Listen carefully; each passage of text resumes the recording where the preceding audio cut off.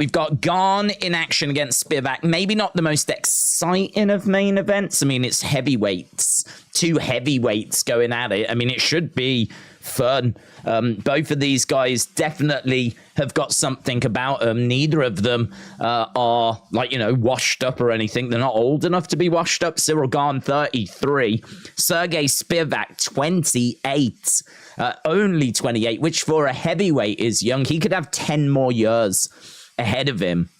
Want to keep seeing some serious improvement out of Sergey Spivac, though, because we have seen him lose some fights in UFC. We know that he's beatable. We know there's a talent that's there, but it's hard to say that he is going to go on to become champion. Like, I just don't see that for him. I think he's credible. I think he's top 10. He might have reached his ceiling at the age of 28 already, but hard to say. We've seen lots of fighters in the past that we thought had reached their ceiling and then do find a way of just kicking on that little bit further later in their career. A win tonight for Sergey Spivac would be absolutely massive. A win tonight for him would be a real step forwards. This is the kind of fight, dare I say, that Sergey Spivac needs to win, because I think if he's going to keep like losing every now and then, it's just not going to give him the kind of momentum that he needs to get to any kind of world title.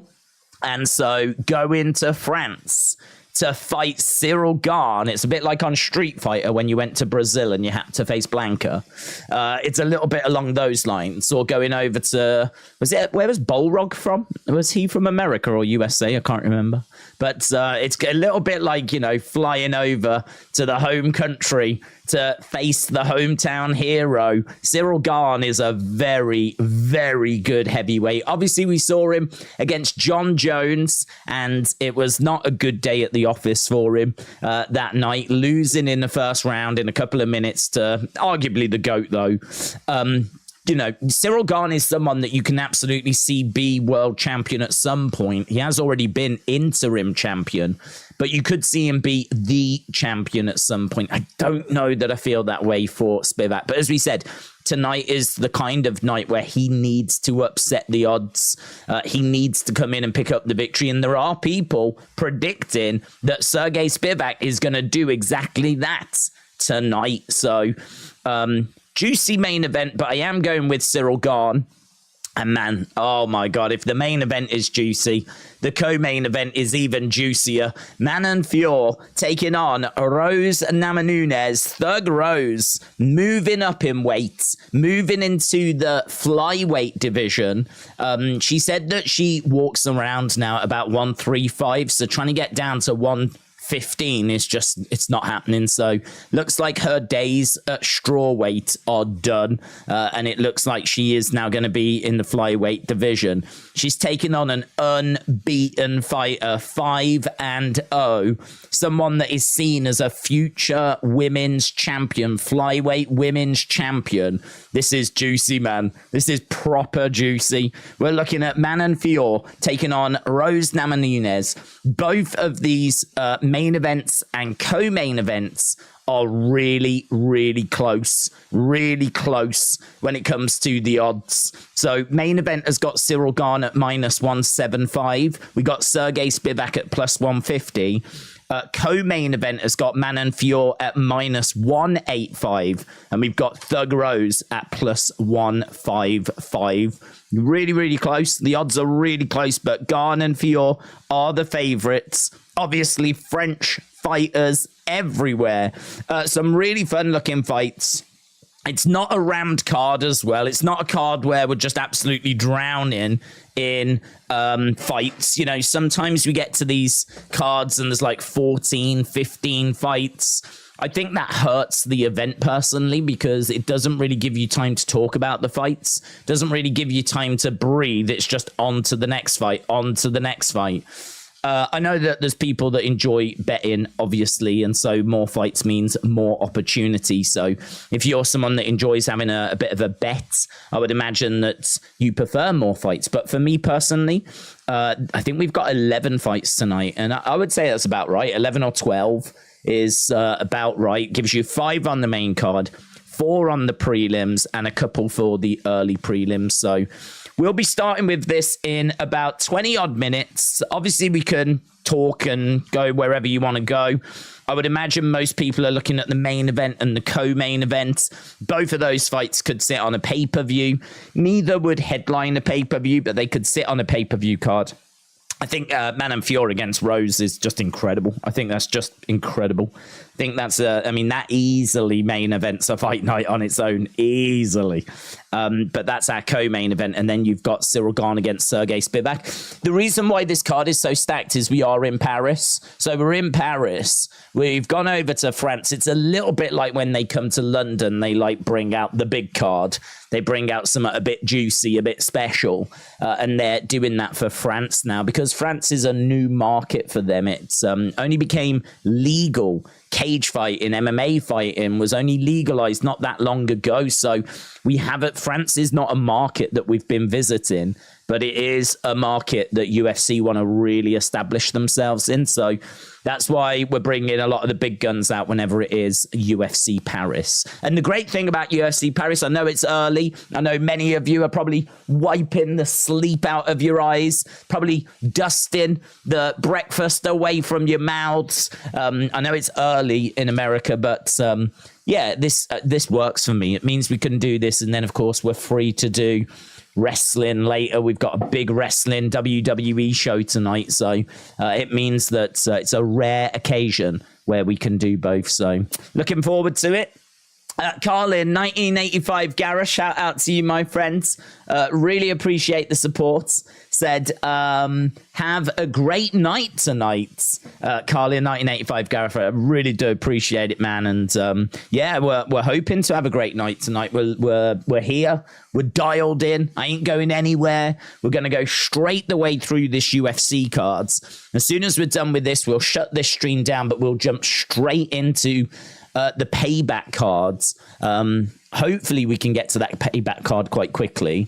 Hopefully we're not going to have like a night that's going to like drag on with UFC. I'd like to get through this event, enjoy it, then on to the next one.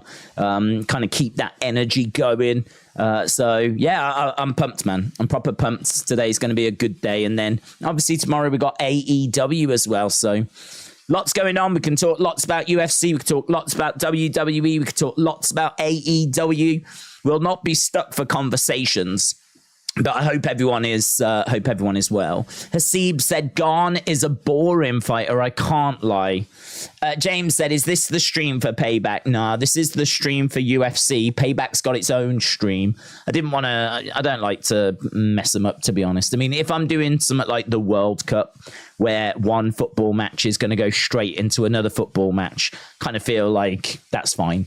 But when it comes to like completely different sports, I think slightly different communities as well. I don't think everyone that joins us for UFC joins us for wrestling, and vice versa as well. You know, the people that join us for wrestling don't always join us for UFC. There is crossover, plenty of crossover, but I think they are two slightly separate communities that we've got on the channel. So yeah, I keep them separate, so that will have its own stream. So if you've not dropped a like on this stream, drop a like. Obviously it's a fight night, so there's no expectations, to be honest. Not really. Certainly not going to get to 1,000 on this stream.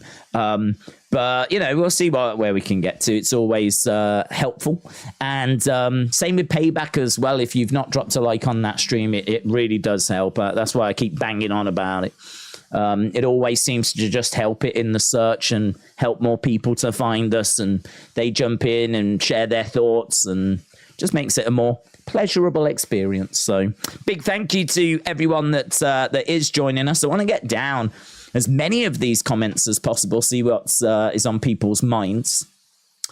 Joe, shout out to you, my friends. Appreciate the kind words. Asib said, are you not interested in Eubank Smith? I'm interested in it. And if there was nothing else that we were doing this week, I'd definitely be, I think, probably watching that if it wasn't for UFC and WWE. But primarily we are a wrestling channel. So, you know, Payback was always going to be the first pick. If it was going to be UFC and Payback up against each other, I'd have to do Payback.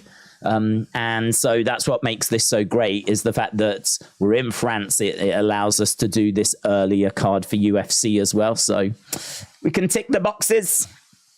SoCal said, don't sleep on Spivac. Yeah, he's a great fighter. I mean, he's on a 3-fight win streak. He's improving. He's 7-3 in the UFC. He looks for takedowns. He likes to move forwards.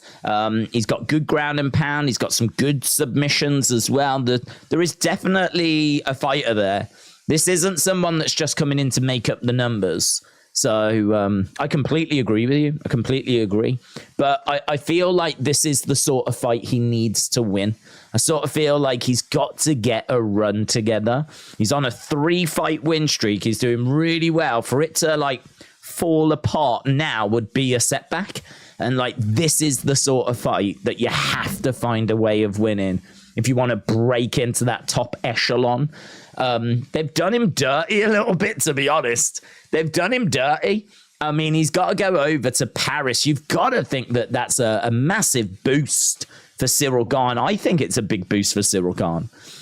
Fighting in front of his fellow countrymen. Maybe if it was Gane and Spivac, and it was just going to be a fight in the USA somewhere, then, you know, that little advantage that Gane would have. Or maybe some people would say pressure. Maybe some people look at it and it's like an extra pressure. We was talking about that last week for Usyk against Dubois.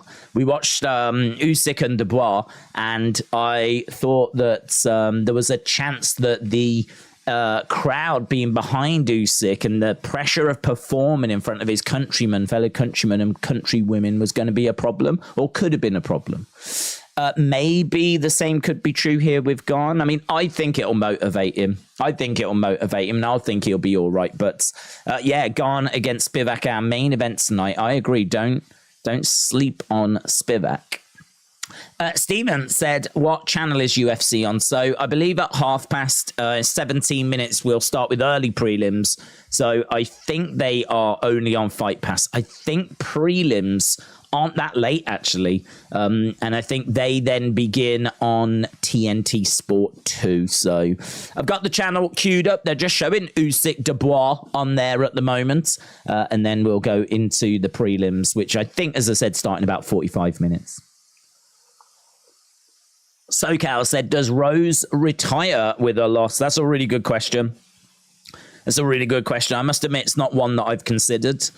I think that she is not going to retire with a loss. I think this is a hell of an ask for her to move up in weight and go to the country of her opponent and get the result. Like, if she was to fail tonight, I am a Rose fan. If she was to fail tonight, I think there's enough there to say that there's a reason as to why it might have happened. You know, like, how long has she actually spent training at flyweight? I actually don't know the answer to that, but my guess is probably not long after she lost to Carla Esparza. But so she's been away for a long time. She's been out for like 15 months.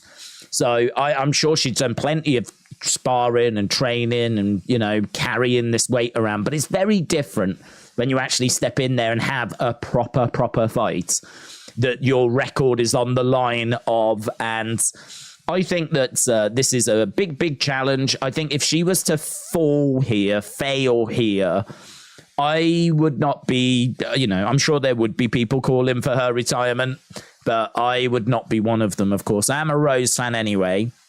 That last performance was a really bad performance, but I do think a lot of that is game plan. And I must admit, again, at the time I said, like, how can you give Carla the victory? She didn't do anything. And I understand the same argument can be made of Rose, but surely to become the champion, you have to do something to get the championship, like, I don't know, champion's advantage. You know, in pro wrestling, if you get disqualified, and I know you can't compare them, but I'm just saying, if you get counted out or disqualified, the champion retains the title. There is a champion's advantage.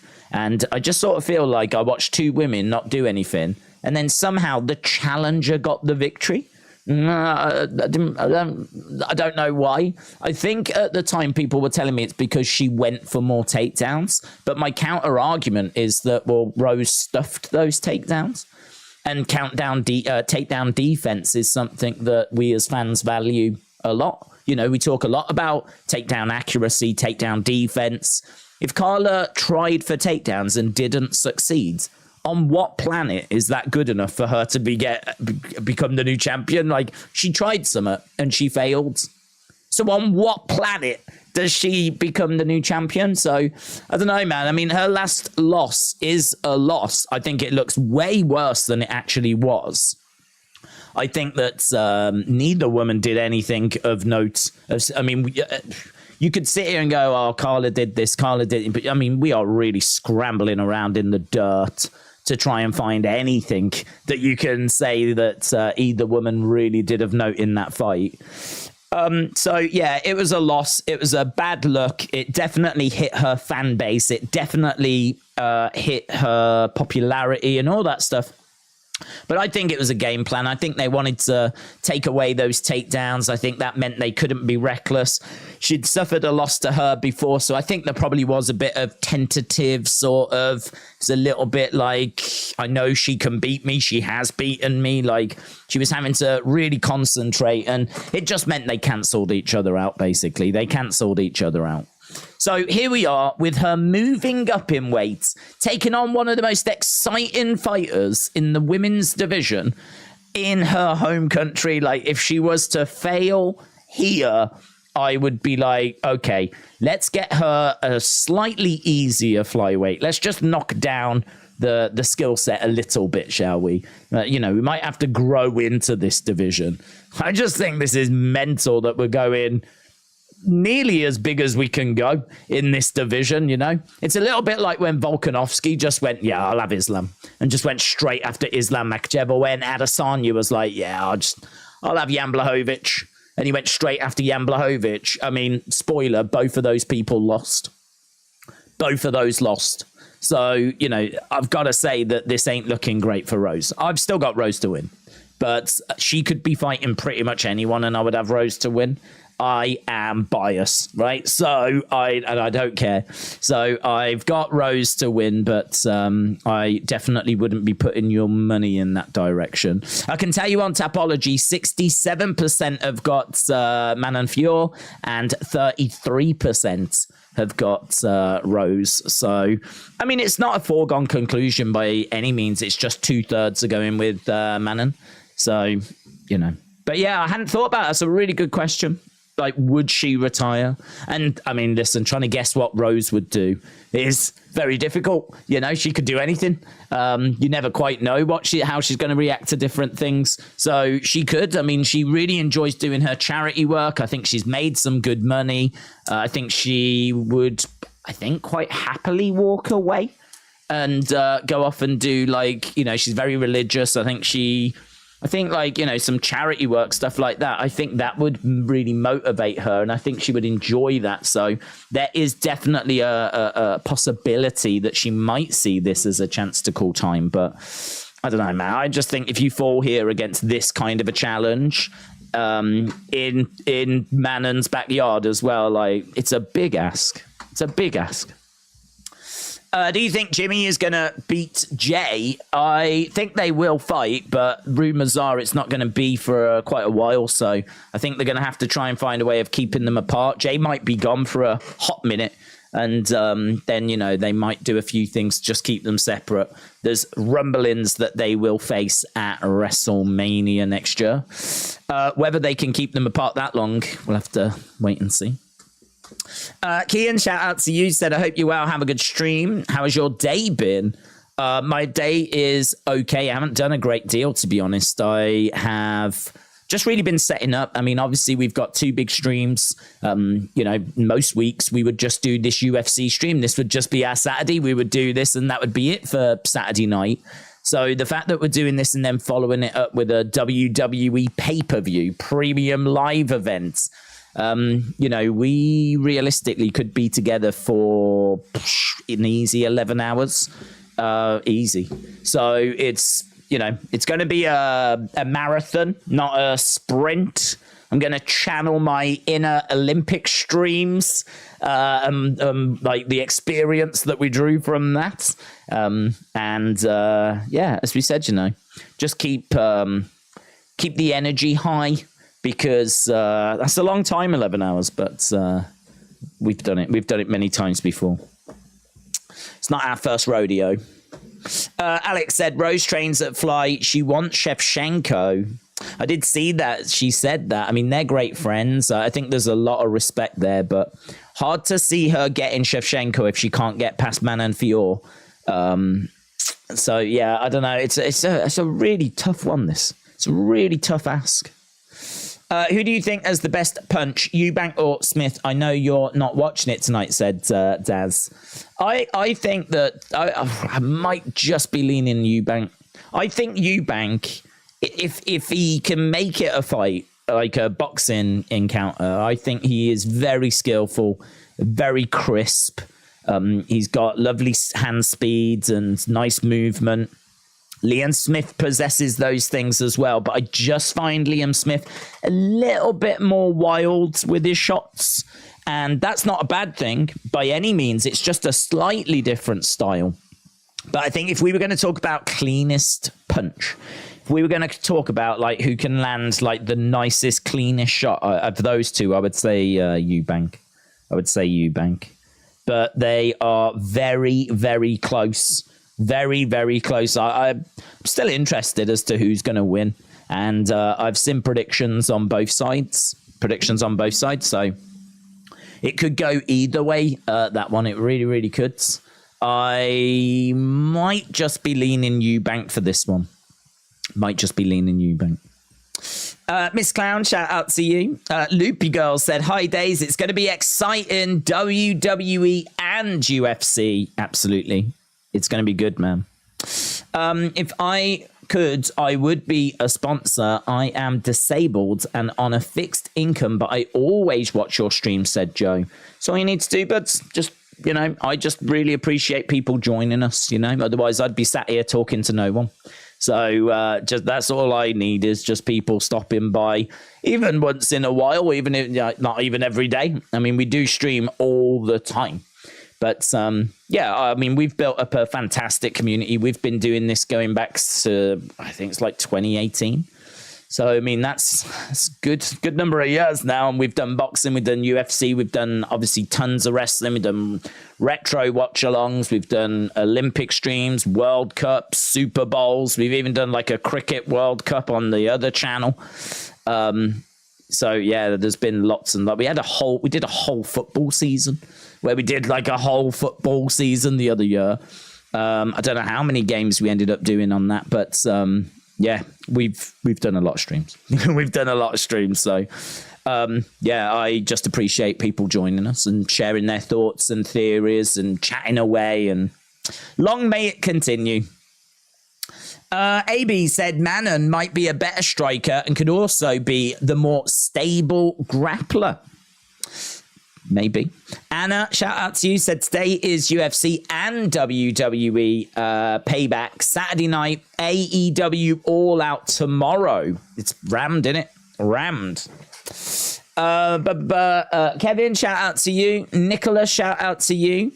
Lane said, I've drunk a coffee. I've done a lot. Sounds like you've had a busy day.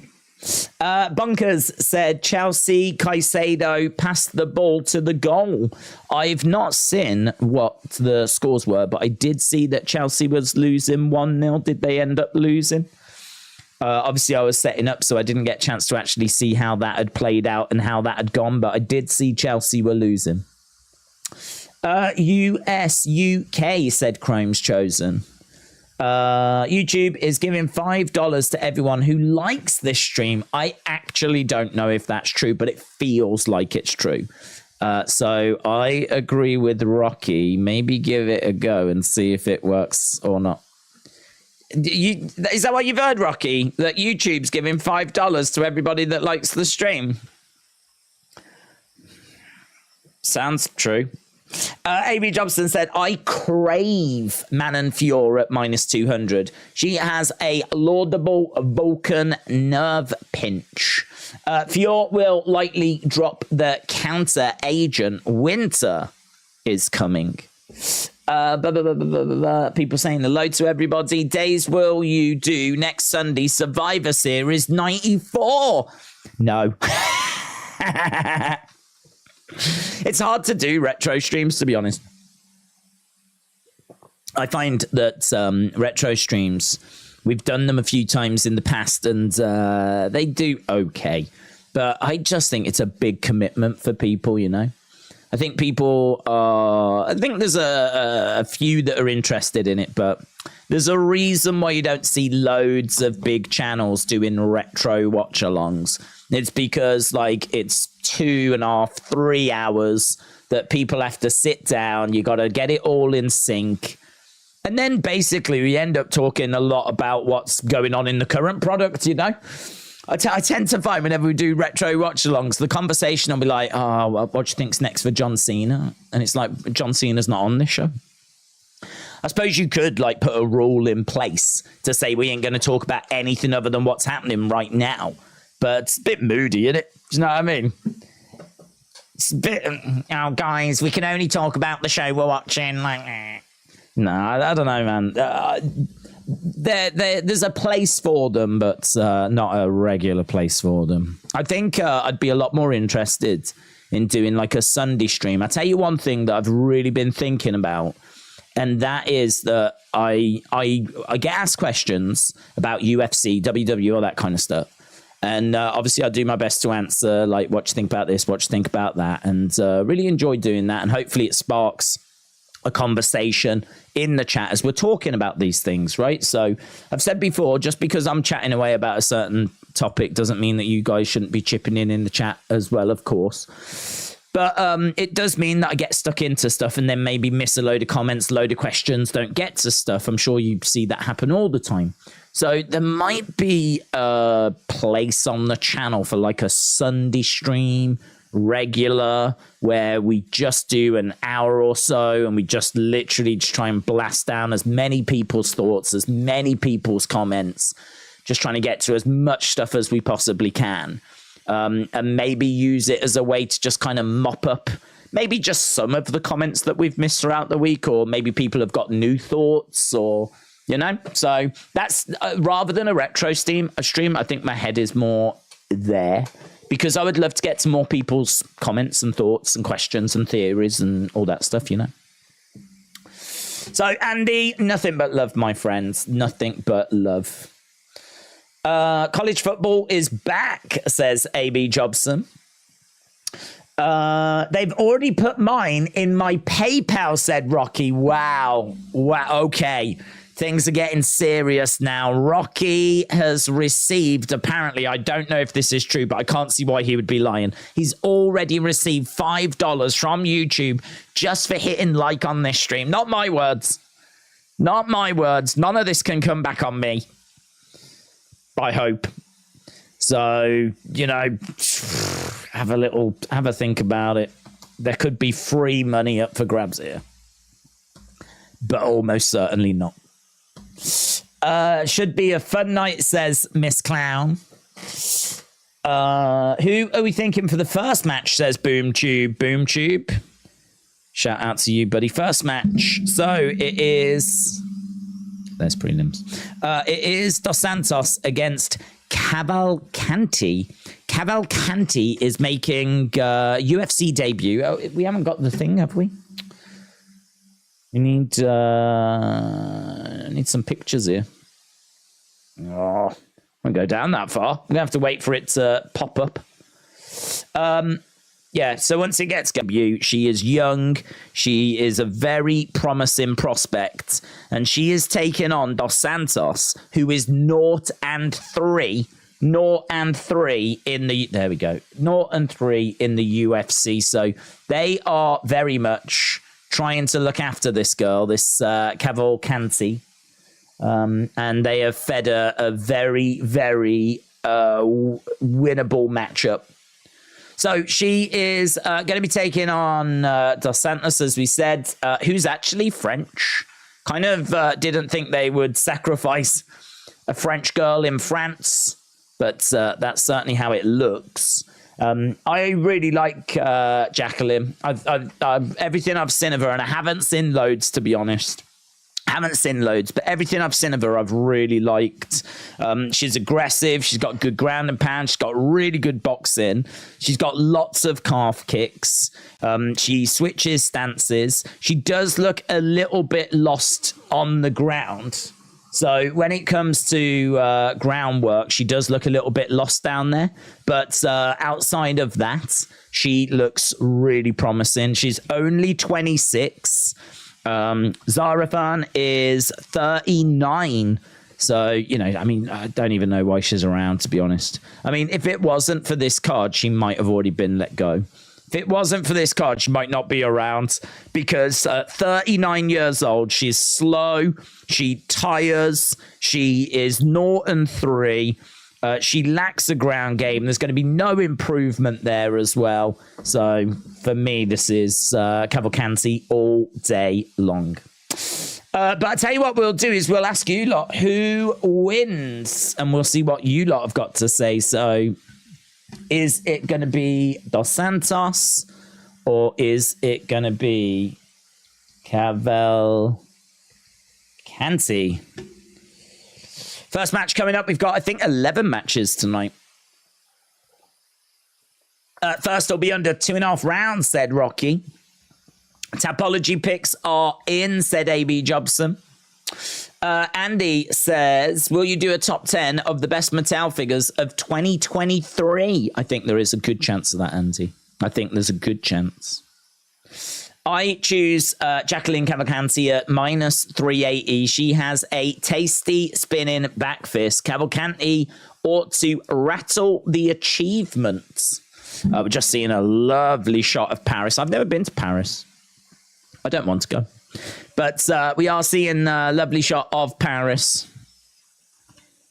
We're in the Accor Arena. So number 2 takes on number 7 in the heavyweight division in our main event.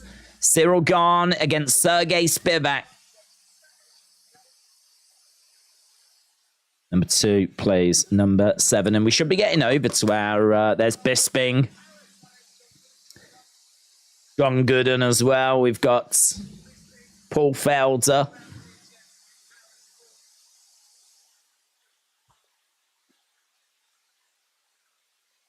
Just talking about their first visit to UFC Paris last year. We're back again, and as we said, it's a pretty special card. It's very much like when they come to London.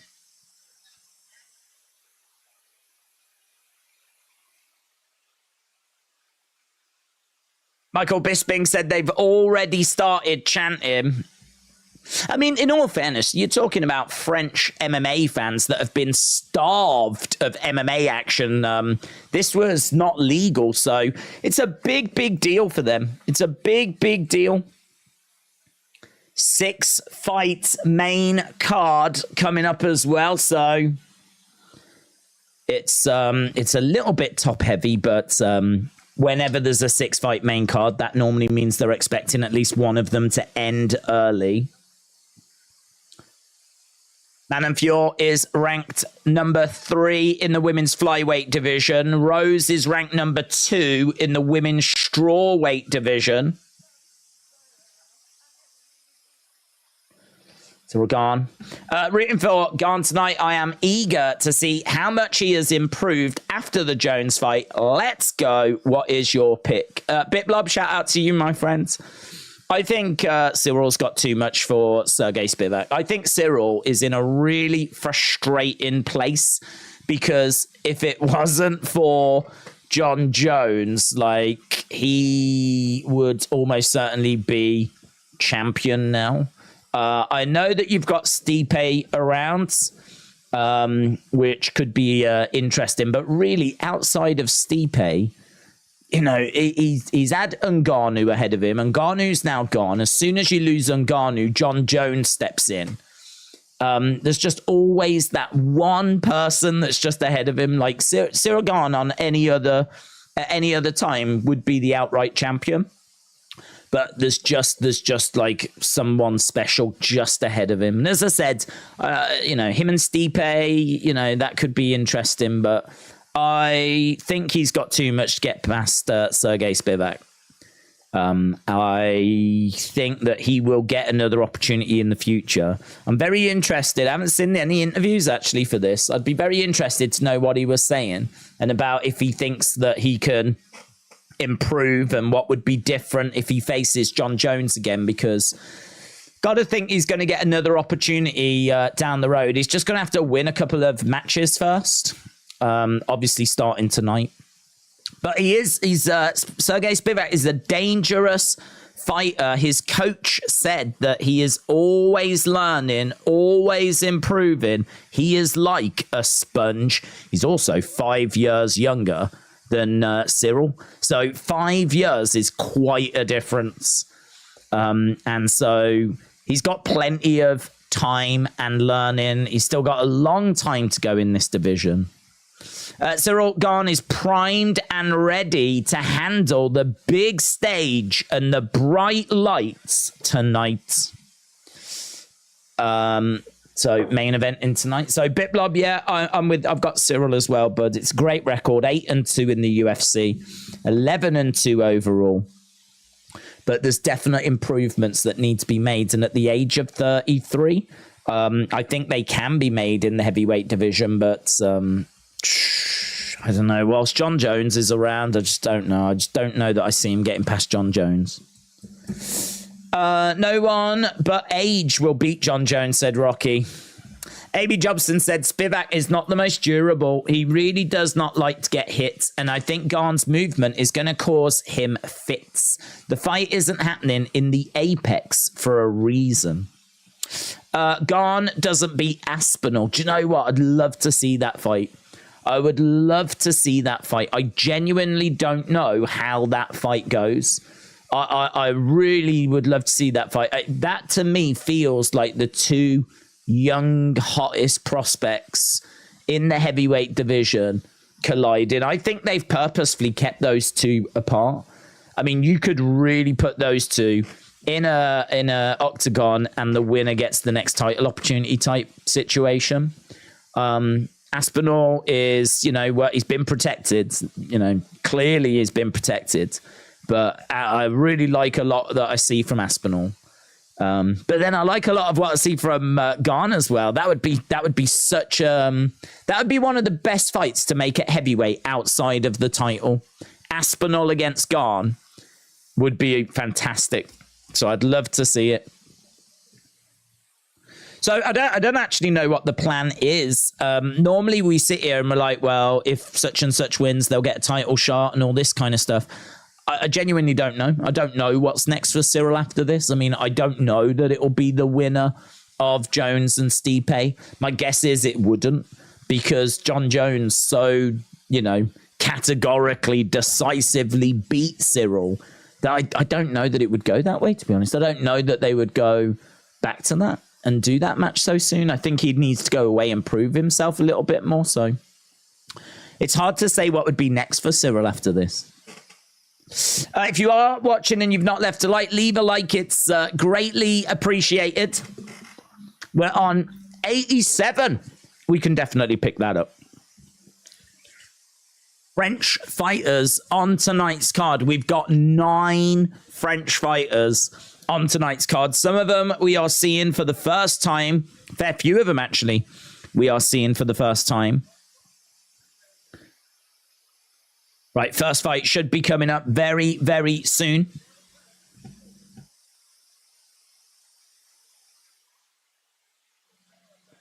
Okay, Loughran is coming up first against Cavalcanti. This is catch weight. As we said, Loughran has missed weight here.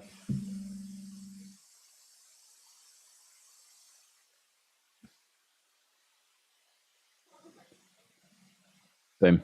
As long as it's not Jones, it's going, Gane, said Ernest on purpose. Gane is going to win tonight. Nicholas saying Gane, Aspinall as well. VMAC said, I'm not sure Spivac is going to stay on the outside. Gane won't be able to think and will have to fight more on the move. Comb Cobra said, Gane better learn some wrestling defense to take care of any of the top 3 dudes. I've got to think that's what he's been working on. I went against all the French fighters because I can see them running from the fight, says William. Not my words. Wow. Loud boos. Loud boos. Amazing crowd already. The fans have already set the tone very much.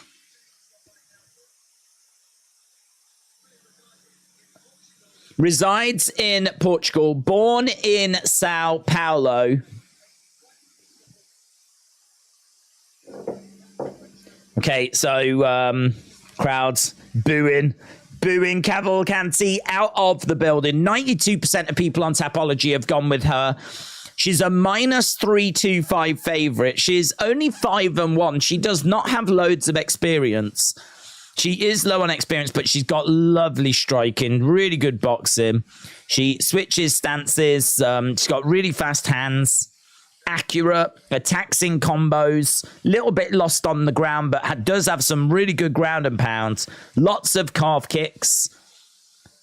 She should get the victory here. They have given her a very, very winnable fight. She is facing someone that really shouldn't be in the UFC. But she is also facing someone that's French. So how is that going to factor into things, you know? Cavalcanti is on a 3-fight win streak, but this is her UFC debut. She's the former LFA bantamweight champion. 3 wins by knockout. And she's about to step inside. Keep your likes coming in. Keep your votes coming in as well. We've had just over 50 votes at the moment. Cavalcanti ahead, but not by much. 57%. So she's ahead, but not by much. I've gone for Garfield, says Miss Clown. Let's go. Hope you're well, Miss Clown. William said, thank you for booking 3 women's fights. My favorite part of MMA is the low blows, and especially lady low blows. Well, Zarafan making her way out, one of 3 active French female fighters. Big reaction. Tell you what, the French fans are really showing other places how you do this. You get in early. You make noise, you get behind your fighter, and you set, as the beers start to flow, you've got to think that noise is only going to be getting louder and louder. So, Zarafan making her way down, as we said. She's slow, she tires out, she's got a long jab. She likes to keep the fight at distance. She also lacks a ground game. She also lacks volume. She hates being pressured.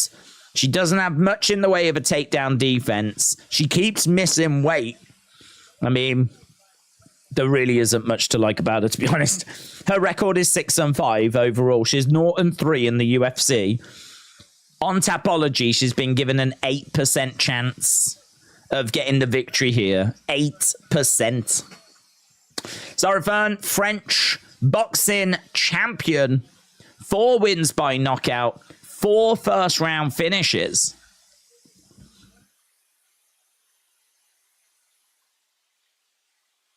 Right, she's about to step in.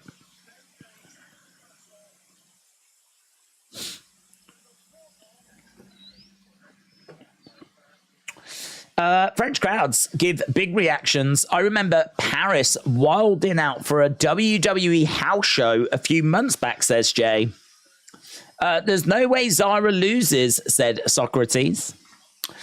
Payback is later, said Humble Rumble. It is. It is.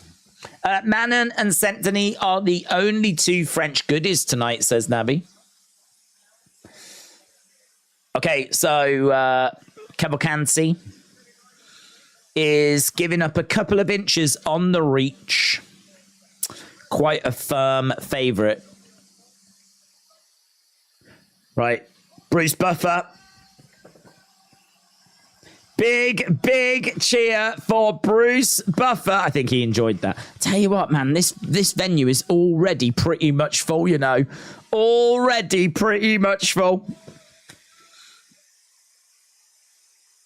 Bruce Buffer has got a white jacket on. It's looking classy. He belongs in the city of love, in all fairness. He's very dapper and debonair, isn't he, Bruce Buffer? Cavalcanti fighting out of Portugal, as we said. 5'8". In fact, we should have that on. Yeah, both women 5'8".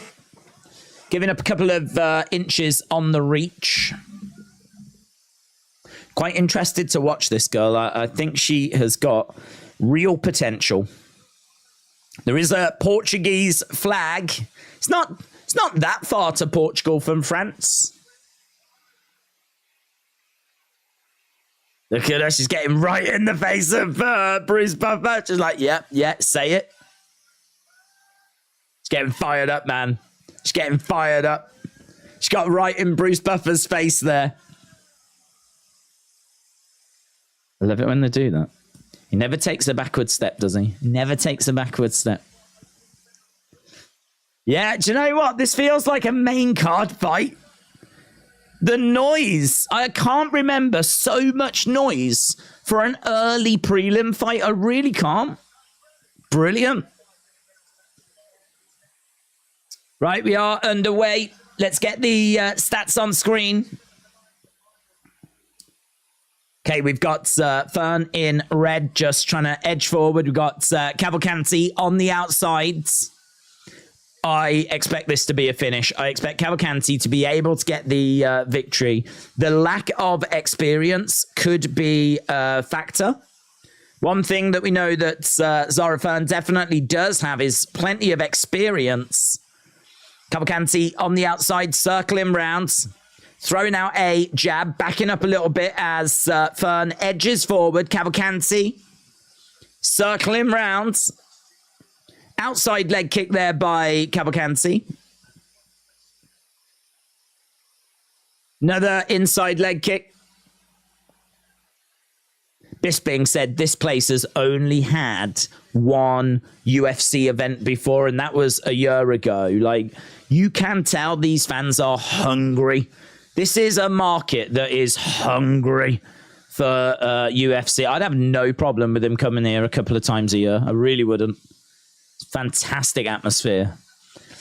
Cavalcanti staying on the outside, circling round. She's just throwing shots off. She's hitting and moving. She's getting real success with the leg kicks. So you can see outside leg kicks, 7 at the moment. And again, continuing to circle rounds. Jab coming in there by Zara Fern. She needs to work the leg kicks. I mean, Cavalcanti has been, that's where she's been getting her success from. But she's very flat-footed here, Zara Fern. Another leg kick coming in there by Cavalcanti. Again, circling rounds. Zara Fern just trying to find a way of pinning Cavalcanti down, but we've got a lot of lateral movement. Goes into the center. A couple of jabs coming in by Zara Fern. Kick coming in down the middle there by Cavalcanti. Outside leg kick by Cavalcanti as well. Zara Fern just edging forward. Cavalcanti backing up a little bit as Zara Fern continues to put the pressure on. And Cavalcanti goes back to the outsides. She almost gets trapped against the cage a little bit there. Zara Fern with a big right hand. There's some big shots that are coming in. Kicks coming back by Cavalcanti, who continues to go back, circling round, using that lateral movement. Jab coming in there by Fern. Inside leg kick there by Cavalcanti. She's edging into the center. Inside leg kick by Cavalcanti. Zara Fern again going back to the center and just getting a couple of shots off. Little bit of a combo there, but hard to see what's actually getting through. Clearly more shots of Cavalcanti getting through, getting real success with the legs. 15 significant strikes, 13 of which have gone to the legs. Again, leg kick coming in. Fern edging forward. Cavalcanti just backing up a little bit. Going back to like circling round. There's a big right hand that comes in there by Zara Fern. Cavalcanti outside leg kick. And again goes back to circling rounds. It's a big right hand and an inside leg kick. Fern again keeping that pressure on Cavalcanti. Cavalcanti trying to throw a big right hand straight down the center. Outside leg kick. We got 1 minute 20 on the clock. 19, 23 significant strikes now to 5. It's a very one-sided round at the moment, but Cavalcanti hasn't been able to really stamp her authority on it. She's out-volumed and had real success with those leg kicks. Fern again trying to find a way forwards. Outside leg kick again, and Cavalcanti's just got the much more dynamic movement. Much more dynamic movement. Again, goes back to circling rounds as Fern continues to move forward. There's a big left straight there by Fern. Outside leg kick by Fern as well. Eye poke. Eye poke. There's boos from the crowd, but Cavalcanti is complaining of an eye poke. So we do have a timeout at the moment, an official timeout. I haven't seen a replay of it. Oh, God, it's bad. Oh, yeah, it's bad. Even the French crowd aren't going to be able to claim that she's cheating there. That is fingers right in the eyes.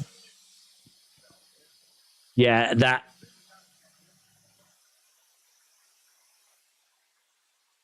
Yeah. That is not good, man. That is not a good eye poke. You look moody. Bisping said the crowd are booing, but really they're booing their own fighter because that is... Oh, it's horrible, man. It's horrible.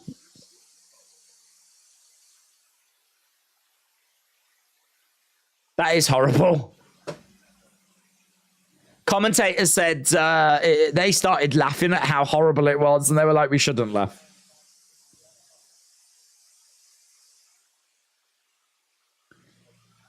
That is horrible, and that is a really bad eye poke as well. Zara Fern ranked 28 in worldwide with no UFC wins. France is only half a surrender away from Portugal, says Ernest on Purpose. Never bet on a debut fighter, said Socrates. Jay is loving the crowds. AB has got a few dog parlays tonight, but I feel like the one with Fern was a waste of money. Rare to see a crowd like this on the early prelim. Yeah, very much so. I can't remember a crowd this animated, this exciting on the early prelims before.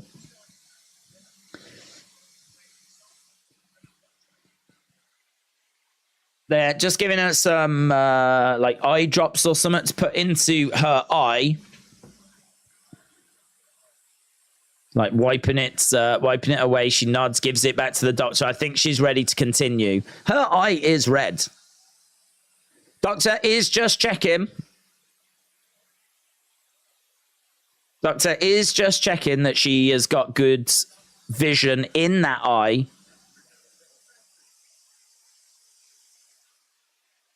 Right, here we go then. About to get back underway. That was moody, man. That was moody, and you can see her eye is red. That's going to be giving us some discomfort.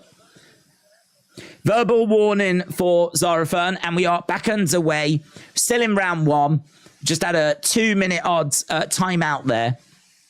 It's been all Cavalcanti, and Zara Fern swinging away. Cavalcanti gets kicks in. Backing up a little bit as Cavalcanti.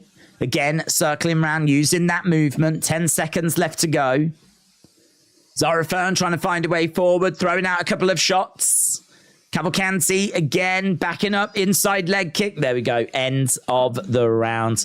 Right, end of the round. Clearly, Cavalcanti rounds 34-6. 34-6. 24 of those were leg kicks. Her eye is red. And of course, it's going to be red because it was a nasty eye poke. Loughran just had a word of warning. She didn't get a point deduction or anything. But Cavalcanti's going to need to just be careful because I'm sure that eye is going to be giving us some discomfort. They're saying that was a close round to Loughran. Cut the cage. So they're saying to her it was a close round. Wasn't. And they're telling her to cut the cage. She's just slow. She's slow. She's plodding. Her movement's not brilliant. But let's see. Did the eye poke change anything? Right, both fighters come into the center. As we said, Loughran in red. We've got Cavalcanti in black. Inside leg kick coming in there by Fern. Cavalcanti on the outside, circling round as Fern edges forwards. And again, quite tentative. She's trying to do what she was told, and that is cut off the cage, but it's easier said than done. Leg kick coming in there by Cavalcanti. Crowds are chanting and making noise. Right hand coming in there by Fern. Cavalcanti again, leg kick, trying to get out of there. There's a right hand that comes in, but it misses. Kick coming in there by Cavalcanti. She was looking for a head kick. Outside leg kick. She gets caught up against the cage. Fern doing a better job here of really cutting that space down. And Cavalcanti again just circling rounds on the outside. There's 13 years difference between these two. 13 years. Edging forward, no more circling round by Cavalcanti. She's decided to stand in the center. Fern tries to throw, but everything is so measured and predictable. You can sort of see the shots coming from a mile away. Again, Cavalcanti goes back to circling rounds. She's just putting out her hands, just like pouring her hands out, just giving Fern something to think about. Really, she's doing that so that it means that Fern's thinking about like what's happening up here, not thinking so much about what's happening downstairs. And this is what's providing her the opportunity to land those kicks. There was a kick that was just thrown there by Fern, which was kind of interesting, but Cavalcanti actually caught it. Staying on the outside, little flurry there. Cavalcanti again, outside leg kick. 34 leg kicks. 34 leg kicks. Inside leg kick by Fern. Shots to the midsection there by Cavalcanti. Tries to throw a big right hand. Again, we've got Fern just edging forward. There's a right hand there. Cavalcanti going back to circling rounds. Oh, lovely shot to the midsection there by Cavalcanti. Again, trying to come forwards. Fern, heavy kick there by Cavalcanti. Right hand just falls short by Fern. Another leg kick in by Cavalcanti. Got just over 2 minutes, 2 minutes 10. She's landed 36 of 43. She's landed 84% of her leg kicks. AB Jobson said, hot take, but Fern isn't very good. Oh, kick coming in there by Fern. Fern pouring it on. Cavalcanti just getting caught momentarily. Couple of shots coming in there by Cavalcanti. Outside leg kick. Cavalcanti again circling round on the outsides. Fern standing, having a little look. There was a little moment there where she did just manage to land on Cavalcanti. Definitely got the crowd fired up. They're chanting away again. Inside leg kick by Cavalcanti. And again, outside leg kick this time. Just over 1 minute 10. Couple of jabs coming in there by Fern. Cavalcanti standing in the center. Leg kick coming in. Trying to go upstairs into a clinch. Muay Thai clinch. But Cavalcanti is throwing a few shots and able to break out of it. Outside leg kick there by Cavalcanti. 64-21 on significant strikes. Again, standing the ground in the center. We've got 44 seconds left to go. Sorry if I have offended the vast majority of the MMA community, says A.B. Jobson. Shout out to you, buds. She's grabbed the leg. She's driven Cavalcanti back.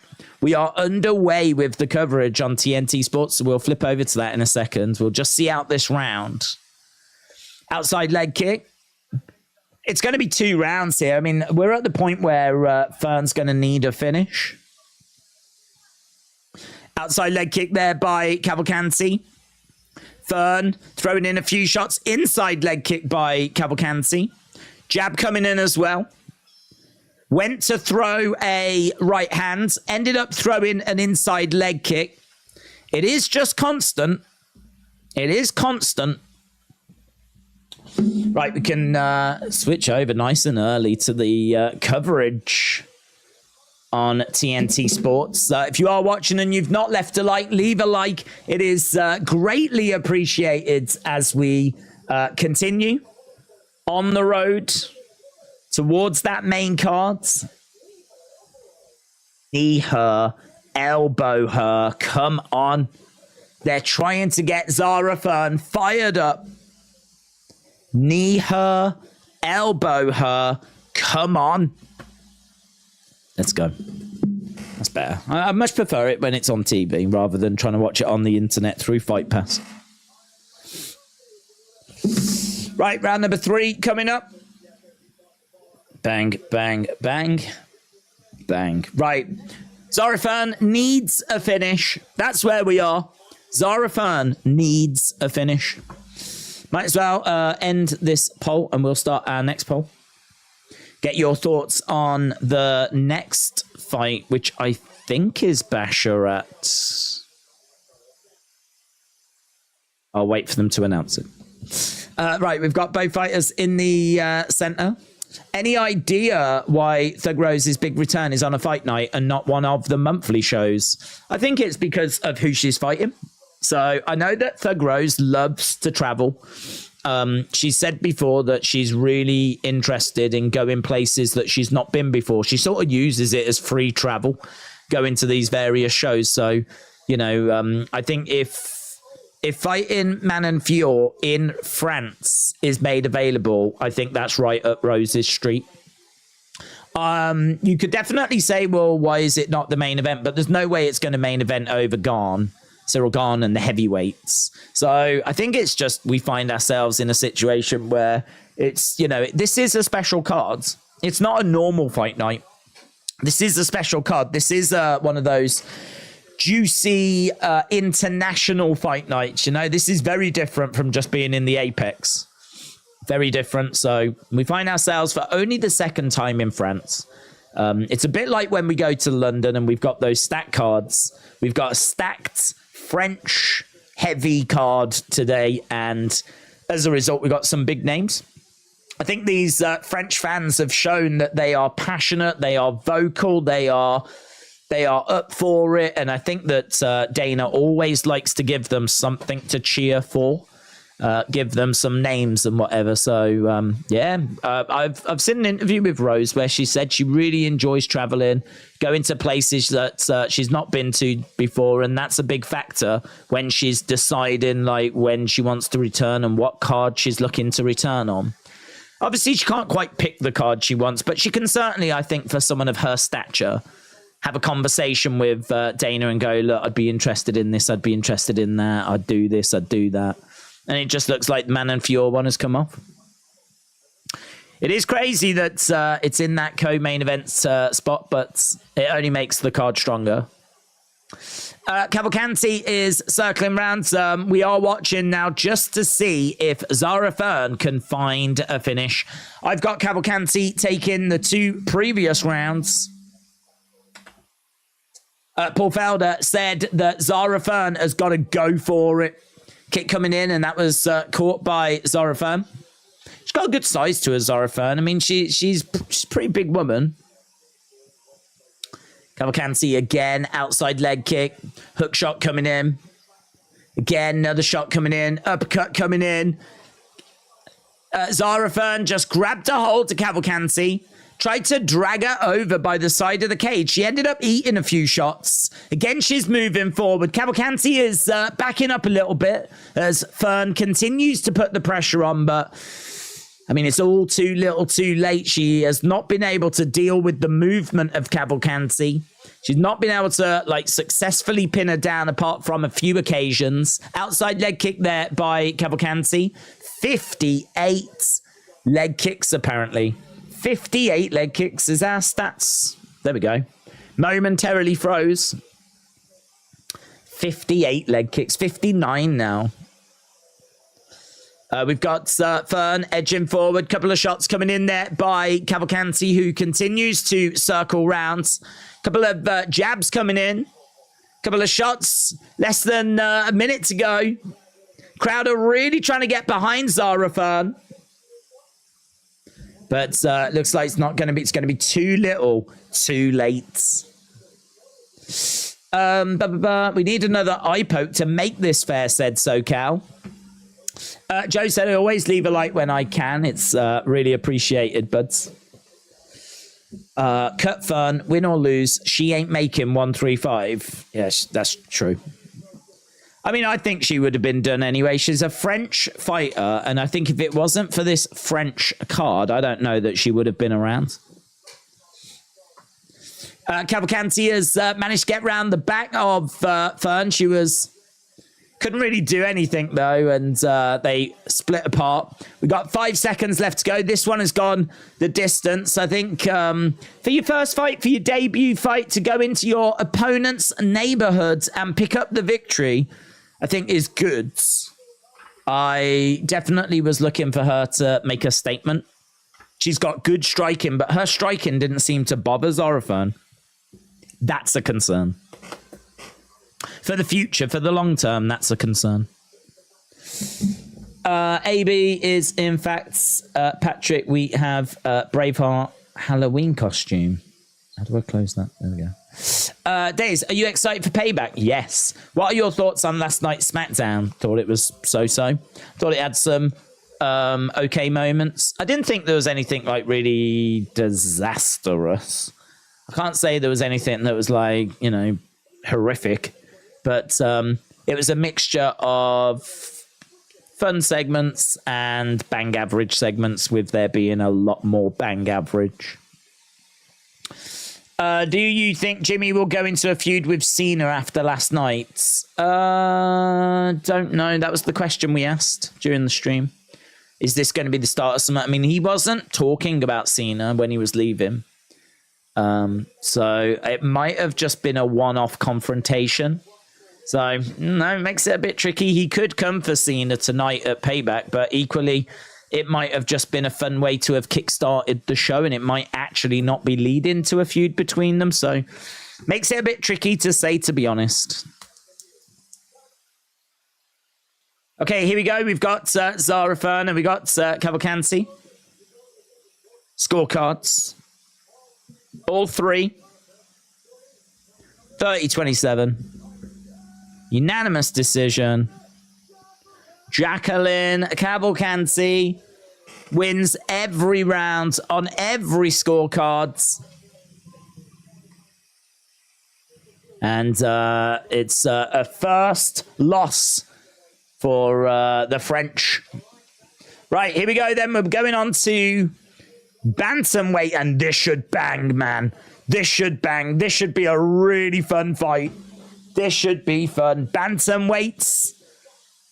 Two fun bantamweights as well. We've got Farid Basharat taking on Clayson Rodrigues. Let's go. Let's go. Right. Basharat is well-rounded, 1-0 in the UFC. He's got good footwork. He's coming in from Dana White's Contender Series. He's tall. He's effective. He's got good range control. He can wrestle. He can strike. He targets the body with dig-in hooks. He's got durability is not that great. That's a concern. He's got a stiff jab, snappy leg kicks. He's got a hard calf kick. He's good grappling, high output, doubles up on the jab. There is a lot to like about him. He is undefeated as well. He is 10-0. He's a -290 favorite, and 94% of people have got him winning in this matchup. He is taking on Clayderson Rodrigues, who is 1-1 in the UFC, is explosive. He has a big first round. He's got a capoeira background, which I think is always fun. If you've got a capoeira background, I mean, you are all about movements and different angles and everything. So, yeah, he's a very good attack variety. He's coming up in weight after a couple of weight misses. He's got good front kicks. In fact, his overall kicking game is very, very good. So both of these guys have got skills. Both of these guys have got paths to victory, but Basharat is the pick. Basharat is the one that I am leaning towards. As we said, he is undefeated, 1-0 in the UFC. It doesn't really matter about his lack of experience in UFC because Rodrigues is only 1-1. So it's not like Rodrigues is drowning in experience. So, yeah, and also Basharat 4-inch reach advantage. So let me know in the chat which way you are going. The poll is up right now. So Basharat against Rodrigues.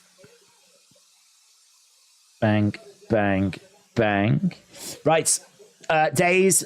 I want to see Bray Wyatt go in the Hall of Fame. My favorite Hall of Famer is the Honky Tonk Man. Let's go. Sadir said, how has France been doing so far on the cards? We've only had one fight, and it was a win for Cavalcanti. So the French fighter lost.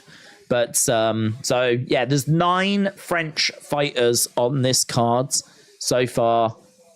They are 0 for 1. So not the best so far, but definitely plenty of potential for French fighters to pick up the win. A lot of French fighters are favorites tonight. So I'm sure there'll be plenty for the French fans to celebrate. AB said, I lean towards Farid Basharat at -370. He has a zany reverse sidekick and a wondrous armpit slam. Big fan of the armpit slam. Basharat ought to locate the unthinkable, bank on it. Here we go. So Rodrigues fighting out of Brazil, one of 8 active Brazilian bantamweights, making his way down to the ring. No French fighters in this one.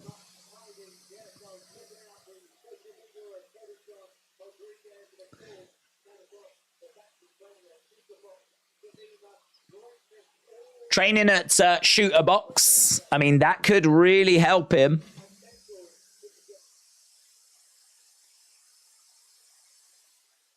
He is very explosive.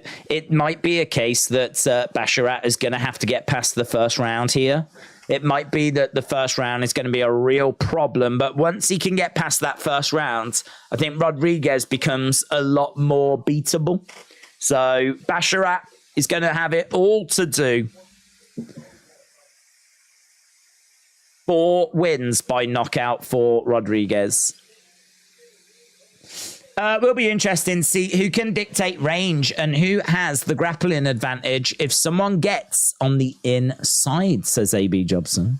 Basharat is about to find elbows and knees in close range, says Nabi. Farid trains with Amir Albazi and Aljamain Sterling, so no doubt he gets it done, says Sadir. I'm going to go Mr. Bash, said Miss Clown. At least 2 of them, Rodrigues and Loughran, back-to-back finishes, says Nabi. Here's Basharat, born in Afghanistan. Farid Basharat making his way down. This, as we said, should be a banger. We know this first round at least is going to be fun.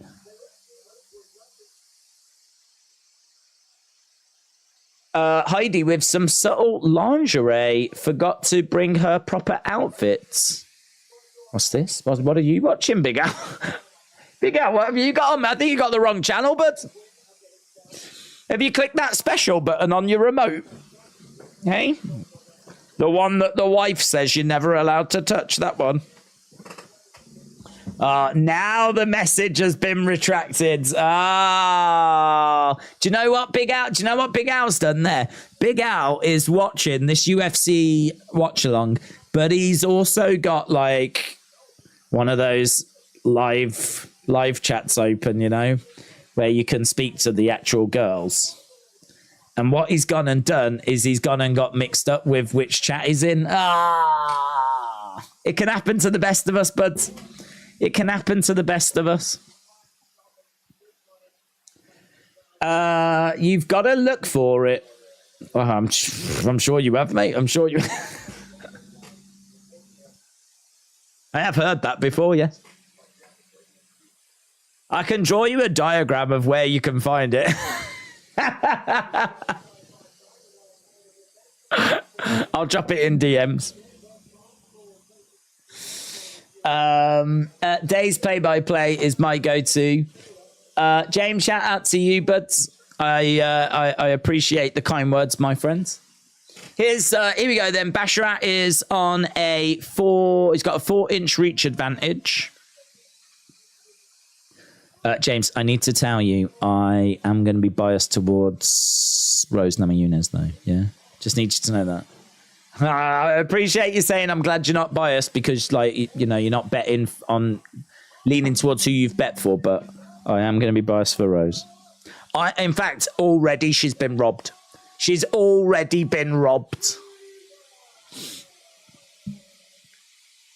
I wonder what the judges are like in France. Don't really know. Right, both guys getting their intros, and we're about to get underway with this one. Do you guys know when it starts? Well, we're underway with our... We've had our first fight. We're into fight number 2 right now. Bruce is here. Let's go. It's not as bad as the NXT host, but it's subtle. Big Al, what are you on about? I don't know what you're on about. Here we go. Are we talking about the ring girls? Is that what we're talking about? Right, don't blink on this. First round should be really fun. Let's go. Let's go. Let's go, bash her cat, said Miss Cloud. Right, we're underway. Rodrigues in yellow, Basharat in black. Outside leg kick there by Rodrigues. Rodrigues on the outsides. Oh, head kick coming in and heavy leg kick. Basharat looking for a takedown, but the takedown denied by Rodrigues. So Basharat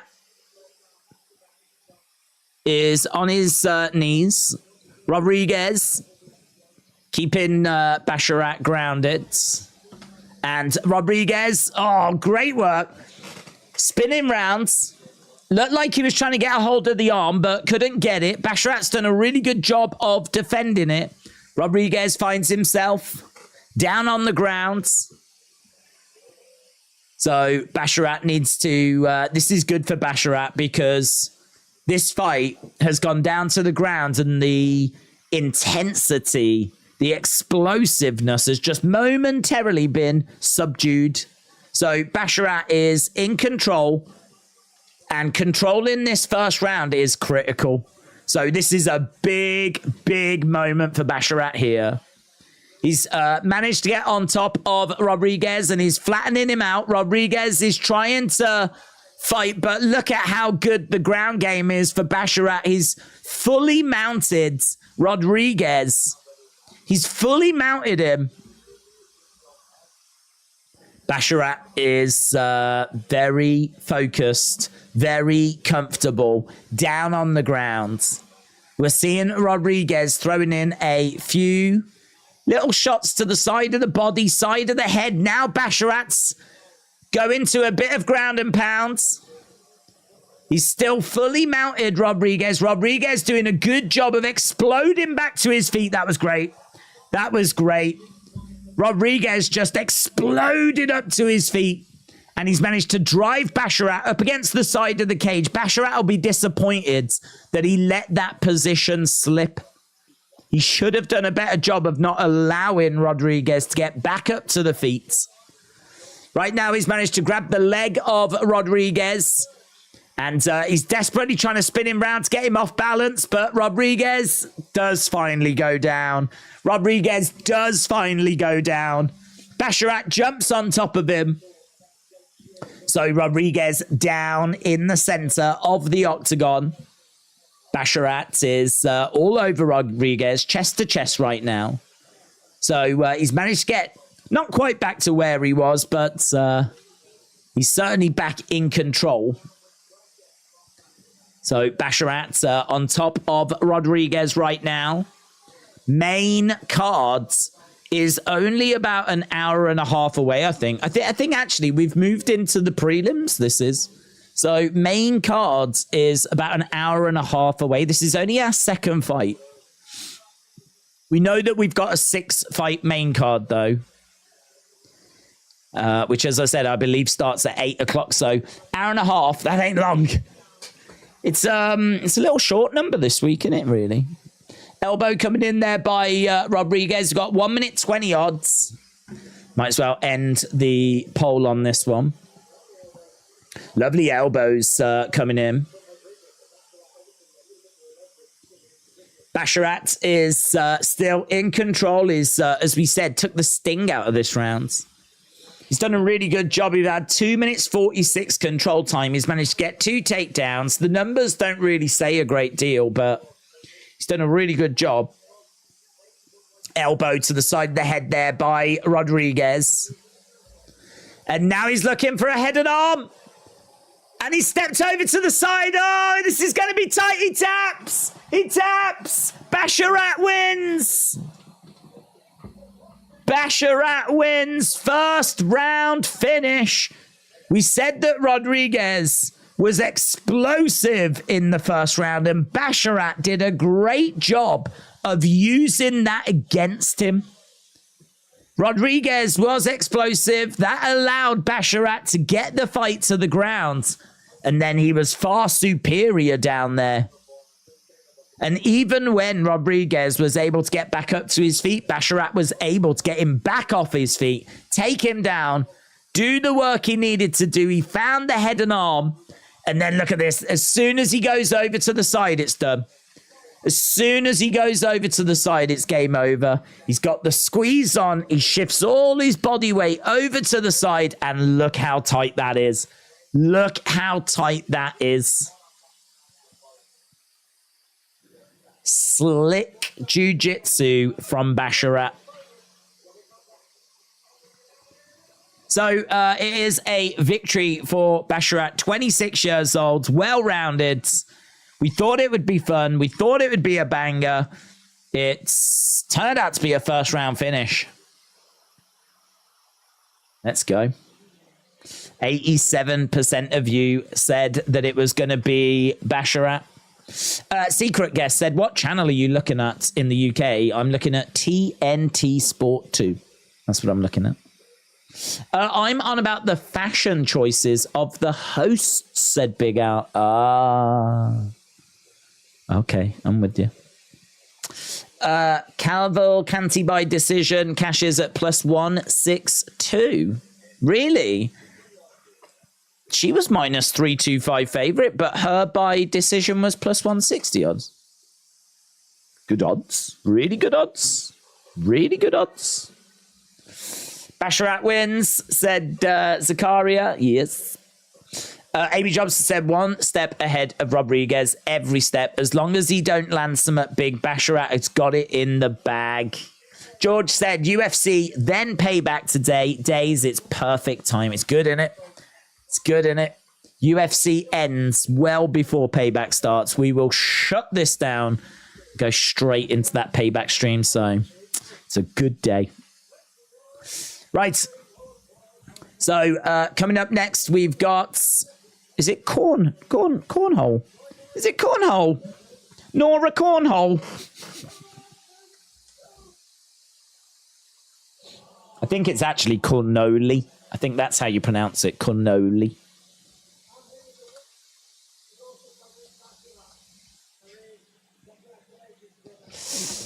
Well, first round finished. They can even do a little quick post-fight interview. Yeah, so Cormolle is French. That's all you need to know. She's got Muay Thai, big knees, elbows in the clinch, making her UFC debut. Only competed at low level. Keeps her chin in the air. She's not got great cardio. She does have decent power. Not got great takedown defense. Comes out hard and fast, just like William Hensey. Fades in the second round. Has had bad weight cuts as well. And I think this was a bad weight cut. I didn't think she looked good at all here coming into this one. She's taken on Jocelyn Edwards, who is solid, man. She's solid. 4-2 in the UFC. She's on a 3-fight win streak. She's got good striking from boxing range. She is poor takedown defense as well. Shouldn't be a problem, though. Last 2 wins have been by split decision. She struggles against wrestlers, but that shouldn't be a problem here. She's got good power kicks, good experience, good volume, lots of movement, good kicking variety. Can lack power, though. That's what it's going to come down to. I've got Jocelyn Edwards, and we might be looking at a decision in this next one. It's in the women's bantamweight division. But we'll put the poll up. We'll see what you lot are saying. Who wins? Is it going to be Cormolle or is it going to be Edwards? Bang. Who won the first rounds? Basharat, because he won the fight. 1 step ahead of Rodrigues every step. It was an impressive win, said AB Jobson. Jamie, hello. Hope you are well. Lol, Cornhole. Cornhole coming up next. Better Cornhole than Glory Hole. Am I right? Said Chrome Cobra. I'm going to say no. I'm going to say Glory Hole's better. Just throwing it out there. Depends which. Yeah, actually, no, I take it back.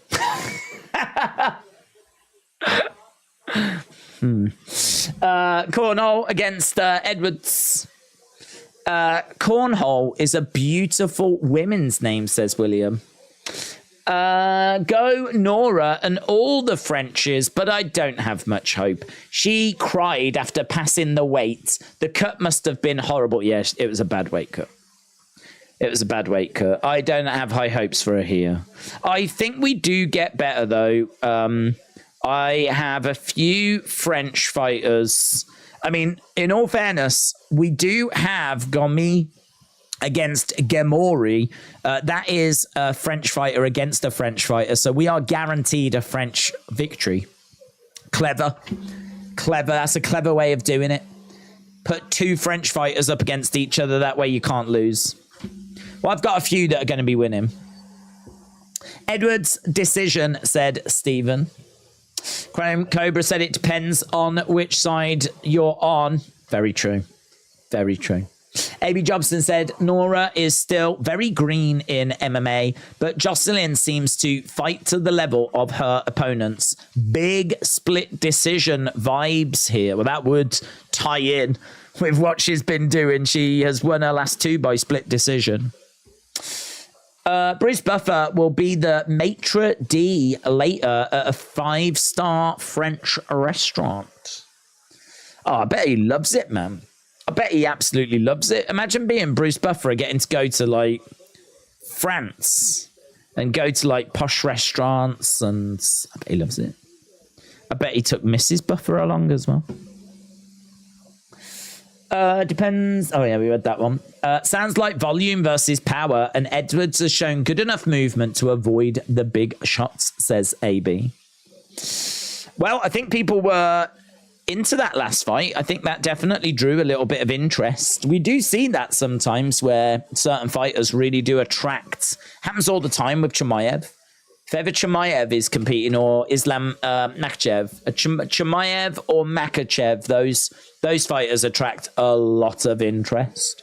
And you do see this with the UFC cards. There are certain fighters that do attract more interest than other fighters.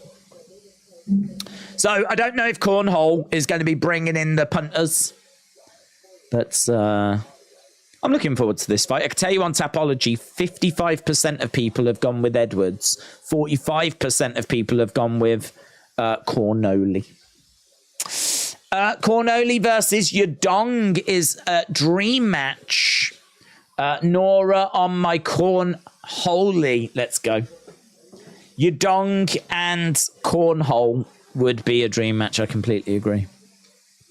Maybe a bit of Arce. Wouldn't mind a bit of Arce in there as well.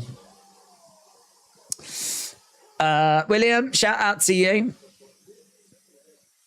I wonder how Buffer and Trig feel after all these years when Bruce announces and Trig is the ref. I wonder if they ever want to go round 2 in the octagon, said Chrome Cobra. Don't know. I'd like to think that they are old, mature, wise heads that probably just, just love the game. They just love the game. Get to travel the world. Just seeing a flashback to UFC 265. I want to order some food from a 5-star French restaurant, but I'm in London. Uber Eats. Go for it. Give it a go. It's not that far. We are seeing footage from UFC 265 in the Toyota Center. Gane against Derek Lewis. Kind of ruined his homecoming, didn't he? Hello, Schmacker Frog. Hope you are well. Andy said, my favourite Hall of Famer is Ric Flair. I thought your favourite Hall of Famer was Honky Tonk Man. What's going on, Andy? Is it Ric Flair or is it Honky Tonk Man? What's the truth? Are you looking forward to WrestleMania 40? I am. Yes. Are you looking forward to WrestleMania 40? We've got a little while to wait, unfortunately. It's not till next March. But sure, I am looking forward to it. Nora is still very green in MMA, but Jocelyn seems to fight to the level. Big split decision vibes. Irish Rebel, hello. Loopy Girl, hello. Big shout, Matt70, hello. Big shout out to everyone that's joining us. We've already broke down this next fight. I am riding with Jocelyn Edwards. That's who I think's picking up the sweet dub. I think there's only, am I right in saying there's 11 fights tonight? I think there's 11 fights tonight, unless something's been cancelled. We're only on fight number 3. I suppose we do still have like an hour and 20 odd until we get to the main card. We know there's 6 fights on the main cards. Just have a look, see if there has been any fights that have been cancelled that I might have missed or something. UFC Fight Night. UFC Paris. Yeah, 11 fights. So if we do this one now, and then we do 2 in the next... Oh, that would work. So we do this one. That'll take us up to 7 o'clock or 2 o'clock Eastern. Then we've got Loosa versus McKee. Lapilus against Loughran. That'll take us up to 8 o'clock or 3 o'clock Eastern. And then we've got 6 fights on the main cards. Oh, we're getting closer, man. Thug Rose. Thug Rose. Oh, God. It's a Thug Rose fight night. I'm excited. I love Rose. King Chris, shout out to you. Said, did this just say Yadong versus Cornhole. Lol. Yes. It's we're just talking about dream matches. We obviously for the longest time wanted to see Yadong take on Arce. That was one the community was very engaged with. Now I think we're looking at Cornhole against Yadong. I think that's very much what we're looking at. Don't think we'll get it though, to be honest. I haven't got high hopes for Cornhole. Even though Cornhole's making a UFC debut, she's low level, man. Low level. So 33 as well. UFC debut. Like maybe if she was a heavyweight. I mean, not that we have women's heavyweights, but you know, I don't know. 33. I think that she's on this card because we just need to find some French people. I think we've just took to the streets of Paris and asked anyone if they can fight. And even if they can't fight, as long as they think they can fight, that'll do. That'll do. We can bring over a few names that people have heard of, put them in there against some French people that have, you know. I think it was like, have you ever seen UFC? And they're like, yeah, I've watched a couple of fights on YouTube. And like, that'll do. That'll do. You're right. You're going to be in one of the fights. And they're like, but I'm not a fighter. And it's like, it doesn't matter. Doesn't matter. We don't expect you to win. So there is a little bit of that tonight. I would like to see Eric Escobar return to WWE and dethrone Roman, said Schmack a Frog. Luke from Bushwhackers is a goat. Let's go. Just Call Me Joe said this will be a win for Cornhole in the first of a few controversial decisions. Oh, aren't you watching Payback? Yes, but it's not until later. I am going to Smith's in Blackpool in November. What figures would you recommend?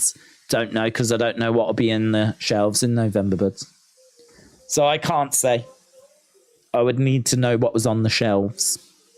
I love Rose, but I hate Barry. Never have. Check Congo KO in him was a thing of beauty, says Chrome Cobra. Yeah, weird relationship, but they seem happy, don't they, you know? They seem happy. It definitely doesn't feel right. But, you know, their business.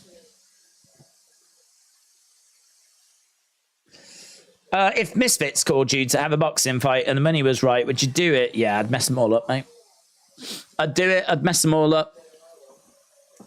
Then I'd just come back and just do the streams. Right, right, job done. Take that, Astrid Wet. Boom! Tell you one thing, I'd be good at the press conference. I feel like I'd be good at the press conference.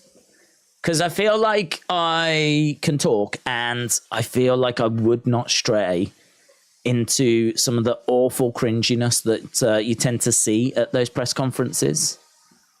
So I would put a lot of thought into the press conference. I'd put a lot of thought into it. Sometimes you just see them like with a fish and they just slap their opponent with a fish and that's about all the thought that's gone into it. I would spend months finding out my opponent, getting close to their mothers, and then I would record a sex tape and I would play it at the press conference. Boom. Take that. You should see your face.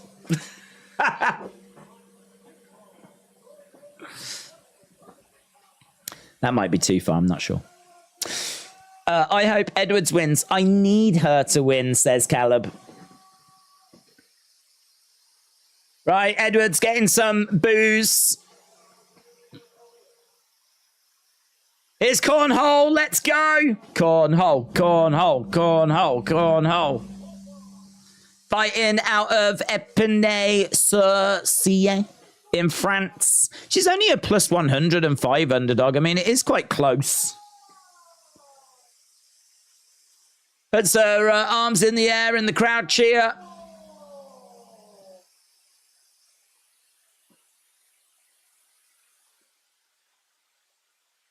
Lucas Basocki.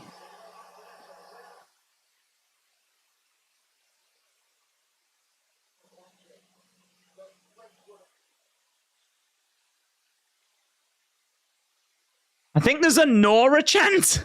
Nora. Nora. Let's go, Nora. Let's go. Right. This is Paris. I hope you are ready, said Cornhole. Edwards in the middle. Backing up a little bit. Kick coming in there by Cornhole. Edwards edging forward. Outside leg kick there by Nora. Cornhole bouncing around on the outside. Edwards has been there, done it, got the t-shirt. She's not going to be phased by this. She's got plenty of experience. She's had 6 UFC fights before. Kicks on the outside coming in there by Cornhole. Kick coming into the midsection by Edwards. Cornhole is edging forward. We got Edwards. Crowd chanting away, man. They're chanting Cornhole. It's brilliant, man. This crowd are brilliant. Shots coming in. Counters coming back there by Edwards. Cornhole on the outsides. It's quite confusing. I mean, you've got Edwards driving Cornhole back. I was going to say, like, Edwards is wearing this, like, white t-shirt. She's got black shorts on, but she's wearing this white t-shirt. And Cornhole is got, like, white shorts, but they've got, like, she's got black shorts underneath. So it's like, I mean, you can tell them apart. It's not like I'm struggling to tell them apart. Right now, Edwards has got Cornhole. I could see, the point I'm making is I could see someone struggling if you don't know the fighters. I could see you coming in going, who's who? Who's who here? Cornhole is wearing white. Well, that woman's in white. Knee strike coming in by Cornhole. She's up against the side of the cage. Nora has the rage. She has a good aggressivity. Aggressivity. Is that a word? Aggressivity. Aggressivity? Someone should write a song called Aggressivity. Stomp coming in there by Cornhole as she's being controlled up against the side of the cage. Edwards. Just keeping Cornhole pinned up against the fence. And knees coming back. More knees coming back. Crowd chanting away for Cornhole, but Edwards is going about her work. Cornhole's definitely ahead on significant strikes, though, isn't she? She's definitely ahead there. If you are watching and you've not left a like, leave a like. It's greatly appreciated. We're on 136. We definitely need to pick that up. Takedown by Edwards. Edwards gets Cornhole down. Tricky round to score this because Cornhole has got a fairly substantial lead on significant strikes, but Edwards is well ahead on control time, so it does make it a little bit tricky to score. Edwards is keeping Cornhole down. She's all over her at the moment, and Cornhole trying to find a way of getting back up to her feet, but Edwards not allowing it.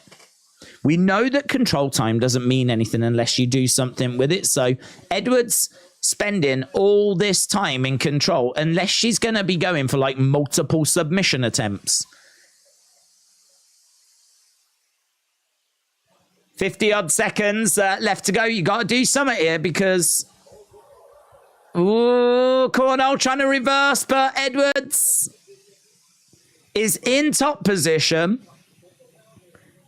She's got to do something, man. She's got to do something. She's trying to go about her work. She's looking to try and get some sort of choke applied. She's trying to get round the back. She's... Oh, Cornhole! That's a great reversal by Cornhole. That is a great reversal. So Edwards now finds herself on her back. Cornhole is... on top. We're still down on the ground. We got 13 seconds left to go. Wow, Edwards has worked so hard for a very, very little return. Very little return. She's scooting back as the kick comes in there by Cormolle. End of the round. How would you score that? I mean, my gut feeling is Cormolle. My gut feeling is Cormolle because 12 significant strikes more, 9 total strikes more. Yeah, she was controlled, but unless you do something with it, it's irrelevant. We know that. The refs look for damage. They don't look for control time. Takedown. I don't know. I'm leaning Cormolle. I'm waiting for Benoit Saint-Denis fight. Then the next UFC belt, says La Vida Loca. 1-0 Cormolle. Cormolle round the back. Cormolle round the back. Let's go. French on boards. Great crowds. Great crowds. It's like when Rocky pointed out in Rocky 1 that the trunks don't match. I love that touch in the movie, that he notices that with everything that's going on, says Chrome Cobra. That is cool. I've got the Rocky films. I haven't seen them in forever. And I haven't seen Creed 3, but I've heard great stuff about it. I like the other Creeds. Okay, let's go. Kick coming in there by Cormolle. Edwards, Cormolle should get some confidence from that first round. I mean, if it's close, I've got to think the judges will have been swayed by the crowds. I've got to think the judges will be leaning Cormolle. Cormolle, inside leg kick, lovely kicks. Goes inside, then goes upstairs. Oh, big right hand straight down the middle. Cornolle's striking looks good. Looks like she's fighting the fight of her life here. She does have some decent power. Her cardio isn't brilliant, though. Like, we do tend to see her fade, and that's against much lower level competition. So, Edwards, Edwards looking for a kick, looking for a takedown. Getting the takedown. Edwards getting Cormolle down. Little dig coming into the side of the body. Edwards all over Cormolle at the moment. So Cormolle is down. Edwards getting and securing her second takedown. Might as well end the poll. So right now we've got Edwards on top of Cormolle. Cormolle is looking like she's burning through her adrenaline hard already on the walkout, says AB. Chrome said, even if you give it Edwards, her ego will be hurt from that reversal. Later rounds will get worse. Jamie said, it's Cormolle for me. Edwards didn't do anything with the control. Andy said, what's your favorite match from WrestleMania 25? Shawn Undertaker. It's my favorite match in WWE history. Hulk Hogan, watch in the Rocky movie. He was in Rocky 3, wasn't he? Thunderlips. I haven't got a Thunderlips figure, but I should have got a Thunderlips figure. They did make them. They did make a series of Rocky figures, didn't they? Edwards is still keeping Cormolle down, but again, she ain't doing much with it. She's got to do something. Right now, Edwards trying to get round the back of Cormolle. The crowd are cheering and shouting away, trying to encourage Cormolle to weather this storm. Cormolle is not in a great position. Don't get me wrong. She is not in a great position. But at the moment, if she can find a way of getting Edwards off of her, which she has, and then get back to striking, she can still take this round.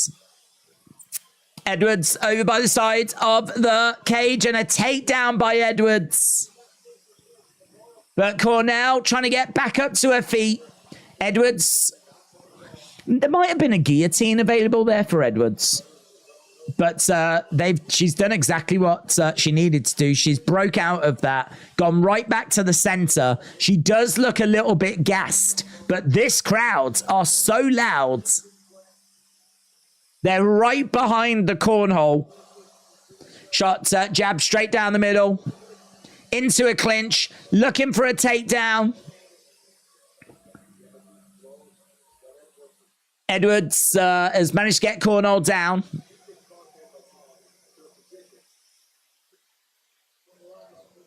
There are options here. She has got around the head.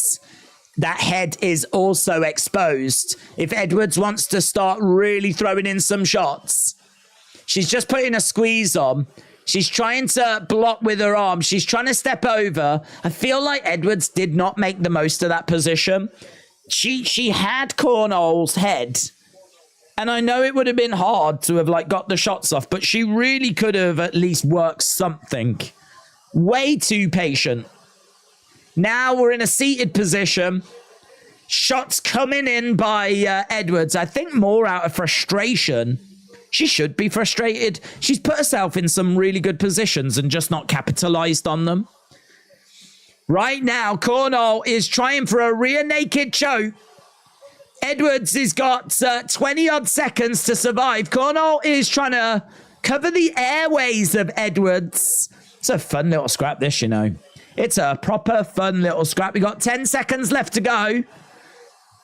Edwards in a little bit of survival mode here because Cormolle is round the back. That's the end of the round. It's going to be a third round, and I tell you what, it's a fun little fight, this.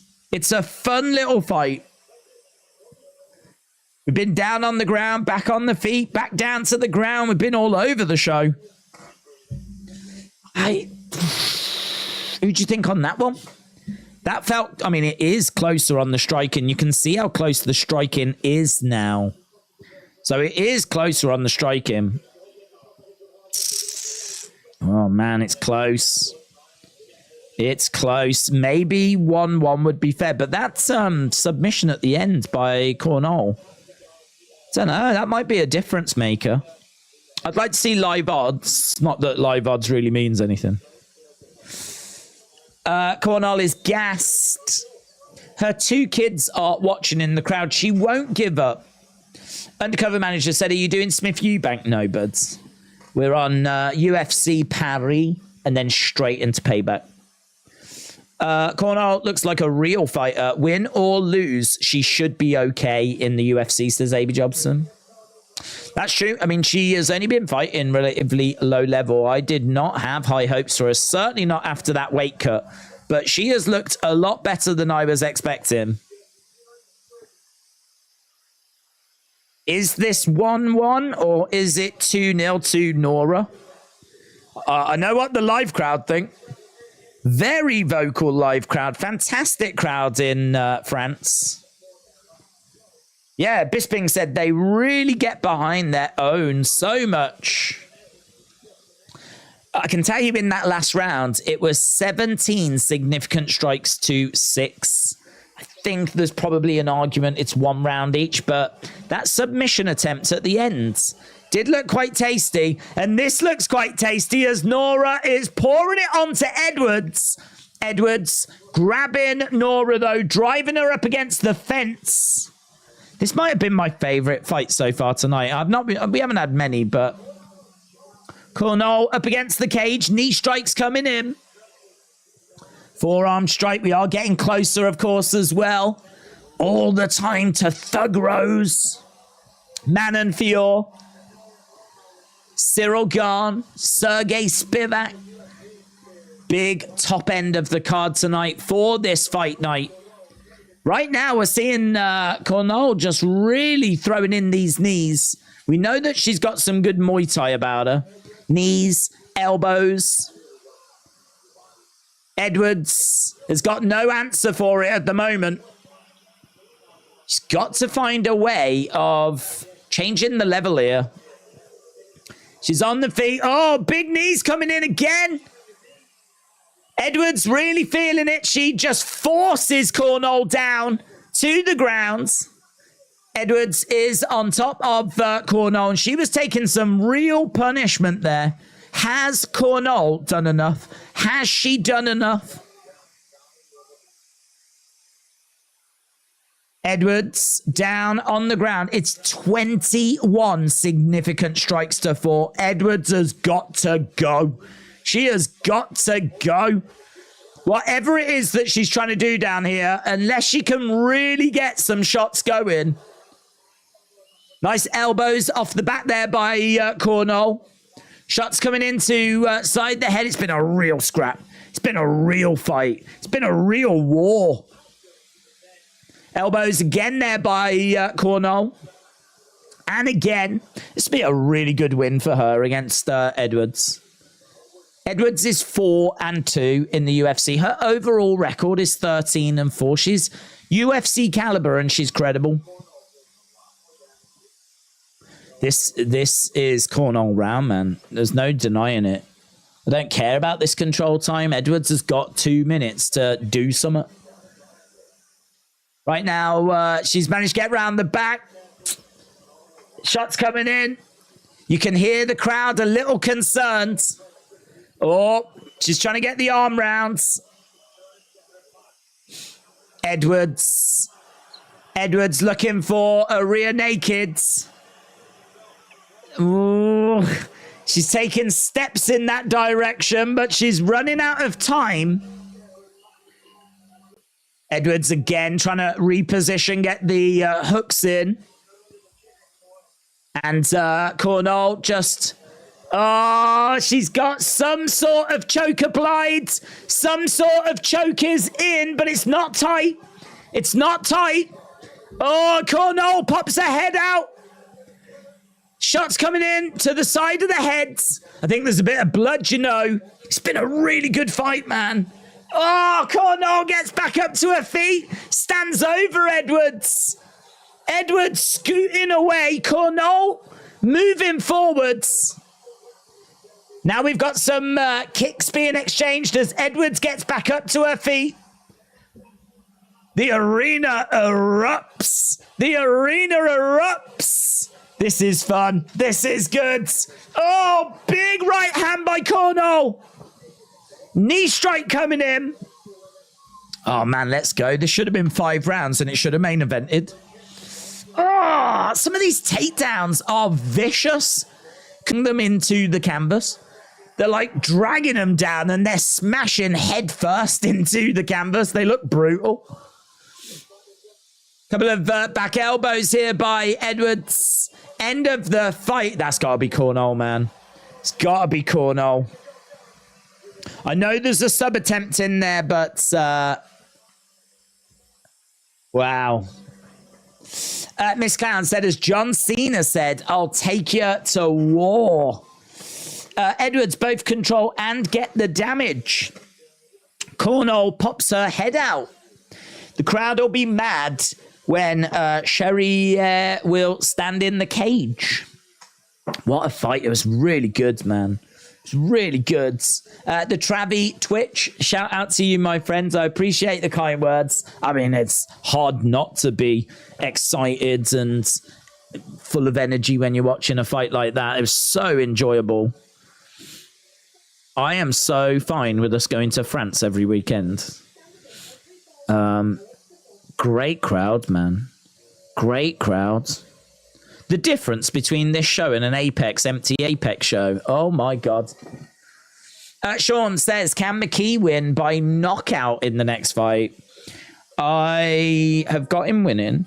Big height difference. I think it will be decision, but I've got McKee picking up the win. He is the underdog.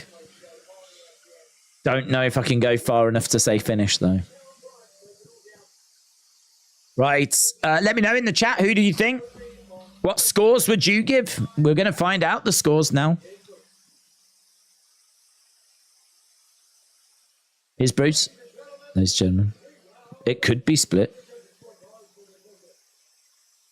Oh, no. 30-27. 30-27. 29-28. Unanimous.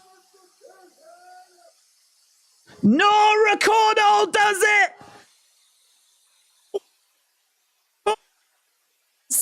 Cormolle wins! Cormolle! I've got a new favourite fighter. And France erupts. The arena erupts. Tears flow for Cormolle. She goes down on her knees. She can't believe it. She cannot believe it.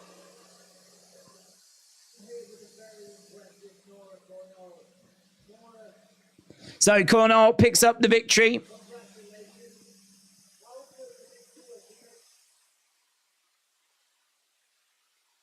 How good does it feel to make your UFC debut in Paris?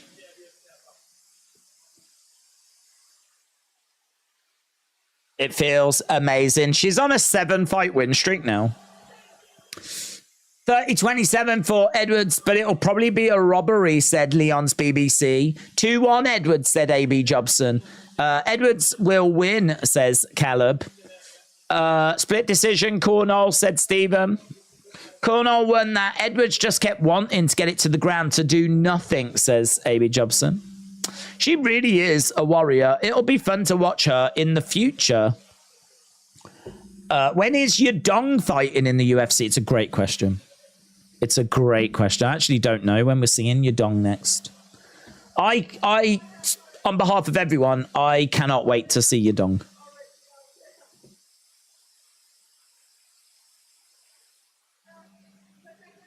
People know now that I am a striker, says Cornhole.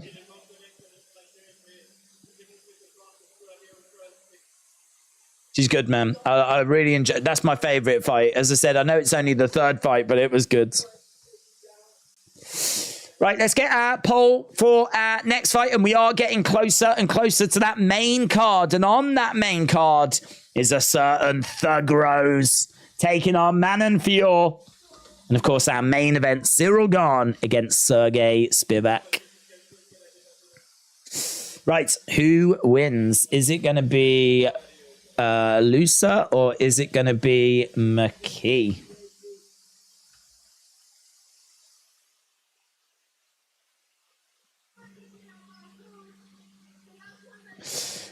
She speaks French. It's so good to finally have a warrior that can talk English. She speak English. She does speak English.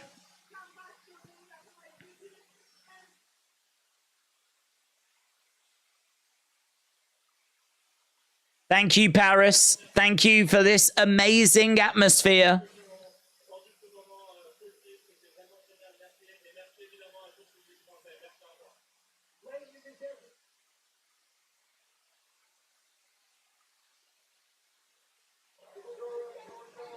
There we go. Right, we're moving on to our next fight then. We've got 2 fights left on the prelims. Coming up next, we've got Ange Loosa, who has got explosive, but only 1-1 in the UFC. Explosive power. Why is that not changing?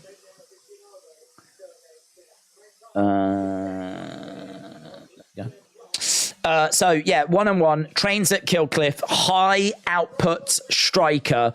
Good striking accuracy. Shorts, explosive, hard to finish, hits hard.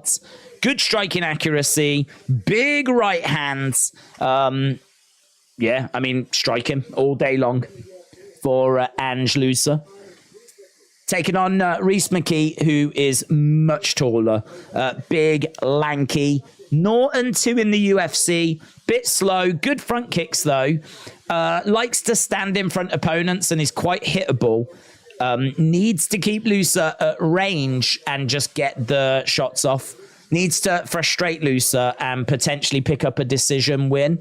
62% of people on Tapology have gone with Reese McKee.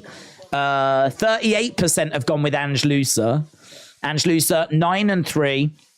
Reese McKee, 10-4. I've got Reese McKee getting the victory as the dog. But could go either way. Neither of these fighters are French. So there's going to be no home favourite. It's in the welterweight division. Hopefully it's just going to be a lot of fun. Maybe Reese can make use of the range better now. Still thinking Loosa has the ability to mix it up more, says AB. McKee by knockout, said Stephen. Robbery, said Spirit of Justice. Loosa better take this fight to the ground right away, says Caleb. La Vida said, I'm French, but I trust Spivac will win. Oh. Chrome's Chosen said, Brazil is 0-2 so far tonight. Who have you got in the next fight? I'm looking forward to Payback tonight, says Maka. Maka, shout out to you. Same here, man. I'm also looking forward to Payback tonight, but got to get past a Thug Rose fight first. I'm so excited. I really wanted to win. I really wanted to win, but Manon Fiorot is serious. This is going to be a serious fight. But yes, we've got that. We've got Gane and Spivak's going to be interesting as well, absolutely.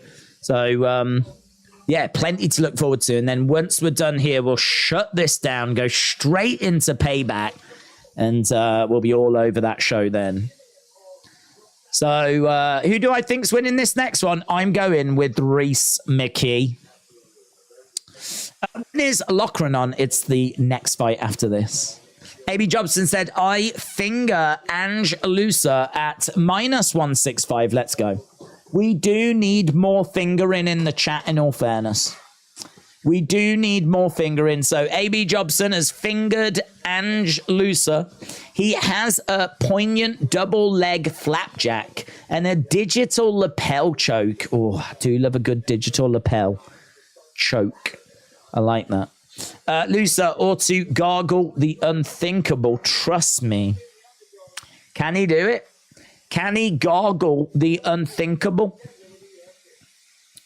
I do like that. AB Jobson, shout out to you. I do love a digital lapel choke. Haven't seen one of them in the UFC. Ange Loosa from the Congo. One of 4 Congolese fighters in UFC history. Let's go. Finger in, said J Law. Yes. 2-1 so far. Edwards decision. No correct. Basharat KO. Round 3. 50 correct. 50 correct. We will have a look at Tapology soon. If you are watching and you've not left a like, leave a like. It is greatly appreciated. We've got 50 odd minutes to go until we get to the main cards. We are 50 minutes. It is weird doing this stream like early. So it is a bit strange like being this early. These cards always feel a little different as a result. But either way, doesn't matter. I don't know. I feel like 500 is five. Do you think 500 is achievable? Probably not. Probably not. Certainly 1,000, nowhere near. But we're on 161 at the moment. I think we definitely need to give that a tickle. We've got nearly 200 people watching as well. So if you haven't left a like, leave a like. It is greatly appreciated. As we're about to get over to this next fight. Ange Loosa has got 6 first-round finishes. Eddie Howe will be the first to go to Brighton. First to go. Brighton are winning 3-0. Oh, I don't know. I don't know that he'll lose his job, but I think they love him in Newcastle. McKee or Loosa, who will win? I've got McKee. Ken, hello. Shout out to you. If my name was Cornhole or Loser, I might change it. Imagine being a Cornhole loser. Imagine if that was your name.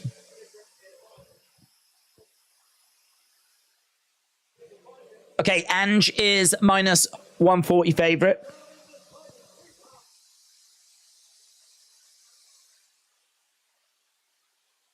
Biden. Let's go. Fighting out of Ballymena in Ireland. Reese McKee. We haven't seen loads of Reese McKee. He is 0-2 in the UFC. Ange is 1-1. Let's go. Eddie has done really well with Newcastle, said Drew Who. One thing is obvious. These judges are actually going to use the correct MMA judging criteria to score damage over control. I think that tells a tale for the Gane Spivac fight. Farn lost. Eddie Howe has done good. Yeah, I agree.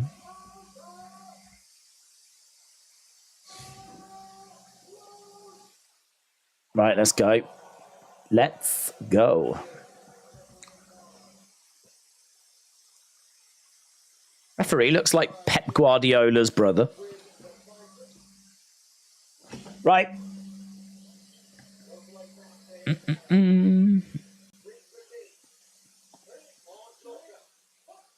Bang. We are underway. Okay. McKee in green. Loosa in black. Rhys McKee is so much taller and bigger. So much bigger. He's got to use that reach, and he knows it as well. Ange has managed to get into the pocket. That is not where Rhys McKee wants this fight playing out. He's got to work. He's got to keep throwing. He's got to give Ange something to think about. Again, throwing out a couple of jabs. It's too easy for Ange to get into close range. It's too easy. And a takedown by Ange. McKee trying to grab a hold of the heads. So Ange Loosa getting in close. Just like firing away. You can see McKee has already took a little bit of damage. So right now Loosa is all over McKee. McKee is grounded. Loosa is on top of him. So we're down on the ground. This is not where McKee wants to be. Loosa will be very happy, very comfortable here. He's in half guards. It is a bad start for McKee. McKee is down on the ground. He's over by the side of the cage. Big, heavy hands, heavy shots coming in here by Loosa. McKee trying to get back up to his feet. Big shots coming in there by Loosa. And McKee gets away back into the center. He's got to work, man. You've got to work. You've got to throw and work and really keep him at bay and give him something to think about. But it's too easy for Loosa to just keep moving forwards. Loosa, again, standing in the center, is waiting to explode forward. He's trying to find another opening. Outside leg kick there by Loosa. Kick coming back there by McKee. Loosa slips underneath, gets on the inside, tries for a takedown, but it's denied by McKee. It's been a very explosive couple of minutes. Whoa, big body shot coming in there by McKee. Big body shot. McKee with a head kick. Loosa grabbing McKee. McKee edging forwards. Loosa standing his ground in the middle. McKee, again, trying to find a way of keeping Loosa at bay. Loosa has exploded forward a couple of times. Again, McKee, heavy outside leg kick. Jab coming in there by McKee. McKee, again, trying to find a way forward. Loosa backing up a little bit. Circling rounds. Uppercut just misses there by McKee. Jab coming in there by McKee. Uppercut. Nice hook shot coming in. This is better by McKee. It's just throwing a few things that's just giving Loosa something to think about. Outside leg kick there by Loosa. 1-2 straight down the middle by McKee. And shot falling short there by Loosa. If we have a look at the numbers, it's not that wide. It's 26-20. Again, better. I think as Lossa's cardio starts to decline, as that explosiveness starts to settle down, I think this will be a lot easier for McKee to manage. He's weathered that first round. We're seeing this gap close all the time. It's 26-23. Jab coming in there by McKee is backing up as Loosa continues to move forwards. Loosa again circling round, having a little look as McKee. Kick coming into the midsection there by Loosa. There's a right hand that comes in, a jab that comes in by Loosa as well. 40-odd seconds left to go as McKee continues to edge forward. Kick going upstairs, bounces off the head of Loosa. Kick coming into the midsection. Heavy outside leg kick there by McKee. Kick coming into the midsection. It's 30-29. It's really close. 20 odd seconds to go. We're still in the first round. I feel like so much has happened. McKee has just been chipping away, and right now he's took the leads. McKee has took the lead. It's 32-31. Swinging away. There's blood coming down his nose. You can't ignore the damage that he's sustained. And there we go. End of the fight, of the round. I think that might be a loss round, you know. These numbers are unofficial numbers, so the judges don't see these numbers. I think that even though he's been able to just chip away throughout the rest of the rounds, that damage, that blood that's coming down his nose, that explosive start, I think that Loughran might have just been given the nod there. I think he might have just been given the nod. What do you think? What do you think? Jamie said, what a start by Loughran. Paul said, do you think, I think we'll see a return tonight at Payback, says Paul. Who do you think it'll be, Paul? Caleb said, Loughran gets tired easily, though. He's teaching him a lesson. Right, here we go. Round number 2. This is our co-main event of the prelims. Main card coming up. We've got big names on that main card as well. If you are watching and you've not left a like, leave a like. It is greatly appreciated. As we are about to get underway with round 2. Okay, so McKee has got Loughran on the outside. He is putting him on the back foot. He's putting that pressure on. This is exactly what he needed to do in that first round. He's had some good advice from his corner. Loughran again on the back foot. McKee trying to drive him backwards. Head kick coming in, but shot coming back there. Swinging away. Good work there by McKee. There's a big right hand there by McKee. Tries to throw an outside leg kick. Loughran trying to find a way forwards. McKee again switching. Having a little look. Kick coming into the midsection. Jab coming in there by McKee. Kick coming into the midsection by McKee. Loughran. Kick coming in there by McKee. Loughran is edging forward though. Yeah, McKee using his jab well. Couple of jabs straight down the middle. Loughran on the outside. Obviously, he's struggling to get in close. There's a shot that just cracks off the side of McKee's head. That's a lovely hook shot. Lovely shot. Loughran is landing some really eye-catching stuff. McKee again swinging away. It's a real little scrappy encounter, this one. Really little scrappy encounter. Both guys have landed some really good looking shots. The majority of stuff is going upstairs. We're not seeing any stats update now. Let's see if we can fix that. 52-41. We're seeing McKee really extending that lead. I think the gap at the end of the first round was about 4 significant strikes. Now we've gone up to about 11. Takedown by Loughran. Loughran getting McKee down. So McKee on his back with Loughran on top. Paul said, I think we see a return. I feel it in my bones. Caleb said Loughran is going to get tired if he doesn't get the finish. McKee can hold his own. Loughran is on top of McKee. Loughran is in side control. We got 40 minutes to go till we get to main cards. We should be able to get over 200 likes by the time we get there. So if you are watching, and we're over 200 people watching, if you've not left a like, leave a like as Loughran drags McKee down over by the side of the fence. Couple of minutes left to go in this second round. Quite close in the first round. I could see people going either way. We haven't had any tweets on screen tonight. Are we done with tweets, do you reckon?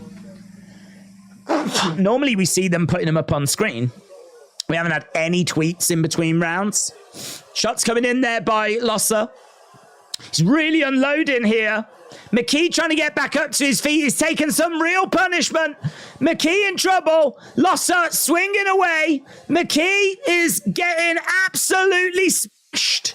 He's getting absolutely smashed. Oh my God. Look at the blood coming down his nose. That's got to be, in a roundabout way, really disheartening for Loosa. He just stood there and was like, proper, like, hulking out. You know, like when you do like a mad 30-odd seconds on a speedball, on a punching bag, like you finish off. He just went like that. And McKee just took all of it. Oh, man. Where are we with significance? How did someone count them? Someone managed to count all of them? 53-20 in this round. 84-55. It might have looked like the numbers on screen just glitched. It might have looked like something just went wrong. But he just, for about 15 seconds, 10 seconds, like, bang, bang, bang, bang, bang, bang, bang. I bet there was so many shots coming in, he didn't even get a chance to think if he was hurt or not. He probably didn't even get a chance to analyze, like, am I in pain? Is this hurting me? Am I getting knocked out? What's happening? It was just an absolute barrage. That's got to give him the round, isn't it? It's got to give him the round. Look at McKee's face, man. McKee's face is all kinds of messed up. Helps if you have the right fighters' names. Yeah, man. Oh, he took some punishment. I missed the 5 count that Bundy used to do, says, huh? Some refs would have stopped that, said Zugi. I thought it would be stopped. Bisping just called him the Irish zombie. Oh, I think he needs a finish. I think he needs a finish. His eye is really swelling. He's got a nasty black eye, blood coming down his nose. He's definitely took some punishment. He's been in a fight, man. He's been in a fight. But he's still got vision in both eyes. That eye hasn't swollen to the point where he can't see. Look at Loosa, though. There's not a mark on him.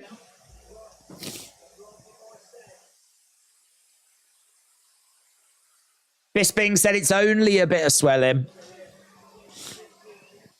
Dig deep. And do you know what was really annoying? He was doing well. Loosa looking for a takedown. He drives McKee back. Wow, look at the strength. Look at the strength. He just picks him up. Bang! Slams him down. Great work by Loosa.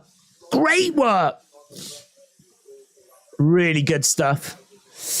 Lucky to avoid a stoppage. He wasn't defending himself, said JB. It's not going to feel good in the morning. Do you think he has to get a finish? I think McKee has to get a finish.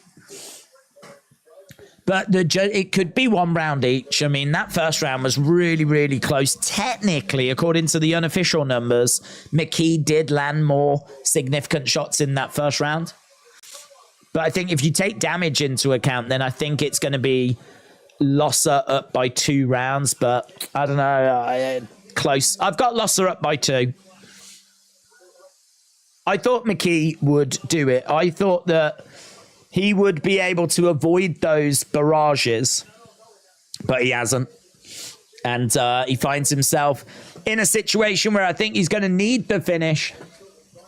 Right now, he is on his back with Loosa on top. Melissa has been focused on her training and health. William, shout out to you. Fishstick says 1-1. I was wrong about McKee winning the second round, said Cobra. Well, I mean, he was doing a great job. But that little barrage, I mean, just shows how hard it is for McKee. So Loosa has got McKee over by the side of the fence. And we're seeing McKee trying to get back up to his feet. McKee looks pretty spent, as you can imagine. He does not seem the freshest. Loosa is looking to pick up McKee and slam McKee down. Loosa all over McKee. McKee trying to get up to his feet. They break apart. McKee and Loosa in the center. We got just over 2 minutes to go. There's a big right hand there by Loosa. Because of Daisy's love for Rose. Now when I think of Thug Rose, I think of Days. Let's go. They are intertwined in my head now and forever, and I am not mad about it, says Kendall. Kendall, shout out to you. I love Thug Rose. Right, we've got 1 minute 40 odd kick coming in. Yeah, it's a big night. If you're a Thug Rose stan, big night. It's not often that you get to go to France, face an unbeaten French fighter, and then beat her in front of a load of French fans. Kick coming in there by McKee. So both of these guys look gassed. There's really not much going on at the moment. They're both just standing in the center. We've had loads of action in this fight. Loosa has really controlled this round. I think we were at the point where McKee was going to need a finish. He hasn't even come close to finding that finish. And with a minute to go, as long as Loosa doesn't do anything stupid, I think he'll get the win. You can never be certain with the judges. McKee just pushes Loosa down. Oh, could so much stupid have presented itself? Big right hand there by McKee.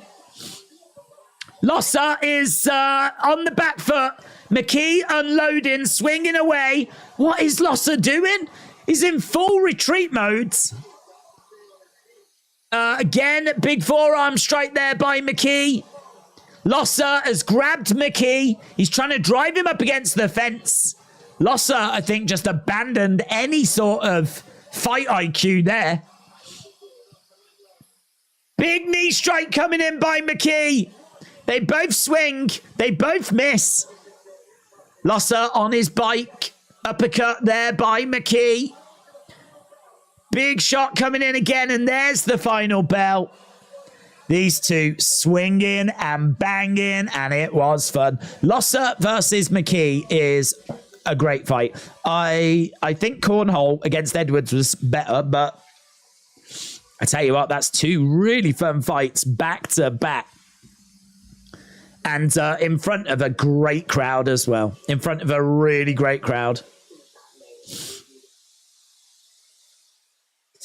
Pop-in feels good tonight.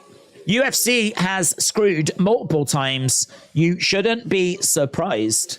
I'd imagine Thug Rose is going to come out swinging after the criticism of her last fight being boring, said JB. A 15-punch combo, 10-8 McKee in the third. Loosa is just manhandling McKee. Calm down. What do you think? What do you think? Who do you think is going to pick up the victory there? Which way do you think that's gone? I honestly am thinking it's Loosa. I think he took the first two rounds. I think that McKee needed a finish, but I don't say that with a great degree of confidence. I don't think you can really say anything with a great degree of confidence when it comes to judges' scorecards.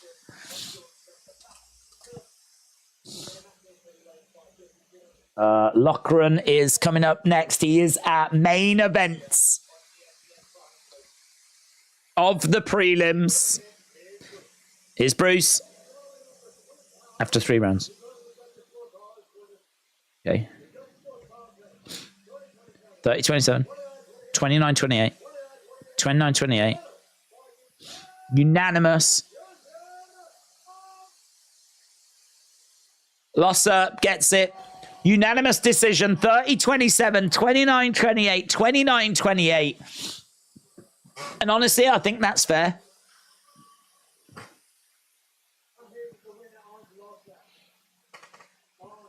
Ange Loosa goes 2-1 in the UFC. Reese McKee goes 0-3. It's not good, is it? Loosa with another minute on the clock. McKee could have pulled it back close, I think, says Jamie. The scene was hilarious. Loosa looking like the bully who runs away when the guy there picking on fights back. That was exactly how it looked. Biblob said Loosa almost lost this fight. Daniel said, are you standing or sitting? How can you sit for so long? Well, I'm sitting. I would imagine sitting for a long time is pretty normal, isn't it? Like desk jobs, school. I suppose even at school you do tend to change classroom, but I don't know. It's never been a problem. Just hearing from Loosa, we are obviously moving on. We've got 29 minutes till we go into the main cards. If you are watching and you've not left a like, leave a like. We're only 19 away from getting to 200. I don't think even 500 is possible, but I really don't know. We know when we get really into that main card, it's going to attract a lot more interest because of Thug Rose, Manan Fior, Cyril Gane. So, yeah, if you are watching and you've not left a like, leave a like is greatly appreciated as we'll break down our main event of the prelims. Taylor Lapilus taking on Loughran. Lapilus is a grappler. He's French. He's got Brazilian jiu-jitsu. He's got striking. He's well-rounded. He returns after being out of the UFC since 2016. He's a southpaw. He does his best work on the feet. He's a former boxer, never been knocked out or submitted. There's a lot to like about Lapilus. He is taking on Loughran, highly regarded, making his UFC debut. He's a big prospect, huge ground and pounds, nasty uppercut, multiple first-round finishes. He is undefeated, he's a brawler, he's mean. There's a lot of people excited for Loughran. I think they've put him in there, though, with someone that's actually really quite tasty. The only thing I would say is that Lapilus, we haven't seen him for a long time. So, I don't know. This is definitely a winnable fight for Loughran. Definitely winnable. But he's going to have to beat an experienced Frenchman in France. It's going to be a bit tricky. Lapilus, then, we're just seeing a video package on him. Let me know which way you think this is going to go. Let's get our poll going, shall we, for this one? We know we've got 6 fights on the main card as well. Lapilus versus Loughran. Boos are raining down for Loughran. I believe Loughran making his way out first. He's looking at the crowds. Loughran looks like he wants to go with everyone in the crowds. He's come out, he's put his head down, he's like, boos are raining down for Loughran. And he's strutting his way. Fighting out of Ireland. And he sticks his middle finger up. These fans don't like him. It is true. He is making his UFC debut, but he is so comfortable. He is so at home. He does not look like a fighter that is making his very first ring walk. Loughran said, some news gonna drop some here, people. French MMA is, like I said last night, I am built different. So Loughran on social media saying that French MMA is not great. Loughran puts his arms in the air, takes a moment, has a few words for the crowd. There's a big smile on his face. This guy is the heel, and he is loving being the heel as well. I got mad respect for that. There's a dude in the crowd sticking up some middle fingers. at Loughran. Again, this crowd really trying to get on his back. This place is going to go bananas when Lapilus comes out. Good for Loughran. Give them that finger, boy. Booze and strut. I am sports entertained, said JB. Yes, let's go. Very sports entertainment. He should have come out dressed like, you know, he should have had like garlic around his neck, and he should have had like the black top with the white top with the black stripes, the beret, baguette. I would have come out in all of that. I would have come out dressed in like traditional, is that traditional? Stereotypical French attire. If you're going to be a heel, be a heel.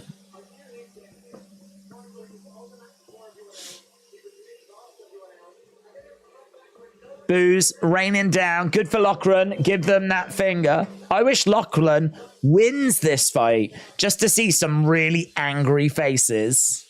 Are you excited for payback? Definitely. I really am. I'm excited for Thug Rose first, though. AB Jobson said, big uphill battle here for Don after being given a very winnable fight. Big cheer, man, for Taylor. Taylor comes out and this place goes banana. Born in Paris, France.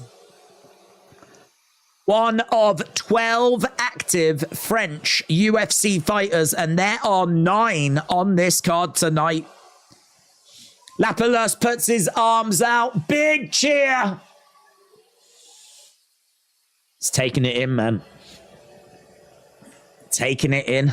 He's letting it seep into the fibers of his body. Smile on his face.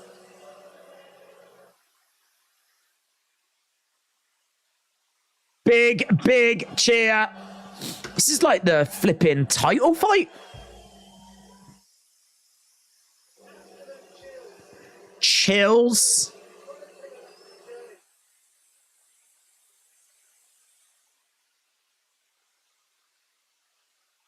Yeah, this is crazy. Loughran will cause them to cheer harder for Lapilus, which is a win for Lapilus too, said Chrome Cobra. Baby Irishman by ground and pound, round 1, said Anton. Go on, baby Irishman. I love Taylor Lapilus at -175. He has a weak double leg flapjack. Lapilus might quit the cut man. Has he got a digital lapel lock, though? That's what I want to know. Greeting from Scotland. Stephen, shout out to you, my friends. Hope you are well. Andy said, good evening. Are you looking forward to Raw on Monday? Sure. But we do have a few things to get through first. Whoever wins will get the crowd behind them for babyface or heel and a good boost to their name. Well said, I agree. This is the sort of fight that can really make a star, you know. Probably Loughran more, to be honest, but because he's really played into the crowd a lot more. It was good to see Lapilus just take a second there. Just took a moment. Can he deliver for the fans? The fans have certainly turned up for him. Can he turn up for them? He's 18-3. He is the favorite. He's taking on Loughran, who's making his UFC debut. Lapilus has got a 5-inch reach advantage. Let's go. This place is bouncing, man. Big boos for Loughran.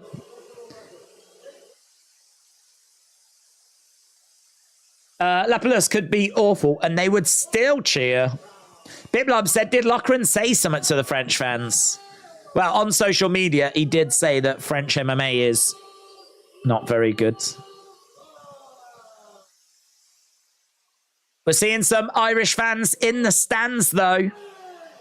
So there is some support for Loughran, but not much.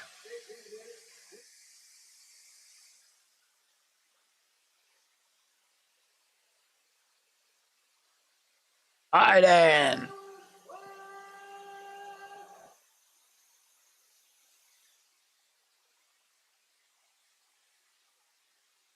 Right, here we go. Man, this is pretty exciting.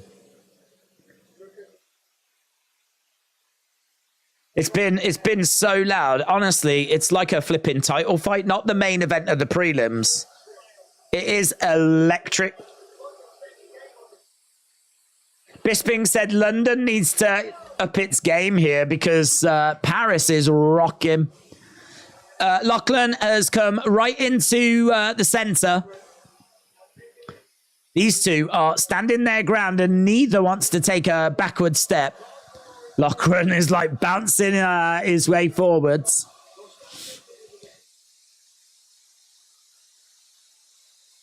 Does want to get on the inside.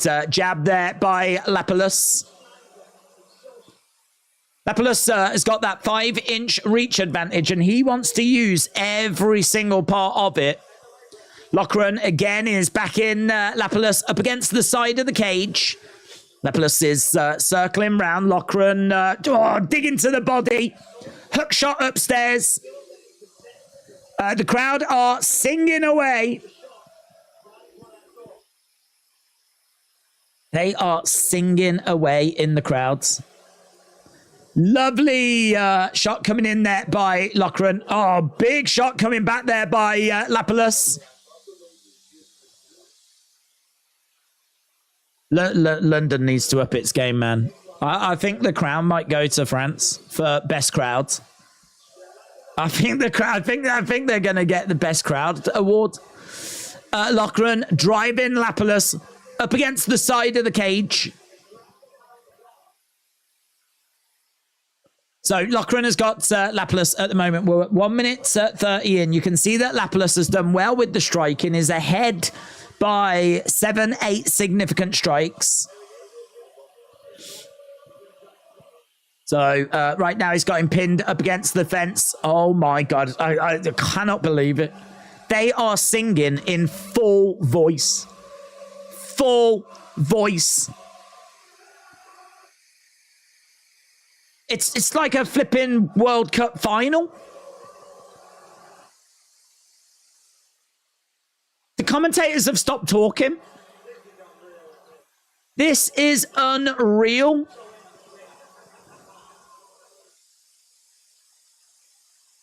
The commentators had stopped commentating. Bisping had to stand up and salute the crowd mid-match. I mean, he probably didn't have to. Loughran has still got Lapilus up against the cage. Shot coming into the side of the head there by Loughran. Go back into the centre. Could you imagine if they had like a world champion? Could you imagine what that would be like? I think there'd be a riot. Imagine if they had an actual world champion. Like, could Man and Fiorot do it? Could Man and Fiorot be that person? Gonna be hard after she loses to Rose. Man. How's the Rose gonna respond to this crowd? I could see the crowd get into Rose. I could see the crowd get into her. She might have to go to her I'm the best place. I'm the best, I'm the best, I'm the best. Kick coming in there by Loughran. So, I think it's going to be Lapilus, you know, at the moment. 24-9. Loughran has had him up against the side of the cage for a minute, but didn't do anything with it. Again, Loughran trying to throw out some... Oh, spinning back fist. Doesn't land it, though. Shot coming in there by Loughran. I tell you what, though, this won't be affecting Loughran. I think he'll be feeding off this. Shots coming into the midsection, looking for the takedown. Takedown there by Loughran. He's got Lapilus down in a seated position. Yep, he has managed to get it, but he's only got 40-odd seconds to work, and he is down. He's got to get going. The problem is when you get the takedown so late, It just doesn't give you time to actually do anything. And if you're already down in the round, it's just wasted time. Loughran again trying to get a forearm strike in. Biplub said, this is nuts. These two exchanging blows. Jab coming in there by Lapilus. Lapilus is edging forward. Loughran standing his ground in the middle. Referee comes in, separates both fighters. You can see the damage around the eye. He's gone to the wrong corner, actually. Loughran's gone to the wrong part of the cage. I don't think he's done it because he's like hazed or anything. I think he was just, I think it was just a simple mistake. It's tough, tough. French national anthem. It's an amazing crowd. I'm enjoying UFC, said Stephen. It's a great week to be tuning in, man. This is a really great week to be tuning in. I wish I could say it was this every week. It's good. It is good. You do get a lot of good weeks, but you do also get Apex weeks. I mean, I think we knew anyway, but just look how much more engaging and enjoyable this is compared to being at the Apex. It's just, you can't even begin to describe how much more engaging this is. It's so much more enjoyable. I'd love for us to go to Africa. Could you imagine what the African fans would be like? Oh my God. That'd be amazing. Right, kick coming in there by Loughran. Why would you go anywhere after hearing this? And it is true, our main card starting in 12 minutes time. If you are watching and you've not left a like, leave a like. It is greatly appreciated. Got a big UFC card coming up. Thug Rose, Cyril Gane, Manon Fior. Can you imagine how this place is going to go for Manon Fior and for Gane? Kick coming in there by Lapilus. Loughran again. He's got Lapilus on the back foot. He needs to close this range down. Needs to get on the inside. He is exploding forward. He's looking for a takedown. He's managed to get Lapilus in a seated position. He's tying up the legs as well. So right now, he's got him seated.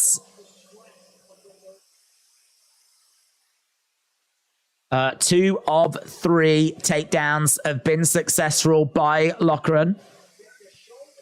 Manon is France's best hope for a belt. She really has to win. Right, Lapilus is on his back with Loughran on top. Shots coming into the side of the body.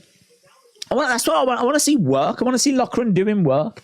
I know that he's trying to get into positions, but you see this a lot in fights, and I don't get it. I don't understand why fighters spend so long trying to get at certain positions. They have to work so hard. Sometimes they don't achieve it, but what all the amount of time it takes them to get to a certain position that they want to be in, and you know, it's what 70-30 that they don't get the submission they were looking for anyway.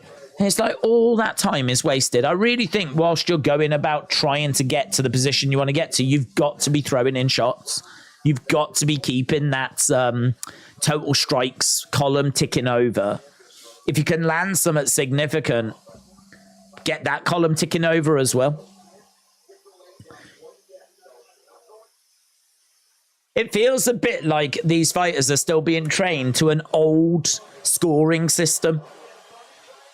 You know, a scoring system of control. And we just know control in 2023. It's just not where it's at. His Loughran is slipped off of Lapilus. Loughran over by the side of the cage. We've had nearly 3 minutes of this second round. Knee straight to the midsection there by Lapilus. Loughran again trying to keep Lapilus pinned up against the cage. He's got Lapilus on one leg. Still got him pinned up against the cage.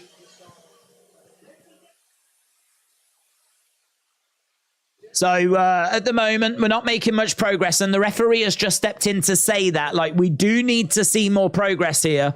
We're over by the side of the cage. Imagine the reaction that Spivak's going to get. Knee strike coming in there by Lapilus. Loughran again just keeping him pinned up against the cage. We're not making any progress. Not making any progress. UFC Africa, Nigeria, coming soon, said Caleb. Dana White, let's go. Loughran already doing sloppy spinning shiz. Doesn't look good. Fight going back into the center right now. It's 40 significant strikes to 18. Loughran has had 4 minutes, 42 control time. Just has done nowhere near enough with it. Nowhere near enough. Edging forward all the time. High kick coming in there by Loughran. Kick coming back. Outside leg kick there by Lapilus. Lapilus has managed to land 36 shots to the head. Loughran standing in the center. Jab coming in there by Lapilus. As Loughran is trying to find a way of moving forward. Lapilus on the outside. Lovely little uppercut there by Loughran. Loughran again, having a little look, being patient. Jab coming in, spin kick. Kick to the midsection. Inside leg kick. Lovely hook shot there by Loughran.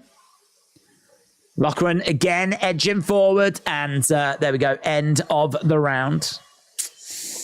End of the rounds. The referee can separate them if nothing is going. Yeah, he should have done it for me. I think the referee has been dragging his heels too much. Loughran just can't do anything with that control, said Pure Well.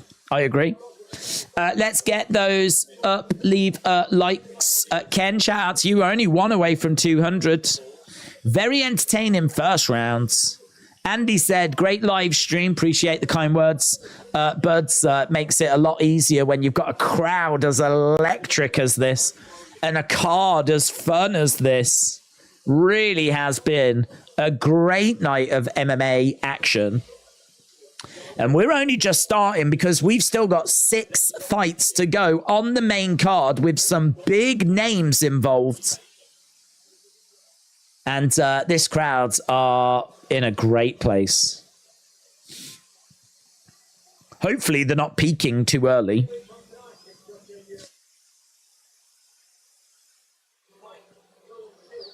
Grasso, Shevchenko, 2.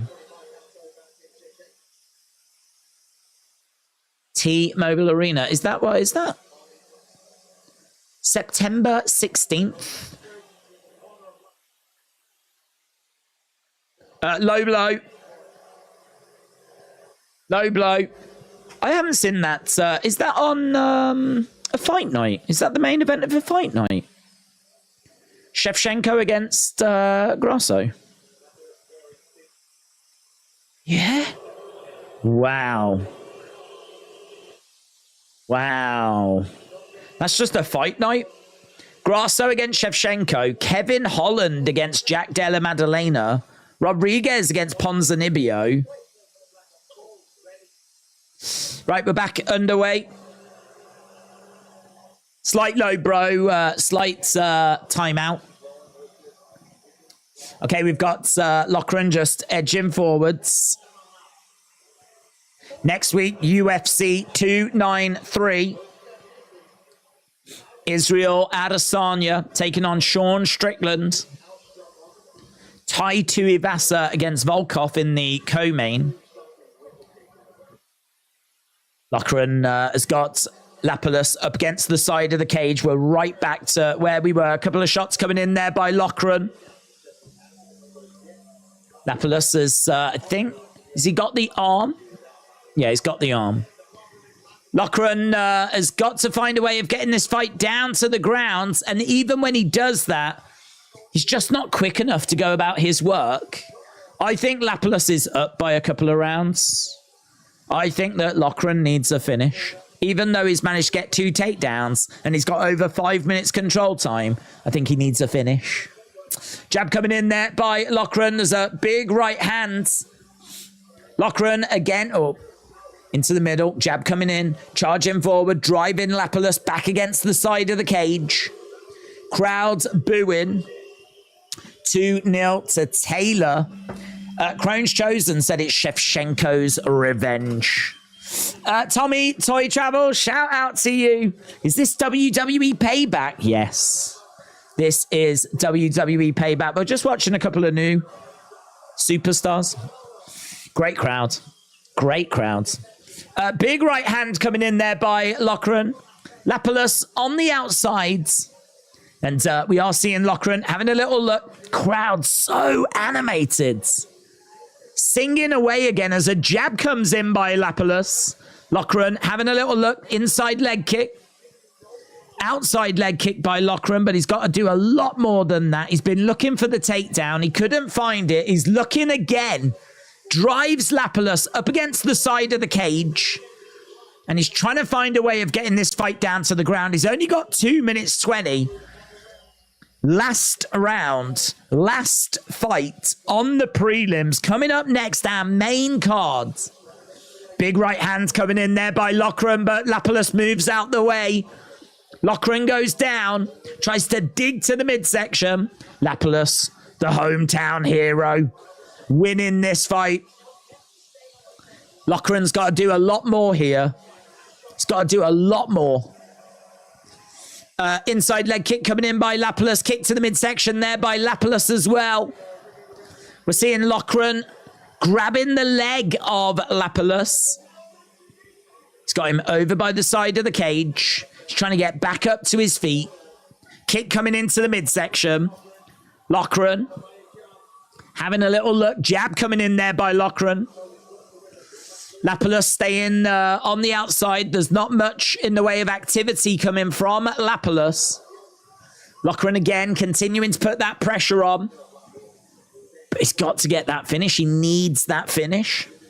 And he's not finding that finish. We've got just over a minute to go.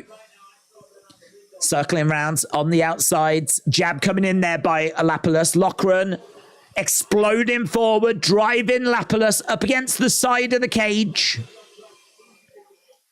And he's got him. He's trying to find a way of throwing in a shot to the midsection. Trying to find a trip. Knee strike there by Loughran. We've got Lapilus edging forwards. Loughran throwing in a couple of shots. Jab coming in, another shot coming in there by Loughran. Oh, spinning back elbow there by Loughran. Jab coming in by Lapilus. Loughran trying to find a way forwards. Both guys in the center. Oh, lovely counter shots. Lovely counter shots by Lapilus. Loughran edging forward, looking for a spinning back fist. 3 seconds left to go. These two throwing down in the middle, and we're seeing shots of the crowds. They enjoyed that. They enjoyed, even though it actually wasn't the best fight, they enjoyed that. I enjoyed that. The crowd helped make that. 29-28. Whoever watches who wins the current moment. I think that's Lapilus that picks up the victory there, personally. I think that's Lapilus that's going to take it. 3-0 Lapilus. Lapilus easy, said Purewell. Oh, that was good, wasn't it? That was good. This crowd. Imagine if you missed this.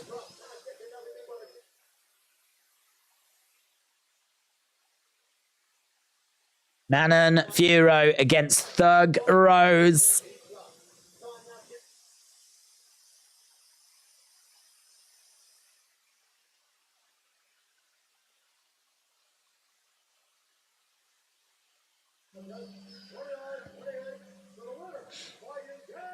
$29-28.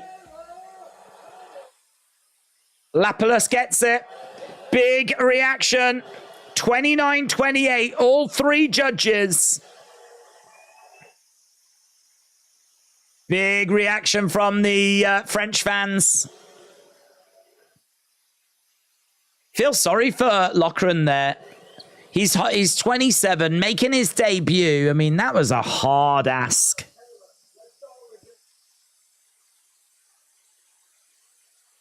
French MMA sucks. French MMA sucks. That's what Loughran said.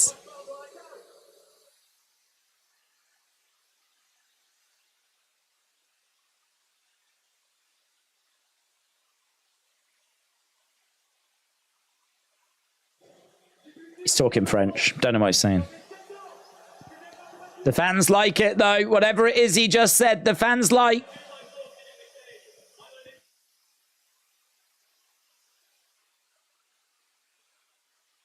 Thought we needed to go to our next fight. I think it's going to be Charriere against Zecchini, is it? Sherry. This crowd is the best in the world.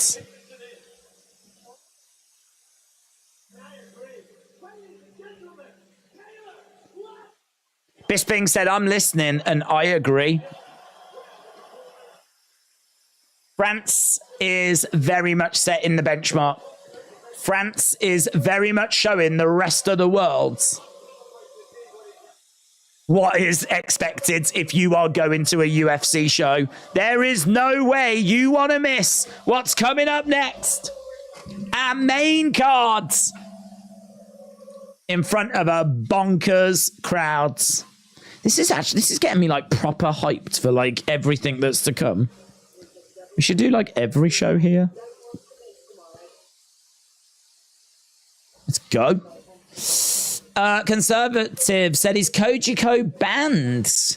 I don't know. I don't know where Kojiko is. I think AI software does have like some downtime, doesn't it, in all fairness? So I hope wherever Kojiko is, he, she, they are safe. And they're missing a damn good show. That was a robbery, said Roberto. Fight was robbed. My time I will never get back, said Raksha. Will you send regards to Triple H from me, says Andy. Sure. I'll let him know, buds.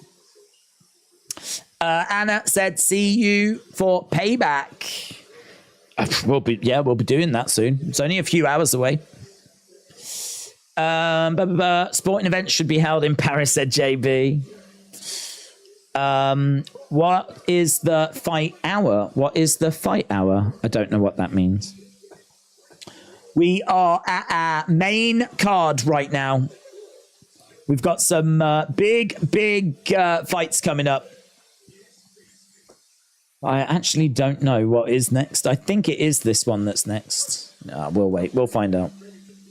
Ah, there's Thug Rose. Look at that head kick, man. Thug. I think this crowd could get to her. This kind of thing, I think, could affect her. She's so used to being loved and like the crowd being on her side.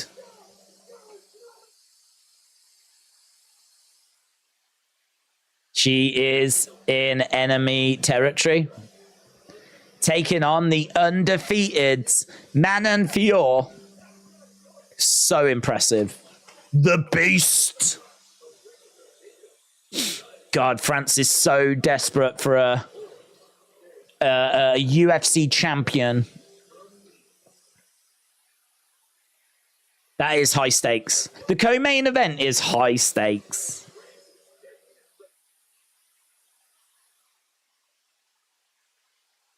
So Gane, the former UFC interim heavyweight champion. Can he get back to those dizzy heights again? Can he get back to those dizzy heights? Can he take that next step further? It's going to be very difficult for him to do it. He's got to contend with the likes of John Jones and It's going to be difficult. But he's still making improvements, and that's why our main event is so important tonight. You forgot to say them. You forgot to say them, and I am now triggered. I forgot to say them. We're seeing the Accor Arena. Still have a couple of active parlays, said AB Jobson. Hopefully, Gomis by decision, Volkan by knockout, and Gane by knockout. Veronica said, I'm only here for Rose. I'm only here for Rose. Same. Right. So we've had our intro. We've had our video packages.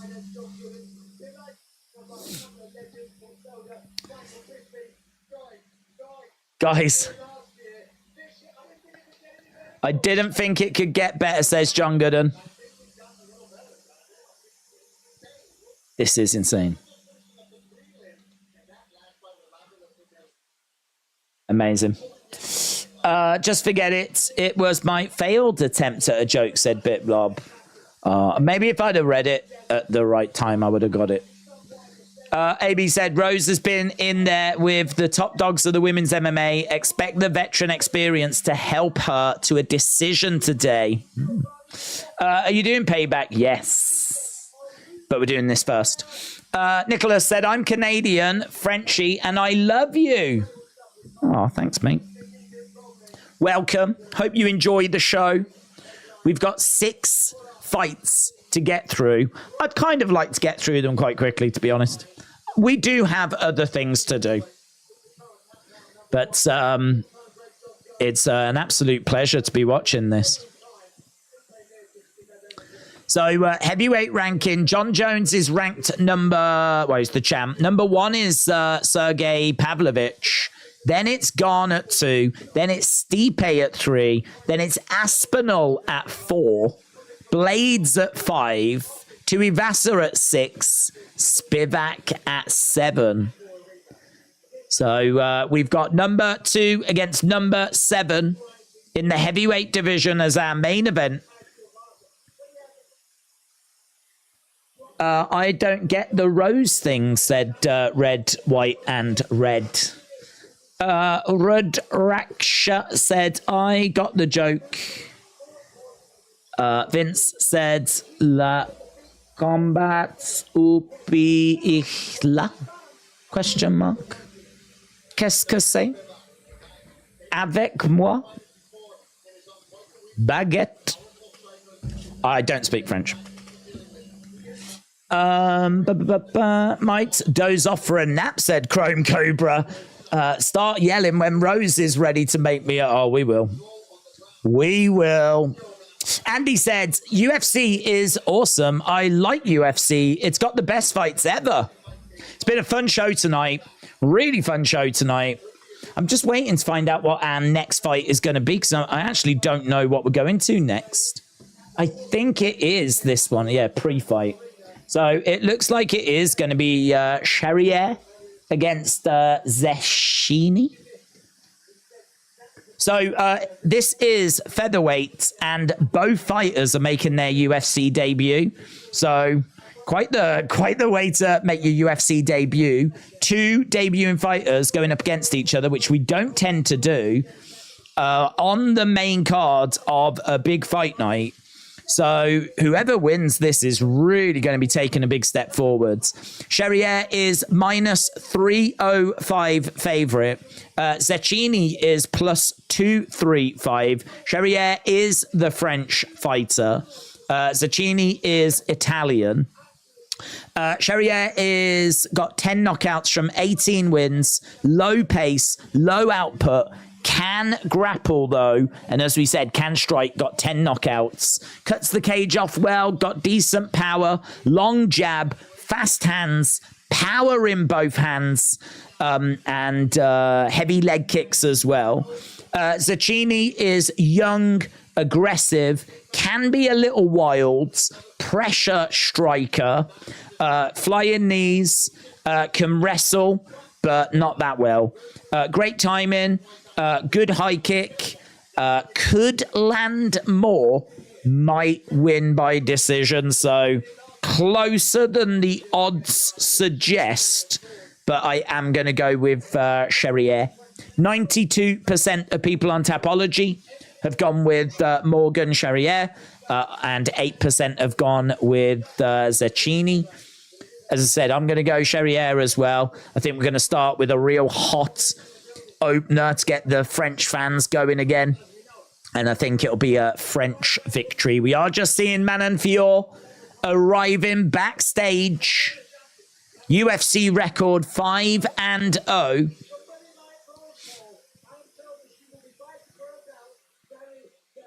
And there is Thug. Former UFC strawweight champion. Thug Rose in Paris. Looks like she's just saying a few words to herself as she's making her way to her dressing room. Don't know, man. Just from that brief look at both fighters arriving, like Manon Fiorot just looked really cool, collected, just walking, trying to find where she was heading to. They showed Rose. Rose looked a bit more pensive, but then she always looks pensive. She was like saying a few words to herself as well, you know. She was definitely feeling it. Definitely a little distracted, saying a few words to herself. Right. Will you tell Triple T he is an awesome YouTuber? He was around earlier, but you could have told him yourself. AB said, I tap Morgan Charriere at -345. He has a distinctive crotch hold. Charriere ought to excite the ring announcer. More likely, they'll both surrender, said SoCal.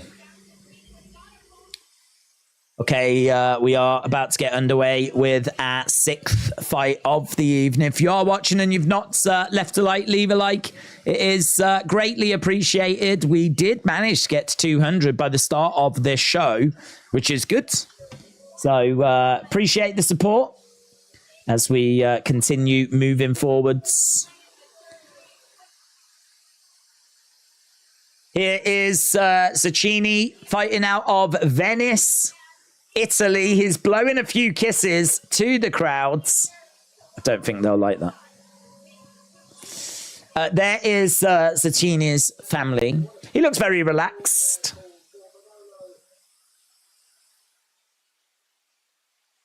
Zecchini. So making his way down. Have we got the... Oh, no, we haven't. Let's do the poll. Should have done that. Who wins? Is it going to be Zecchini or is it going to be Charriere? There we go. I tap Morgan Charriere at -345. He has distinctive crotch holds. Are you doing Raw later? Yes, but very later on Monday.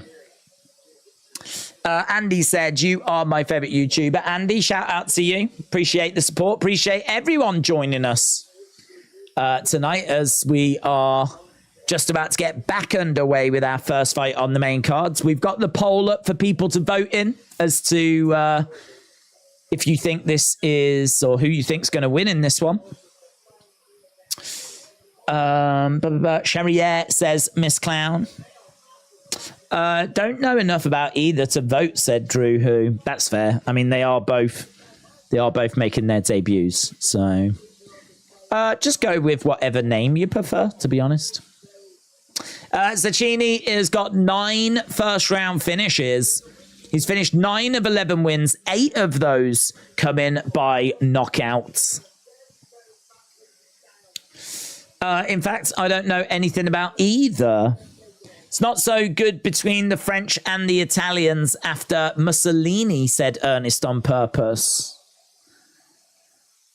I mean, I don't know if relations have improved since then. Maybe not. One of 12 active French UFC fighters. Here is Morgan Charriere. And he's getting a nice reaction.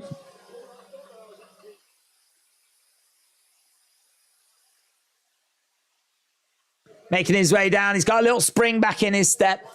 I think the fans are just having to warm back up again. I think that last fight was bananas. And then there was just a little bit of a break between the end of that fight and the start of this one, about 20 minutes or so. So he's made his way down. Sure, the crowd will get going once the action gets going. As we said, we do have a French fighter in action. Morgan Charriere.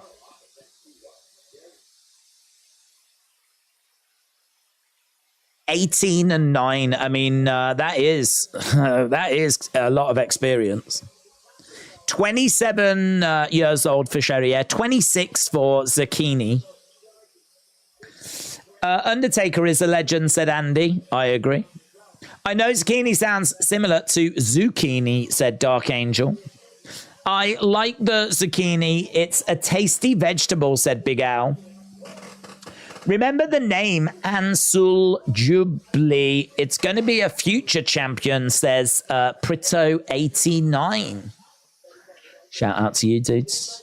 Here's Charriere, 3-fight win streak, making his UFC debut. Former Cage Warrior, featherweight champion. He's got 7 first-round finishes to his name.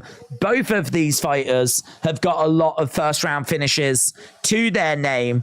This could be an explosive first round. This could be, we know that when they put 6 fights on the main card, the reason why they do it is because they're expecting one of those fights to end early. Maybe this is that fight. Maybe this is that fight where they're expecting this one could end quite early. Morgan Charriere, minus 345 favourites. So definitely the odds makers, the bookies are firmly behind the French fighter here. Hopefully the Bushwhackers make an appearance, said SoCal. We can but hope. The last pirate for the win, says Nadia. That is Morgan Charriere, I believe. Okay, Bruce Buffer. He's not changed his jacket, but then he didn't need to. It's a great jacket. Sergey, submission first. Again, said Ogre Music. Football King, hello. I am going to watch the watch-along for Payback later. Let's go, dude. That's going to be a good show, man. I'm so excited for that.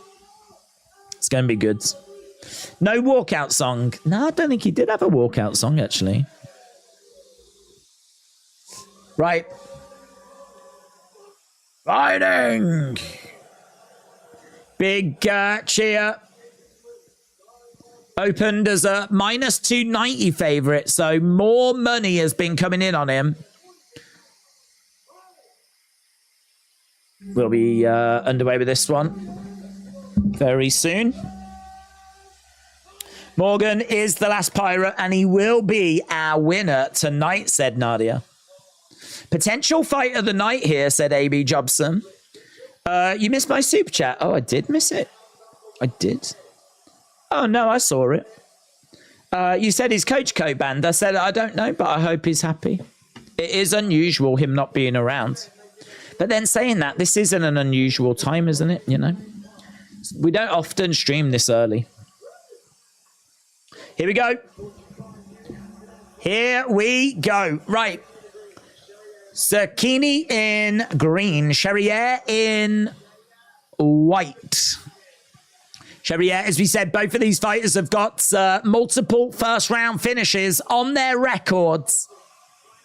Crowd are right back again, you know. Crowd are right back again. Both of these fighters making their UFC debut. Charriere looking for a leg kick there as Zecchini circles round on the outside. A couple of jabs coming in there by Zecchini. Tries to throw in right hand, clips Charriere. Zecchini with a outside leg kick. Jab coming in there by Charriere.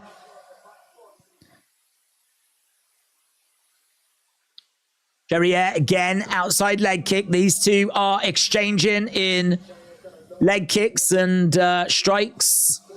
Zecchini trying to find a way forwards.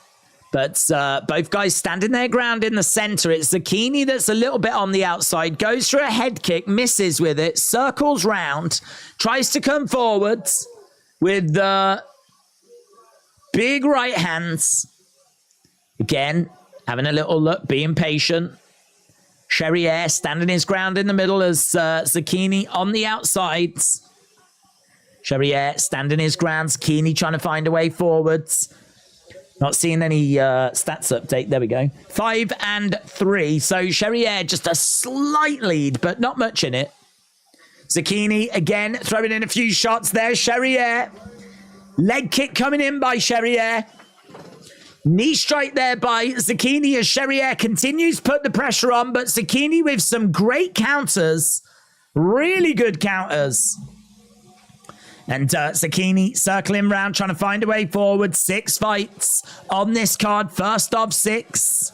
Couple of minutes gone, and at the moment you can see that Charriere is just in the lead. Not by much.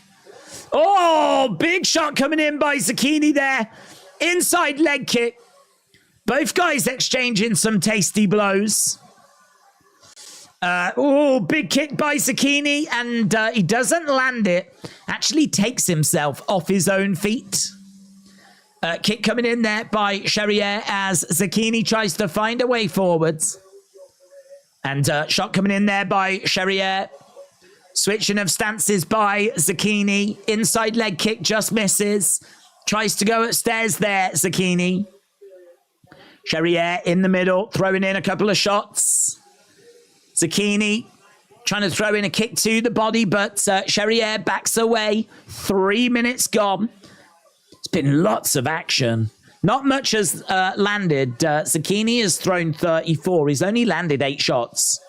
Couple of strikes coming in there by Charriere. Zecchini having a little look, trying to throw a jab. Charriere backing up a little bit. Tentative. Nice jab coming back. Just falls short. Crowd again being quite vocal, but not as vocal as they was in the last fight. Oh, heavy kick to the body by Charriere. This time, Zecchini catches the leg, but Zecchini is using that lateral movement, circling round on the outsides. That body kick was heavy, man. That was, oh, another big, Zecchini in trouble. Zecchini in trouble. But that's it. Is he going to complain of a low blow, or it's a win for Charriere? It's a first round finish for Charriere. He jumps on top of the octagon. Crowd go crazy. Want to see that kick again, though. Really want to see that kick again. Really want to see that kick again. Let's have a little look here. So he goes in. No, it's great. It's to the body. He takes it, though. That's not the one that does the damage. Front kick. Oh. Yeah, front kick. It's a front kick right here. It's probing as well. Like the toes really digging in. Yeah, looks good. Looks solid. No issue with it. Place going bananas. Charriere gets the win. I just look. SAG has forced video game industry on strike. I found out a few minutes ago. Oh, that's going to delay a few things, isn't it? Hopefully Grand Theft Auto 6 is already done. Charriere will demolish all the vegetable groups. Let's go. Zecchini, done. Usyk said that kick is low. The body kick was perfect, said Joe. Can I chainsaw my vegetables? Yes, do it. Dominic Mysterio's street prison name is King Dom. King Dom. Has not been my day with Bet, said Drew Who. Who fights next? Is it asparagus and broccoli for the belt? I wish. I wish. That'd be sick. Dennis Rodman is on Collision later, and I don't know why, said Bonkers. No one knows why. I think it's because they don't have CM Punk.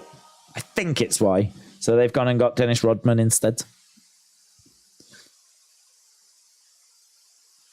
You know, Dennis Rodman, the red hot celebrity 2023. Is there a hotter celebrity in 2023 than Dennis Rodman? I don't think so.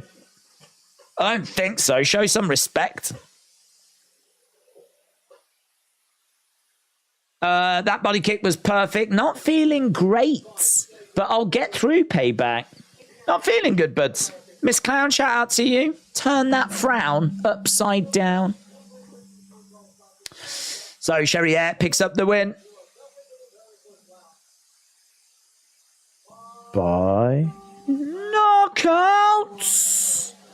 By knockouts. Time for Gomis. Welcome to the UFC. He looked quite good. He looked good. Your dong never likes tasty blows to the back of the head, says Chad. Namajunas. Rodman is infinitely great, says Miss Clown. AB said, I'm expecting a decision win for Charriere, but I think Zecchini is a junkyard dog and the fight will be closer than a lot of people think. I like that. I think you should start putting in your predictions after the fights have ended. I think that's definitely a fun way forward. We do still need to have a look over at Tapology, actually. Can we do that momentarily? I mean, we can do anything. Let's refresh and see where we are. There we go. That's where we are at the moment. I've got one pending as well. Dark Angel wants to join. Dark Angel, you have been accepted. Lovely profile picture. Love that. Yeah, this is our Tapology group. You can join. We'll be obviously watching UFC next week with the big pay-per-view cards. So if you want to make your picks for next week, you can go to Tapology, make your selections. Join. It's free to join. We're not sponsored by them. Don't give a flip if you join or if you don't join, to be honest. As we said, we're not sponsored, but it's just a bit of extra free fun. You can make your selections and then join our Wrestling Days League. We've got nearly 300 people now in that league, and currently Brian Schaefer is number 1. V-Man is 2nd, Banjos and Witch in 3rd, Fowler in 4th, and then we got a lot of people in 5th. John Boy, Carlos Perez, Yapo Ipip, Hayden Garrett, Aubrey Edwards. Let's go. I hope that's the real Aubrey Edwards. I hope she does join us. There is Pennywise from the film It in the crowds. Aubrey Edwards and Muhammad Ali as well. Big shout out to all of you that are playing. And we will keep an eye on that as the evening progresses. So we have got our next fight coming up very, very soon. This is William Gomis, well-rounded, improving, 2-0 in the UFC. He shuts his opponent's offense down. He's on a 10-fight win streak. He can be boring because that's what he tends to do, is neutralize his opponents. If he's going to win, I think a decision is probably most likely. But this is French fighter versus French fighter. We got William Gomis taking on Yanis Ghemmouri. Ghemmouri. Patient, but explodes when required. UFC debut. Stays long. He's very intelligent. He's got strong underhooks. He can be a little overconfident at times. Can fight out of both stances. counter striker. Both are like in their like mid late 20s, 26, 28. As we said, Gomis is 2-0 in the UFC. This is Yanis's UFC debut. French fighter versus French fighter. Crowd are going to be, I don't know how the crowd are going to react to this. They're just going to cheer everything and everyone. So, I don't know, the crowd are going to be a bit confused by this one, but should be a lot of fun. And I've got William Gomis picking up the victory. So let's have a look and see what you lot think. We was a little bit late doing that last poll. We'll do this one now. Who wins? Gomis or Ghemmouri? There we go. Boom. Rodman might be an opponent for Ricky Stark's strap match and not Steamboat, says Bonkers. Chad said, your dong is patient and explodes when required. Chad, shout out to you. Maka said, I like the video you did, the 10 things that must happen. How come you didn't do one for Payback? Didn't do one for Payback because we have been a little bit busy with a few other things. So I would have done one for Payback. And I had plans to do one for Payback. But just, you know, other things have got in the way. There's been a couple of videos like the prediction video. I really went big on the prediction video. And it just took longer than I thought it was going to. And a few other little bits as well. You might have noticed I've changed a few thumbnails and just been working on a few things. I've changed like the layout of the reaction videos and just, you know, little tweaks and whatever. But it's just all takes time. It's also time consuming. But I think, you know, fast forward a few weeks, I think everything will start to look a lot more uniformed. I think it will look outside of the streams. I'm not, you know, not really much I can do with those, but like the videos and the shorts should start to look a lot more themed. I think they'll look good. So yeah, that just got in the way this time, but I would definitely look to do them for future shows. I liked it as well. French guy is going to win this one. I'm 99% certain. Said, just call me Joe. AB Jobson said, I prefer William Gomis at -210. He has a villainous takedown. Gomis must destroy the ring announcer. Guaranteed. Well said. Dark Angel said, I'm glad I didn't put any money on this. I've only got one fight so far tonight. But Penny was also 5th placed in the league. Did I miss somebody? Did I not read somebody's name? John Boy, Carlos, Yip Yabba Whip Hip, Hayden Garrett, Aubrey. Does it need refreshing? Is there someone that I've missed? No. I think we got them all. Please don't give credit to people that don't deserve it. That will not be tolerated on this channel. I've been very clear about that in the past. I will not give out credit to people that don't deserve it. You have to earn my affection. And the affection of this community. Right. Let's go. SoCal said, I'm going with Gummy Bear. Right, we are just seeing a video package from main events. Well, actually, is our main event? We're looking at Tuivasa at the moment, but he's taking on Gane. This could be to promote tonight, or it could be to promote next week. Because I believe Tuivasa fights next week. But it's probably to promote tonight as Cyril Gane just pounds out Tai Tuivasa. Imagine if it was Gane against Aspinall tonight. France versus England. Let's go. Amazing scenes. It is absolutely rammed. You can see like some pundits talking away. I don't know what the channel they work for. Maybe a French channel. Right there, just doing the video package right now. Gomis against Ghemmouri. I prefer Gomis at minus 210. Gomis needs to be a little more active, but he's got a lot of really good skills. Ghemmouri QOC isn't great, and he doesn't throw a ton of volume, but he does at least keep a decent pace.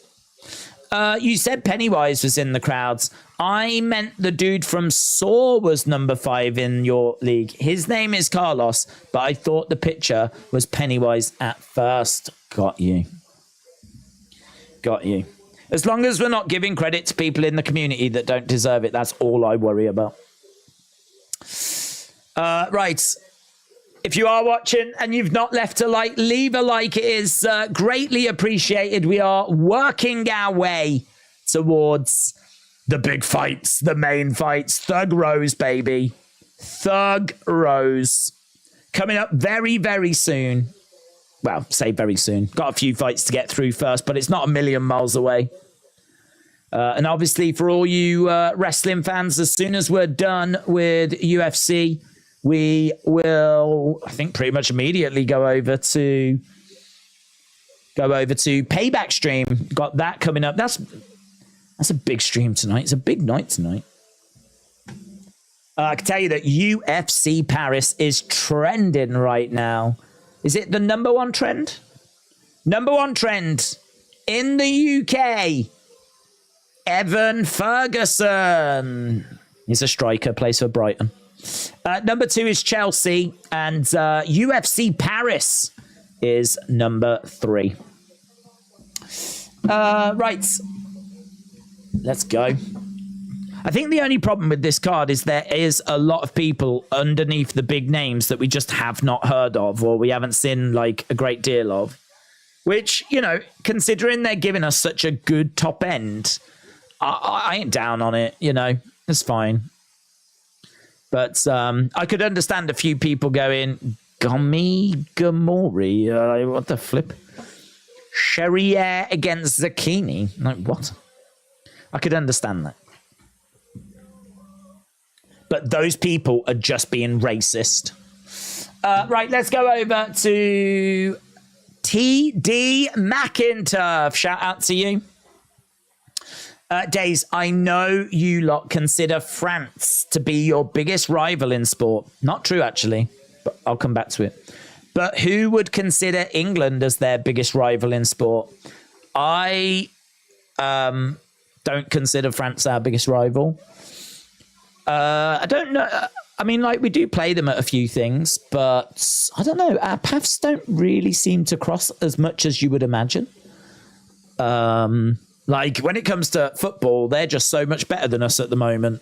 That they are one of the best teams in the world. And so if we played them, we would expect to lose, but we would hope we could get the win.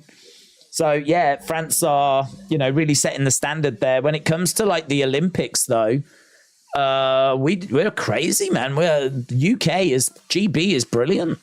We tend to be like 3rd or 4th on the medal table. I know you've got China and USA out in the front, but for us to be like the next ones below is pretty crazy. So like we tend to mug France when it comes to like the Olympics. So yeah, I don't know. They haven't got a cricket team. So we don't ever compete there. Rugby, to be honest, I've only got a passing interest in rugby, so I don't know much about that. So yeah, they're not, I don't class them as our greatest rivals. I class Australia as our greatest rivals. And the reason why I class Australia as our greatest rivals is because it's normally for the Olympics, we're looking at Australia to see where they are. When it comes to, because they don't have as many people as us, but they take sport so serious. Like everyone in that country just loves sport. So Australia is like really dialed into they try to beat us in the Olympic table. We try to beat them. You've got rugby. Obviously, we've gone to war with Australia many times in rugby. Football, not so much, but we did play them not long ago in the women's World Cup just gone. That was kind of tasty. We also played them in the netball world final, and Australia beat us in that. So we played them in that. And one of the biggest rivalries in English sport is cricket, England, Australia, the Ashes. And we play each other every couple of years, and it is red hot, man. That is a fierce rivalry. It is fierce. So I think that I class Australia as our biggest rivals when it comes to sport. And I think they might say the same, actually. I think they might say the same. I don't know how they feel about, like, New Zealand, because New Zealand's quite close to them. They might say New Zealand, but I think they would say England. It's a fun question. That put me in a slightly different headspace, which I appreciate. Wrestle with Andy, hello. Shout out to you, buds. Has your dong ever used performance enhancers? Bit personal. Little bit personal, to be honest, bud, but I can confirm no. No. Or at least nothing that's been proven. Right, here we go then. About to get underway. So yeah, TD, great question. Motix said, hashtag fire Kojiko. Kojiko's not around. Can't really fire him if he's not about. Bang, here we go. We are underway then. So, Gomis against Ghemmouri.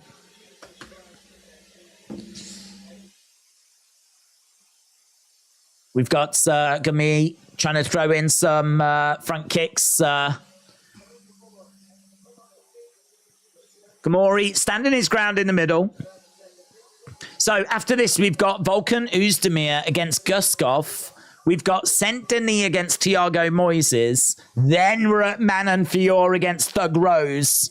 And then we've got our main event. So 4 fights after this. We are in featherweight here. And at the moment, these two fighters standing in the middle. I've got to say, I don't know that the French fans are going to be crazy about France versus France. I think they enjoy having a heel to root against, someone that they can really boo. I think they really enjoy that. And like, kind of supporting both guys really does take away something here. So Ghemmouri edging forward, kick coming in there by Ghemmouri.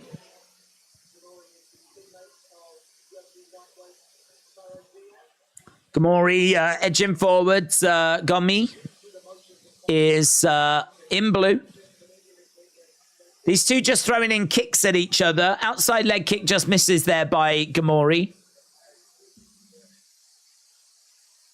Yeah, crowd have just settled down a little bit. Did you hear about Yudong being robbed at gunpoint? No. No, I didn't. Was Jones on roids for the Gane fight? Don't believe so. Gomis looking for an outside leg kick. Ghemmouri looking for a head kick. Then goes back to the legs. At the moment, Gomis is edging it 9-2.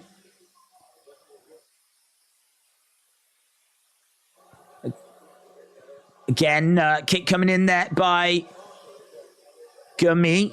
Ghemmouri just edging forward. The crowd making noise. This thing is not got going.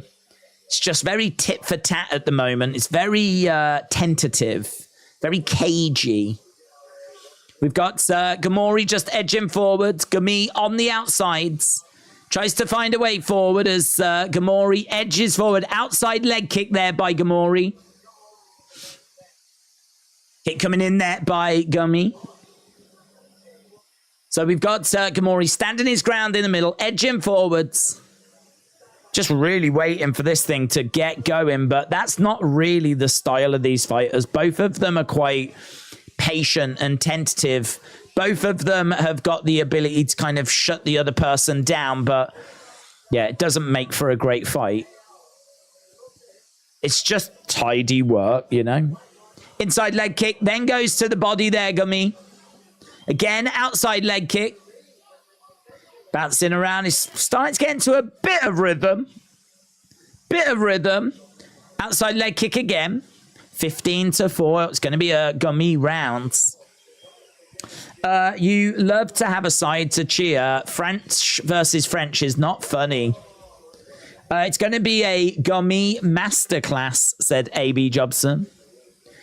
3, not fire. I just read what I want to read, Motix.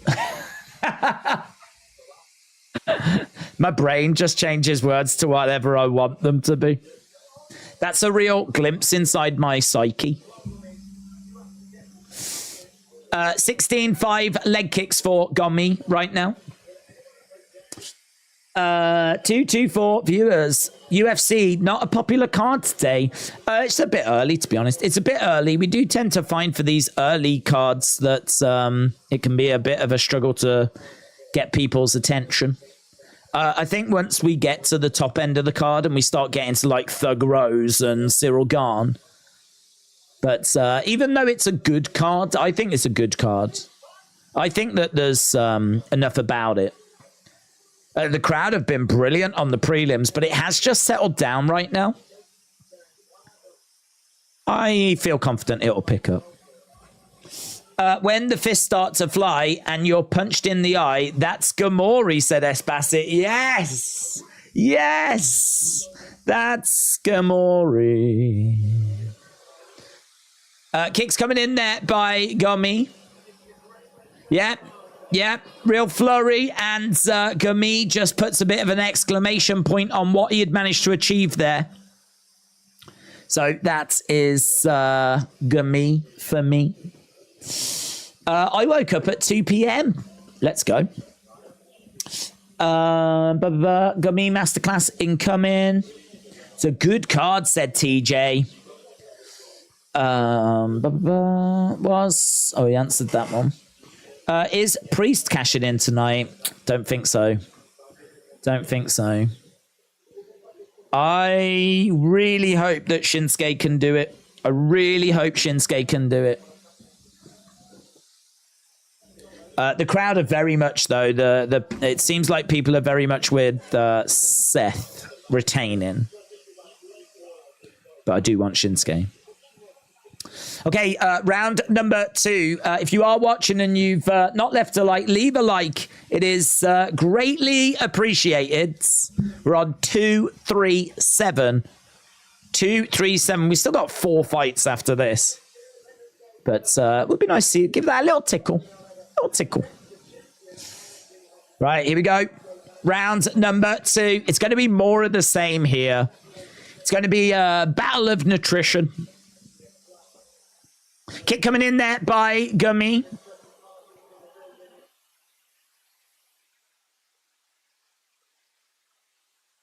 Crowd just settling down here. As we said, they do like someone to boo.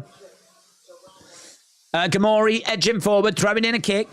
Gomis has been getting so much success with the leg kicks. He's landed 24 out of 29. Kick coming in there by Ghemmouri. Gomis, a couple of shots upstairs. That seemed to catch Ghemmouri. That seemed to catch him. Head kick coming in there by Ghemmouri. Gomis is being driven back against the cage. Couple of knee strikes being exchanged. So we've got Ghemmouri on the outsides. Trying to charge forward. Gomis grabbing the leg. Ghemmouri is looking for the takedown. He's got Gomis up against the side of the cage. Ghemmouri in control. Got to do something with it though. Ghemmouri has got Gomis up against the side of the cage. Ghemmouri has got a Kimura. Oh man, that's tight. That looks moody. That looked moody. He was really twisting it and using his height as well. Oh, it's tight. And he's really trying to pick him up as well. Referee is right in there. Referee is trying to have a look. Referee just needs a reason to stop it. Gomis is in control. Ghemmouri back up onto his feet. Oh, I tell you what, he really has been through it here, Ghemmouri. He really has been through it. Ghemmouri in a guillotine.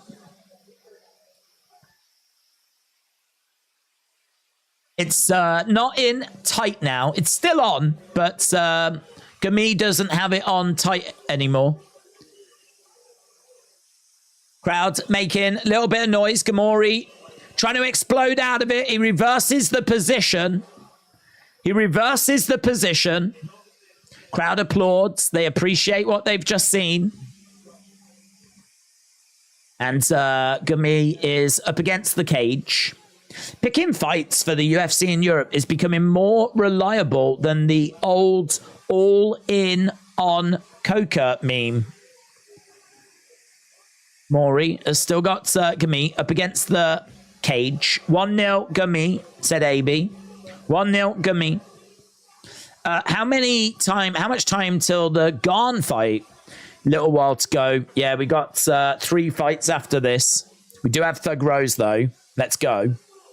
Thug Rose, man. Shoulder strikes by Ghemmouri. Pop, pop.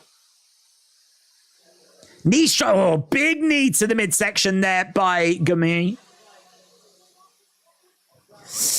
25 in the table for Tapology, said Bonkers. We've got 1 minute 20 odd to go. 38-15. Gomis is still ahead. Plenty of control time for Ghemmouri, though. Both fighters into the middle. Kicks coming in there by Gomis. Shot coming in there by Gomis again. Ghemmouri looking for a kick. Oh, lovely. He does that so well. Gomis going to the body, then going immediately upstairs. Bouncing around. Kick coming back there by Ghemmouri. Ghemmouri was in big trouble with that guillotine not long ago. Managing to survive, get out from the corner. Gomis, outside leg kick, throwing in those kicks. Bouncing around. Ghemmouri, edging forwards. I'm going for Gomis to win, says Andy. Let's go. Andy, shout out to you. So we've got Gomis edging forward. We've got Ghemmouri as well. Standing his ground in the middle. These two just sort of cancelling each other out at the moment. Swinging away there, Gomis. Outside leg kick by Ghemmouri. Ghemmouri switching his stances. Gomis edging forwards. Couple of kicks coming in there by Gomis. Spin kick to the midsection. And there we go. End of the round. Sean said, Saint-Denis by points or cash out now. Oof. I mean, I do have Saint-Denis winning.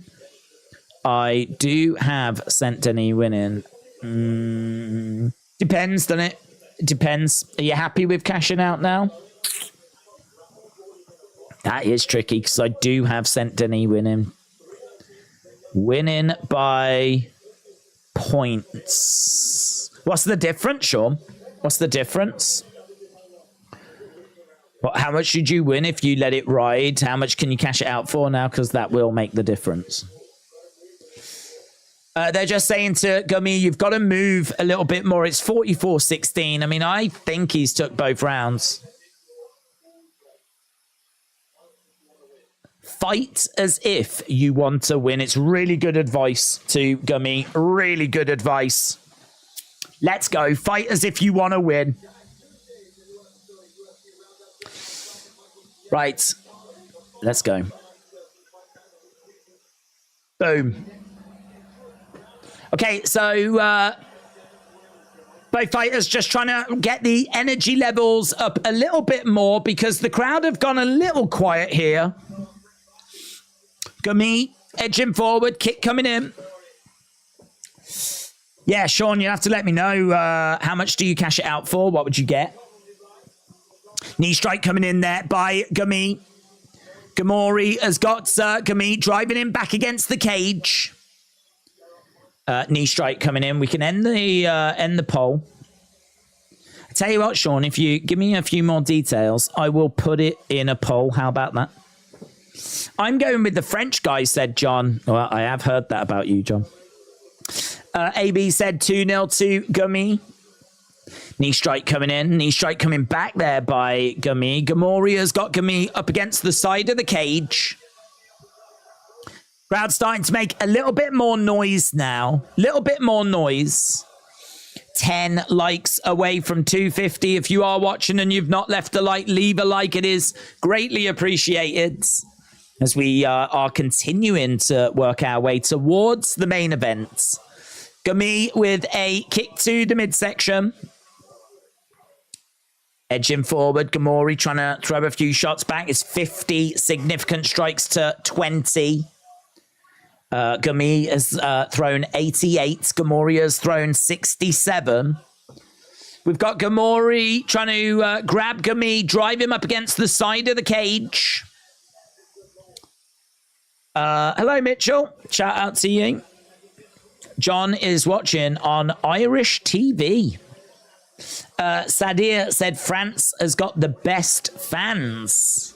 They've been brilliant tonight. They have been absolutely brilliant. Knee strike coming in there by Ghemmouri. And again. And Gomis goes over by the side of the cage. Biggest fixture in Premier League history. What? Oh, low blow. Low blow. He's calling it. Huh? There's confusion here. The referee has called it. The referee has called it. There's real confusion here.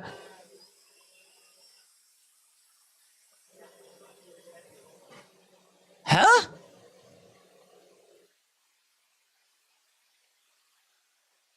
No one knows what's going on. Ghemmouri is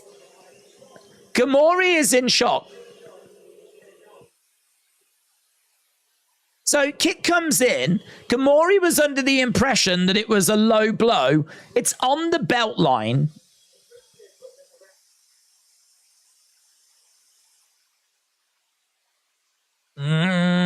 He feels like it's low. The referee could see. I don't think the initial kick is low. Oh, but there is a bit of follow up there. Why has he called it straight away?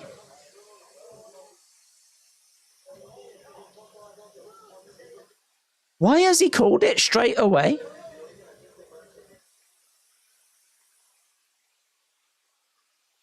What the flip? Is it Usyk? What the heck? This is like amateur hour, man. This is amateur hour.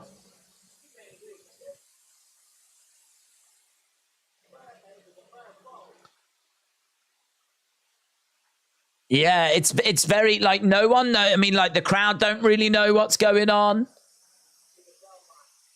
Kick comes into the belt line. Referee signals that he wants the action to continue. He does not believe it to be a low blow.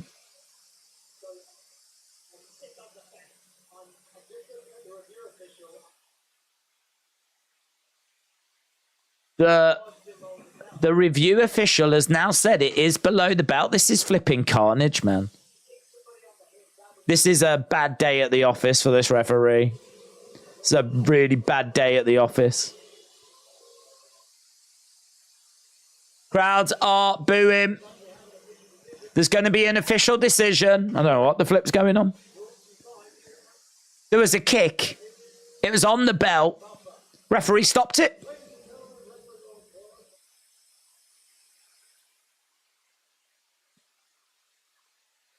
The winner by TKO. William Gomis gets the win. He's declared the winner. How have we had French fighter versus French fighter and the crowd are booing? How have we done?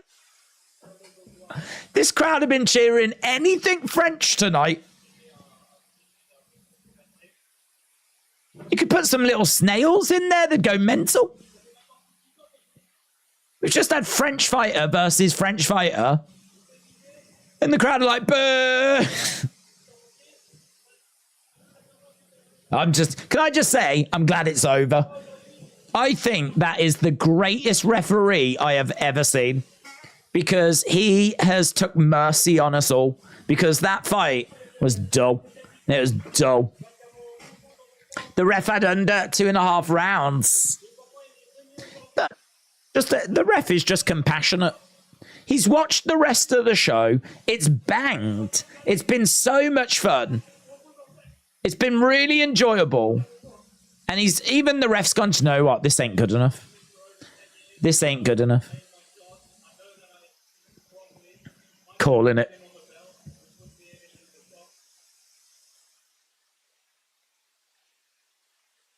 Anyone that's booing me, please show a little bit of respect. I'll boo him more now. Boo! Anyone that's going to plead, please like me. That just makes me want to boo him even more.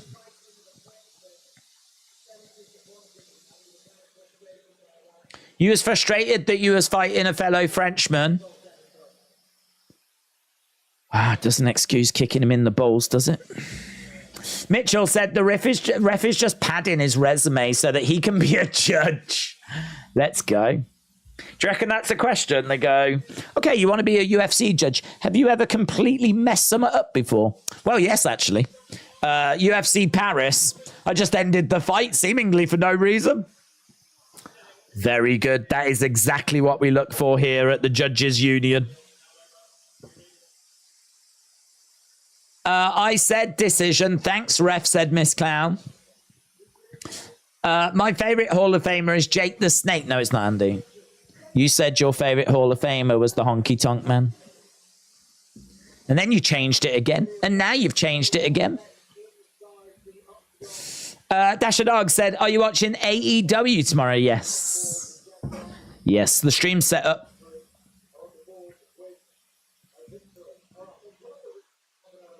Okay, we're going to put up the replay and take a little look. So the kick comes in. It doesn't...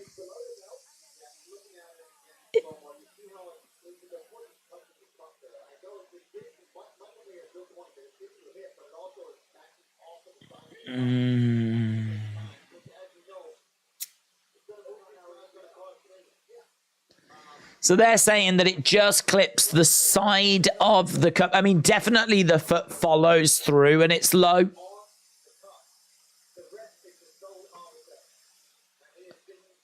The ref has deemed it.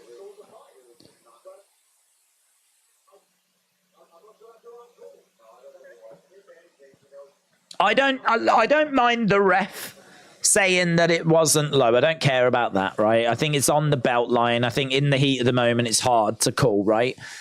So I don't mind the ref not calling it low. I don't understand why he's come over and just called it. Here's Volkan Oezdemir. John said, that's strange. It is, isn't it, John? It is strange. You're absolutely right, mate. It is. That's what I thought that, John. I watched it and I was like, that's weird. What the ref's just done there. I am right there with John. Me and John are in the same boat. Motix, shout out to you, my friend. Really appreciate the support. Is this going to be about Coach Co?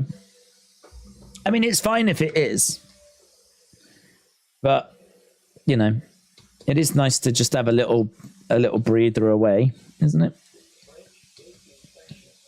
It is nice to not talk complete rubbish all the time.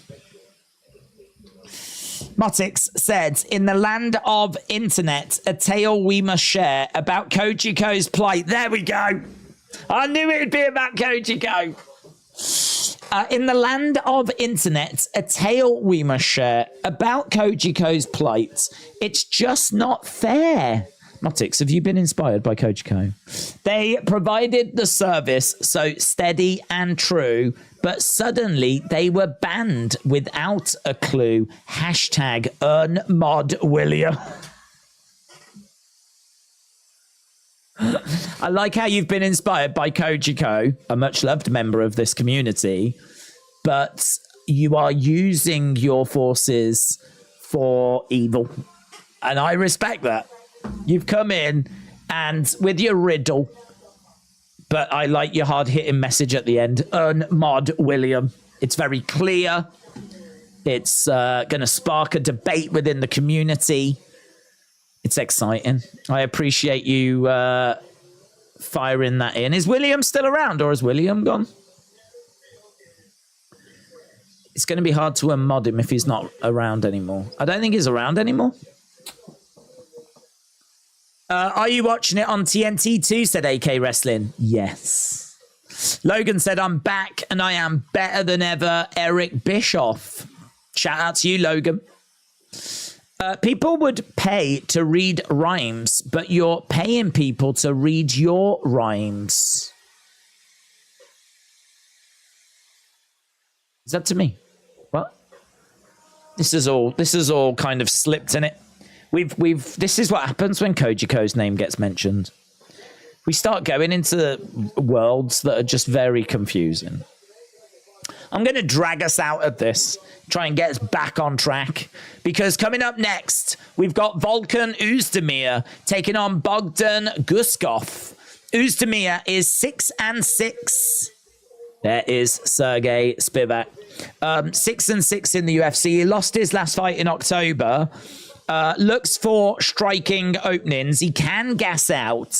He's got decent takedown defense. Decline in volume. We're not seeing as much volume out of him as we usually would.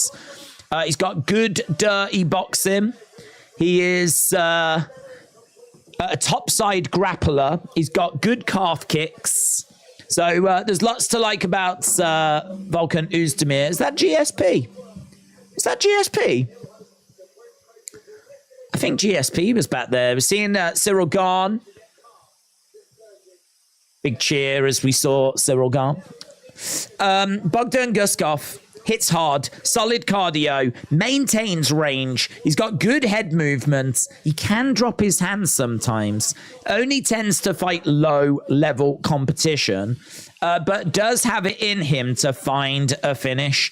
This is light heavyweight, 33-year-old Oezdemir taking on 30-year-old Bogdan Guskov in the light heavyweight division. Oezdemir minus 160, Guskov plus 130.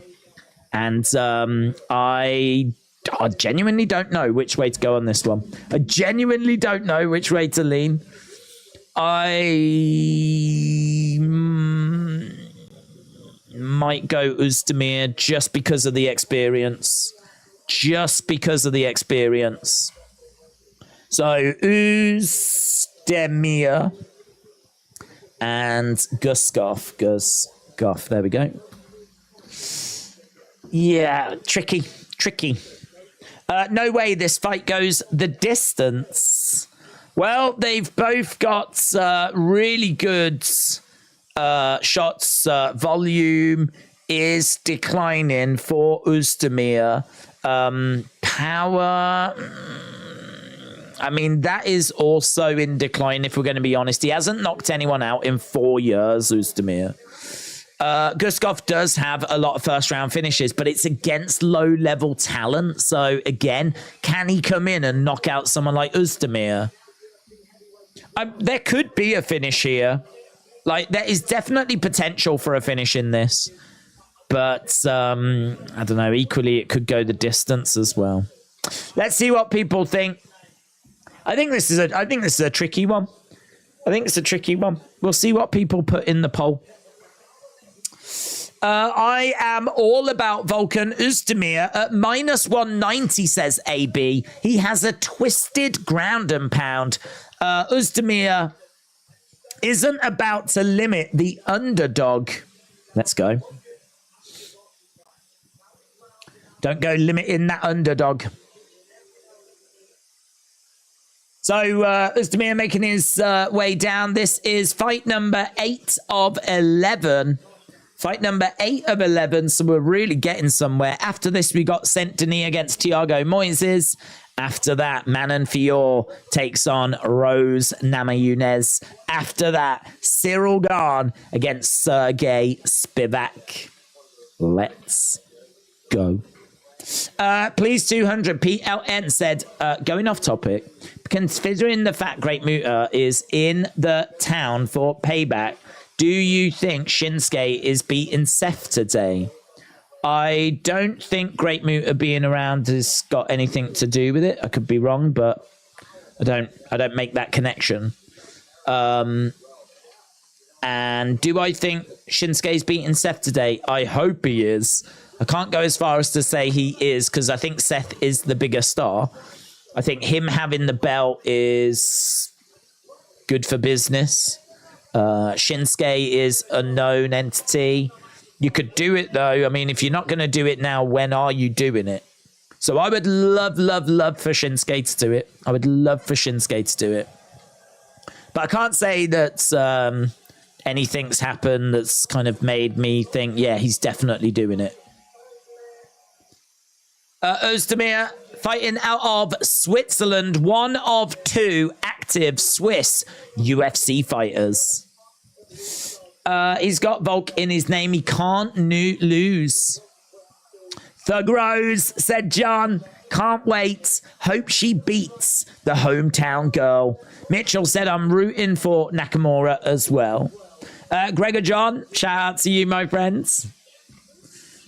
Possible Bogdan lands a big one early, says AB Jobson. Sadia said he's got Vulcan by decision. Dark Angel said, Unmod William, that's not an insult, that's a fact of life.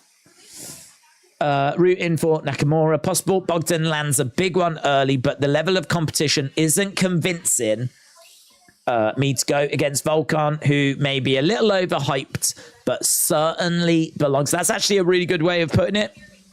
We know what we're going to get from Volkan Oezdemir. 12 first-round finishes, 18 wins, 6 wins in the UFC, 6 losses as well. But if you've had 12 fights and won half of them in the UFC, you certainly belong. He's taking on Bogdan Guskov, who is making his UFC debut. Guskov's only 3 years younger. It's not a massive age difference, all things considered. If you think about Oezdemir and what he's done in his career, and he's 3 years older than Bogdan Guskov.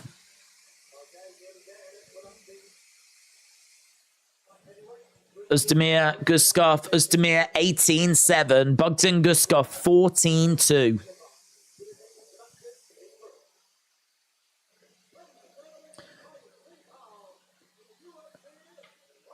Wait. Vision.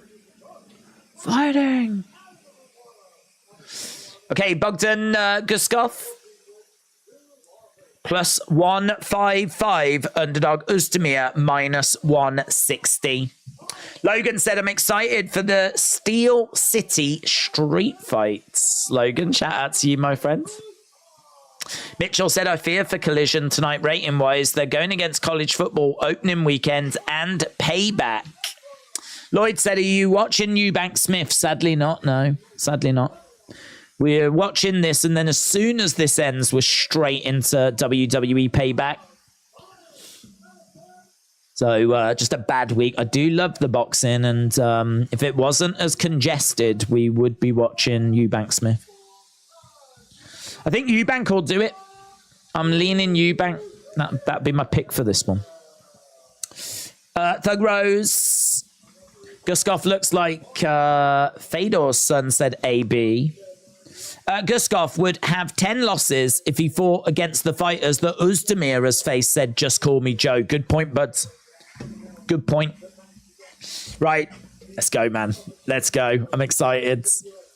We're getting closer to the juicy fights. That last fight was a snooze fest. That was a snooze fest. I am definitely looking for something a bit more, and this crowd deserves something a bit more out of this fight. So we have got Guskov in black. We've got Oezdemir in red. There is no French fighter in this one, but the next 3 fights all have French fighters. So Oezdemir edging forwards. Cal, hello. Shout out to you, man. Cal said, are you doing UFC and Payback? Jesus. I am not Jesus. I'm better. But Cal, shout out to you. I appreciate it, man. I hope you're well.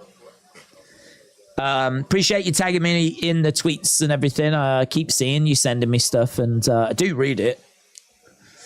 Outside leg kick there by Oezdemir. Oezdemir standing his ground in the middle as Guskov lets his hands go.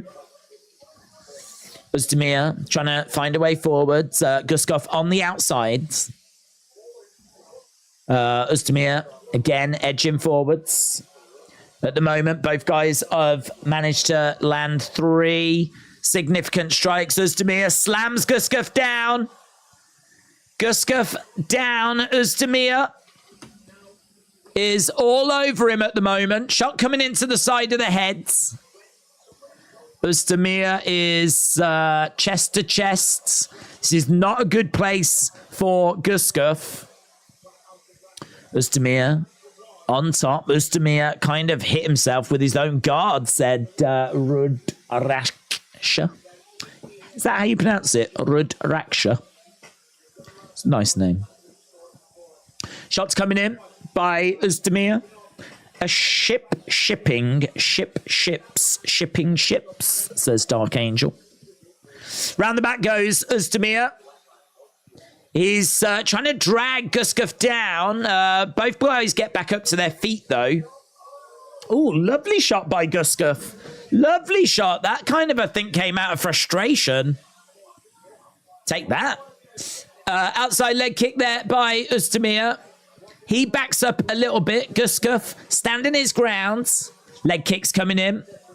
He'd be wise to keep firing in those leg kicks, Oezdemir. He's gone for 5, landed 3. There's been nothing by Guskov.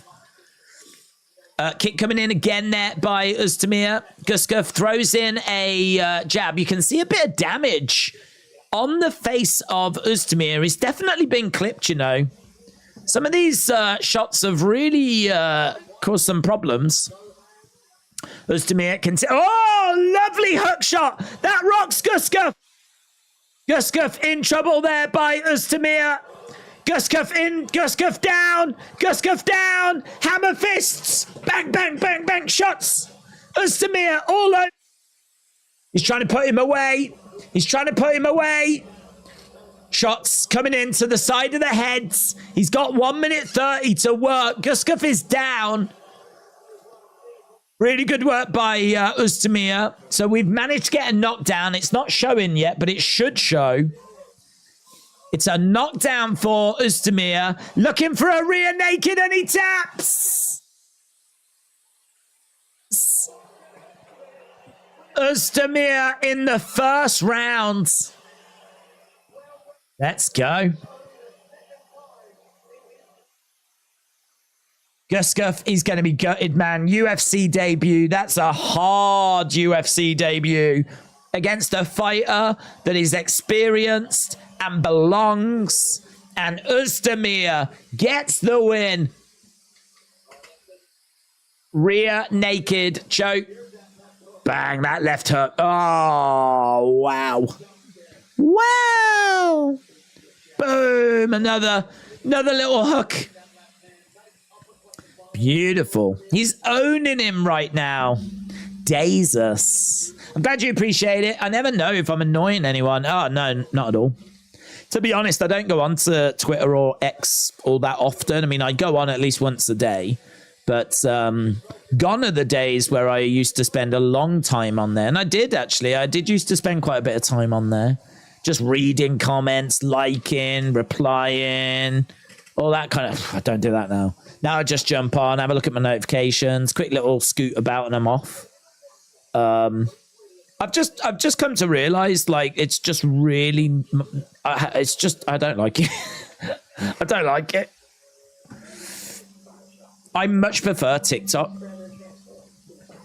I just find it... I come off TikTok and I've wasted a lot of time, but I've just... at least I feel like I've seen some fun stuff. Sometimes you can sit on Twitter and X or whatever and just feel like you're getting shouted at for a few hours, you know? So yeah, I don't spend as long on there, but no, I appreciate it. Dark Angel said a rough coated dough-faced, thoughtful plowman. Oh, do like a plowman's.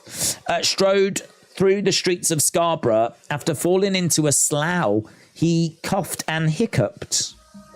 Okay. Are we going anywhere there, Dark Angel, or is everyone being consumed by Kojiko? I don't know what's happening.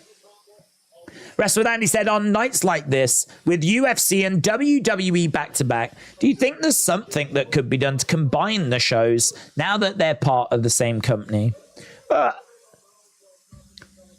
Yeah, difficult, innit? Because, like, you could... What can you do? I mean, we've got UFC in Paris. I mean, I tell you what can be done. Don't collide the shows. You know, I know that Dana White said that he doesn't think there's much crossover, but there is crossover. And a lot of people, obviously, in the streams are part of that crossover. I'm that crossover. So it would be brilliant if we could, as a bare minimum, just make sure they're not on at the same times. That would be great. You know, you get one premium live event from WWE a month. So on that month, can we just make sure the UFC show's not on at the same time? It does seem a little bit silly if you have got WWE and UFC underneath your umbrella, under your control, and you put their shows on at the same time. It's a bit silly, that. So I would like that as a minimum. I definitely think they could do a show where they are in the same city and they do like a bit of an access, and you've got all the wrestlers around, you've got all the UFC fighters around, and you just, I don't know, take over Vegas. You know, maybe you do the WWE show on a Saturday, the UFC show on a Sunday. Maybe you do something like that, and it's like meet the UFC fighters, meet the wrestlers. Maybe like the kids can go to the wrestling show, family show, and then, you know, the dads, maybe the kids as well. I don't know. Is there an age rating? I would imagine there is. I've never been to a live UFC show. I'd imagine you have to be a certain age. You could do something like that, but I don't think you'd be doing that on the regular. I think they're two separate companies, aren't they?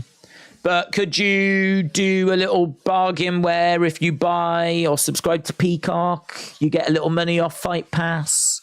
Could you cross over that way? Do something along those lines? I don't know. I don't know. I've started blocking certain words and blocking annoying accounts, says Cal. That's fair.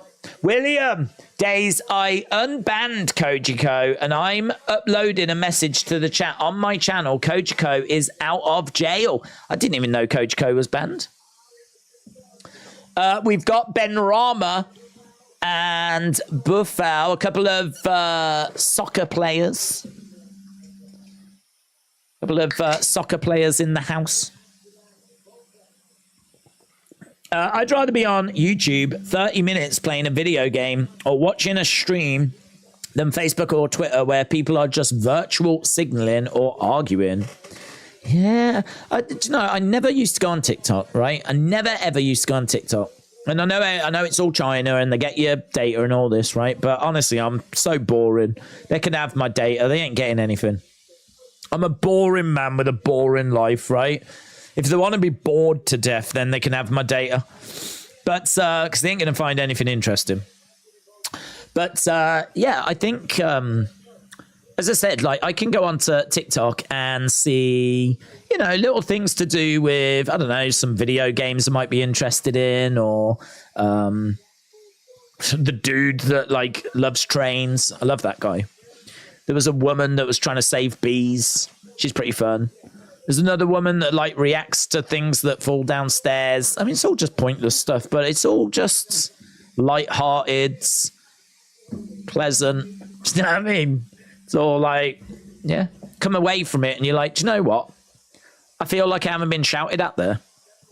But sometimes you just go on, like, Twitter and it's just people just, like, shouting their opinions and everything, which is fine. I mean, that's the world we live in, and obviously that's what we tend to do on this platform as well, share opinions and everything. But I don't know, I think there's a real argument for sometimes when you want to just relax and unwind Like, sometimes you don't want to read, like, opinions that you just don't agree with, or, like, people shouting and whatever. Like, you just want to, you know, you just want to watch someone that really loves a train. You know, that's what I want to watch. I just want to watch a dude that's really excited about the C679 carriage that's pulled into town. He's a good guy. Cal says, you're not boring at all, sir. Well, that's very kind of you, but literally, this is all we do. I mean, this is it. There's no depth. There's no layers. This is it. You can take my data, said Drew Who. I'm creating a wrestler in the WWE game. What should I call him? Pooh Man? I don't know. Maybe the community can give you some, what's the word I'm looking for? Suggestions. There we go. Oof, I think that Ghemmouri fight has switched my brain off, but Oezdemir should have just woke it back up.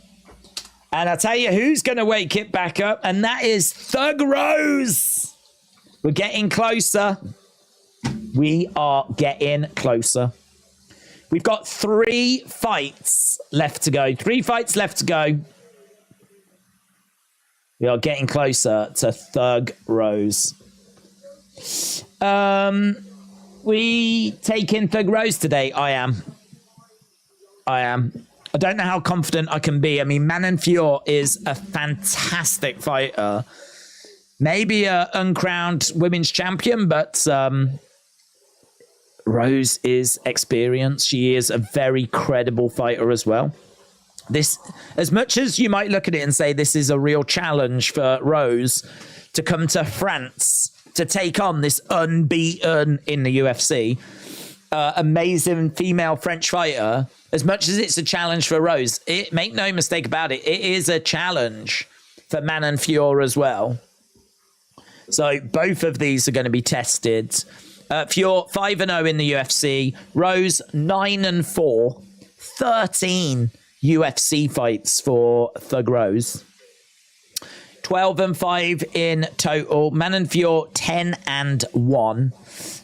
Manon is actually a couple of years older than Thug as well. Manon is 33. Rose is 31.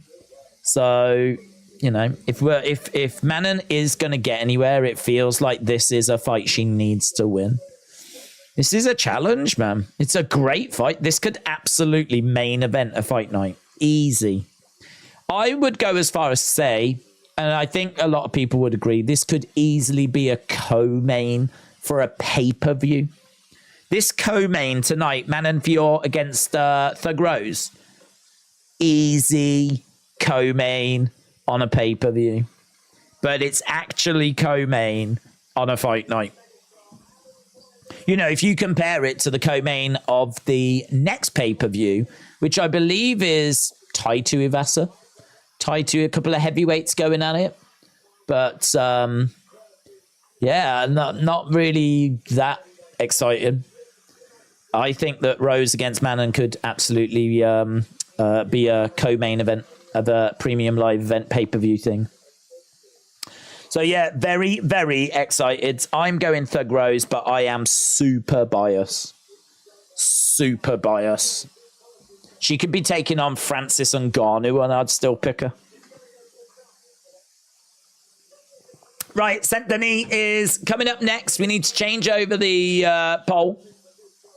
Let's go. We have really struggled, haven't we, with the likes this week? The likes has just not happened. Who wins? Saint-Denis taking on Thiago Moises. Oh, yeah, baby. I love Rose, said Daniel. Rose is the reason I'm even looking into this one, said watching trains go by. Let's go. Watching trains go by. Any Thug Rose fight is worthy of being a co-main pay-per-view. To Tai Tuivasa, not exciting, says man. Hello.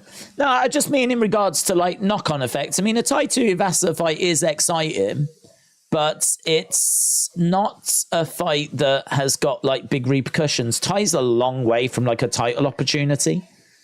So I feel like Rose against Manon is, it's right there. I mean, you could make the argument whoever wins this might find themselves being the #1 contender. I don't think you can say that about the Tai Tuivasa fight. I mean, that Tai Tuivasa fight will be fun, but it could easily sit anywhere on that pay-per-view card. It's pay-per-view worthy, but is it big enough for a co-main event spot? That's my point. Because normally we see like #1 contenders fights in that position, or even second title fights. Whereas I feel like Manon Fior against Rose, you could really make an argument that could be a #1 contenders fight. I haven't actually heard what they've said about the outcome of this. What would be next for both? Rose over Francis. Now that's an upset. AB said, I'm feeling like Moises is being written off. I'm not sure Benoit is going to have the ground advantage others are projecting. I do think Benoit's aggression will get him to the scorecards. J-Dub said, are you excited for Payback? Yes. I think Payback looks quite good. Probably at like a 7.5, somewhere around that. Which is all right. That's pretty good. 7.5. I was about an 8 for the Wembley show last week. And that's, the biggest show arguably ever. So about a 7.5. I think there's 2 fights that I really care about. The rest of the cards looks all right. A couple of fights I'm not bothered about. But overall, like, I really care about Seth and Shinsuke. I really care about that. And I really care about Rhea and Raquel. Those are the 2 that I really care about. The others are either all right, yeah, I'm up for watching them, or I don't give a flip. Like Ray versus Austin Theory. I don't give a flip. Right. Saint-Denis is making his way down. He's 3-1 in the UFC. He's on a 3-fight win streak. He's a Brazilian jiu-jitsu expert.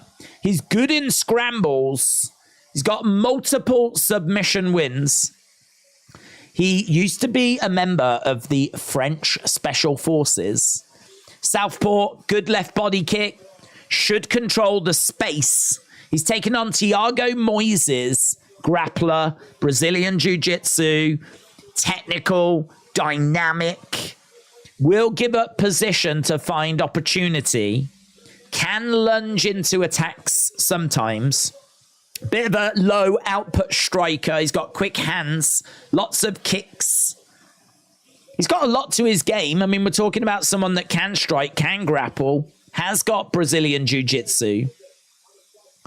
I really like both. This is going to be a lot of fun. This is actually going to be a really good fight. Both have got big potential. Saint-Denis to win by knockout plus 300. Saint-Denis to win by submission plus 380. Saint-Denis to win by decision about plus 280. So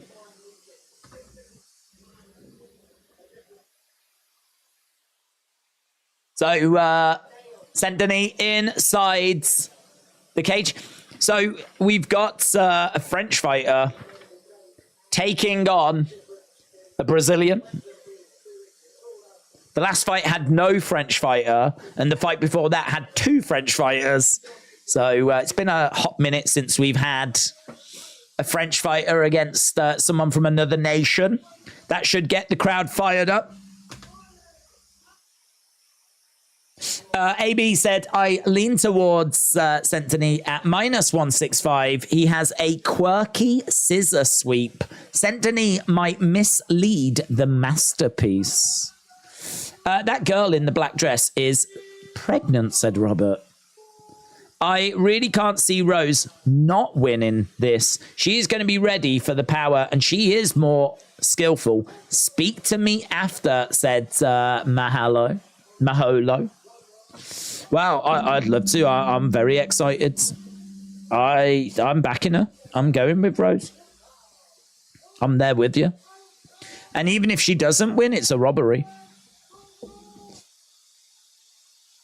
Favorite version of Sting? Surfer Sting. Easy. Not even close.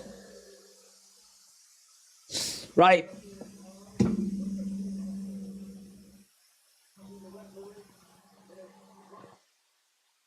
Here we go. Saint-Denis against Thiago Moises. Rose next. They are behind Benoit Saint-Denis. The French are in fine voice. Kick coming in there by Saint-Denis. Moises bouncing around. After this, Rose against Manon Fior. Then we've got Cyril Gane against Sergey Spivac. We are really getting towards the top end of this card. Oh, low blow there by Saint-Denis. Low blow by Saint-Denis. Crowd booing away. But that was a low blow. Thiago Moises taking a second.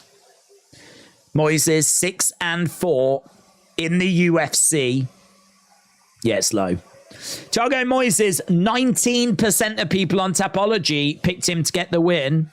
81% of people picked Benoit Saint-Denis. They are bouncing, man. Look, they are on their feet, jumping up and down. They are celebrating. They are jumping up and down. Brilliant. The French fans are right back again. They're right back again. There's been a bit of a snooze for a few fights, but the French fans are back and they are bouncing. We're about to get back underway, so we only had a little bit of action so far. Moises is going to smash Benoit, said Crazy Ginger Jake Hold'em. J-Dub said Thug Rose. James Chadwick, shout out to you, said finally a Benoit that people can actually respect. I think we're about to get back underway.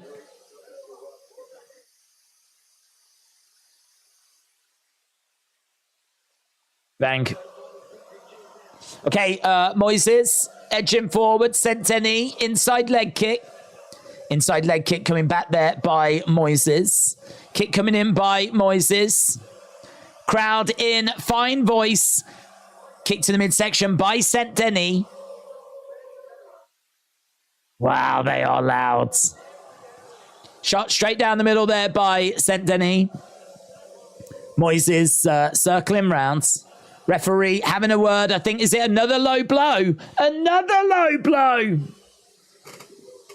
Is Saint-Denis just getting a little bit too worked up by the crowd here? I didn't see it. It didn't look low, but let's look at the replay. Is it?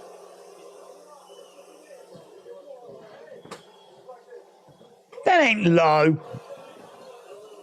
Nah, that ain't low. I ain't having that.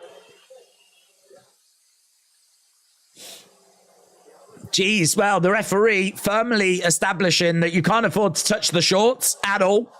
Saint-Denis exploding forward. 1-2. He's got Thiago Moises up against the side of the cage.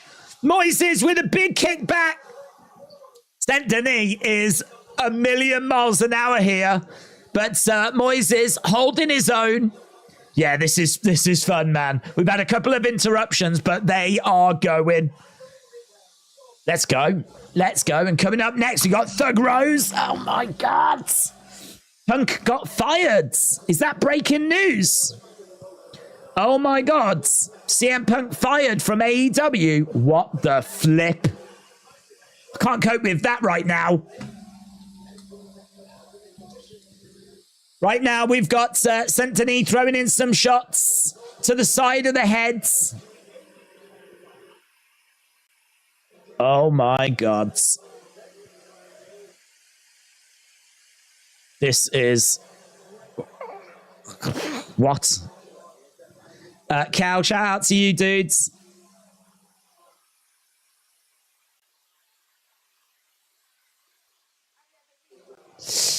Okay, so we've got Saint-Denis just trying to find a way forwards.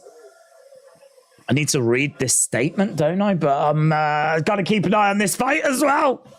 Big shot coming in. Kick coming back there. Big shots by Saint-Denis. Huge shot by Saint-Denis. Going to the midsection. Swinging away. Saint-Denis looking for a takedown. Saint-Denis trying for a takedown, but no joy at the moment. He's managed to get round the back. We've got a couple of minutes to go. Takedown. Takedown by Saint-Denis, and he's throwing in some shots to the side of the heads. Absolutely unloading right now. There is a leg lock that's being applied here by Thiago Moises. He's managed to get round the back. I've got the statement on screen. How do we fit to screen? We'll look at that in a second.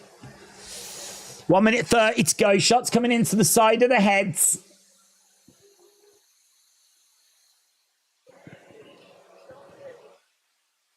Shots raining down by Saint-Denis.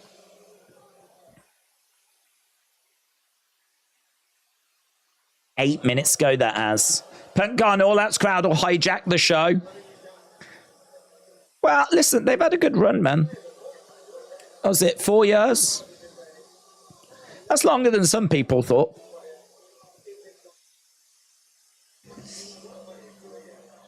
Right now, Moises on his back, Saint-Denis on top. You can see that Saint-Denis has really brought the fire. Shots coming in. Very interesting where to announce it the day before. Why would you announce it before? Wouldn't you announce it after? Blood pouring down the head of Thiago Moises. Thiago Moises is bust open, man. Busted open. Kicks coming in by Saint-Denis. Knee strike coming in there by Saint-Denis. We've got 18 seconds to go. This fight is banging, man. This fight is banging. Saint-Denis, 28 significant strikes. Thiago Moises, 15. Kick coming into the midsection. Big shots coming in. Blood pouring down the face of Thiago Moises. It's a proper war. Proper war. The crowd are on their feet. Oh, let's go. Let's go. This is... I need to turn my attention to this momentarily. Huge, huge breaking news coming out of AEW. All Elite Wrestling have put this statement out. It is an official statement. It's come from the AEW Twitter account.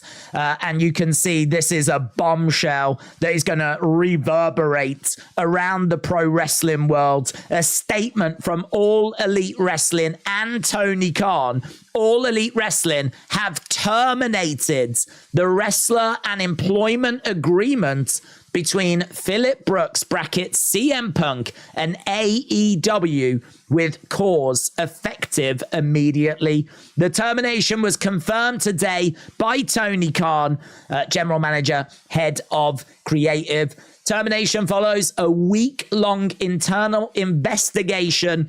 Obviously, we know what happened at AEW All In, and this is the conclusion. So Khan said, Phil played an important role with AEW. I thank him for his contributions. The termination of the contract with cause is ultimately my decision and mine alone. Of course, I wish I didn't have to share this news. It may come as a disappointment to many of our fans. I am making the decision in the best interest of the amazing people who make AEW possible every week. our talent, staff, venue operators. Were they upset? Were they the venue operators? And many others whose efforts are unsung but essential to bringing our fans great shows on TV and at arenas and stadiums throughout the world. This is huge. Thought there'd be a suspension. I didn't expect him to get released. Obviously, they've got a big show all out on Sunday. This is massive. There's going to be so much fallout over this. So much fallout. Where do AEW go from here? Collision. Collision was struggling to get ratings anyway. It's going to struggle even more now. This is a bombshell. I don't think this is a move that Tony wanted to make. It's going to be very interesting to find out if we can get more detail as to why CM Punk's been fired. What about Jack Perry? Nothing about Jack Perry here. Was it a case that CM Punk was in Last Chance Saloon because of what happened last year, though? And this was the final straw. Maybe Jack Perry's been given a slap on the wrist, but he's being allowed to continue. Or maybe another statement might come out regarding Jack Perry, but I think they would probably put both in together. So crazy, crazy, crazy times. Big, big news. Right, we are underway with this round as well. We're having to juggle a lot of different things at the moment because that is, I know there'll be a lot of people that don't watch WWE or AEW. That is a bombshell.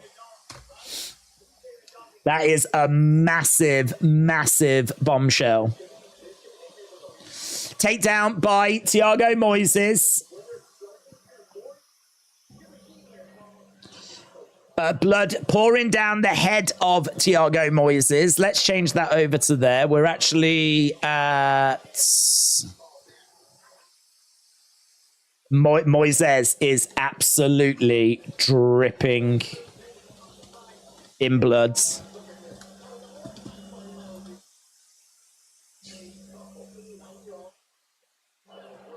Takedown. Shots coming into the side by Saint-Denis, but those shots are looking a little bit laboured. Little bit laboured.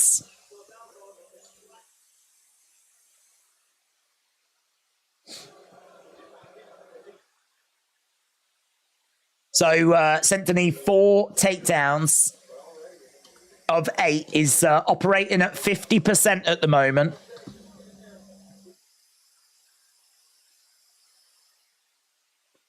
Shots coming into side of the heads.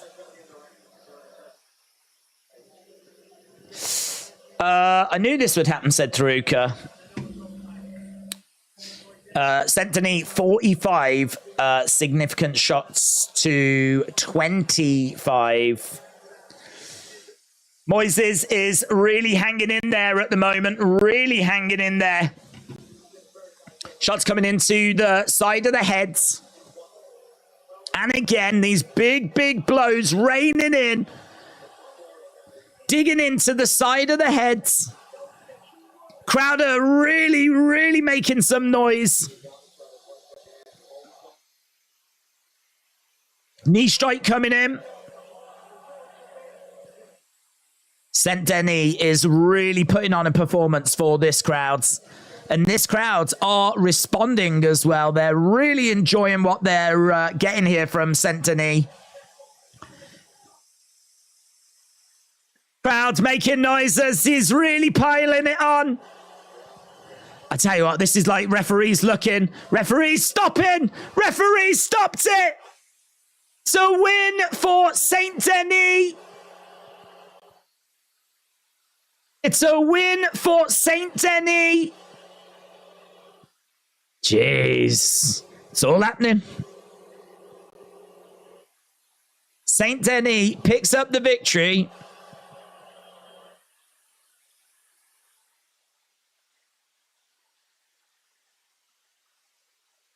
Wow, wow, wow. So the commentator said, I think we're looking at a future star. If I'm Thug Rose, I am a little bit worried about this crowd. This crowd are bananas.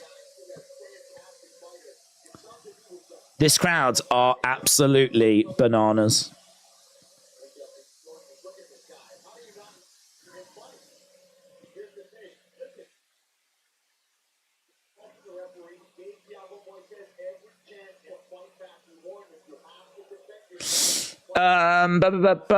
Punk to make his UFC return. Let's go. Punk making his UFC return. You got to give the people what they want, man.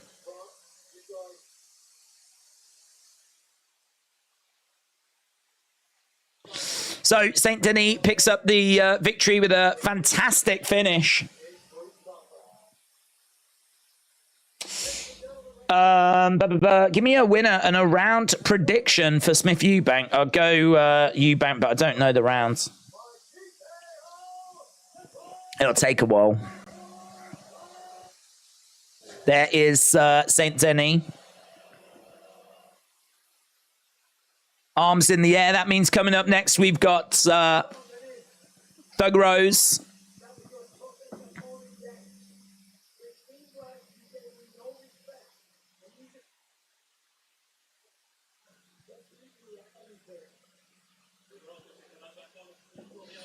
Right.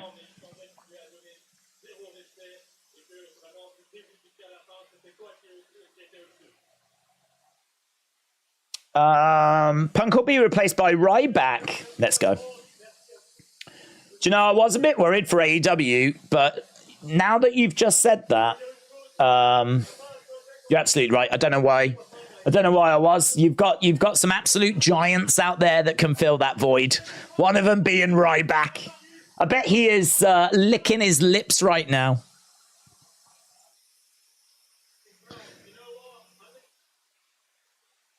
I'm going to make you a promise. No one can box with me.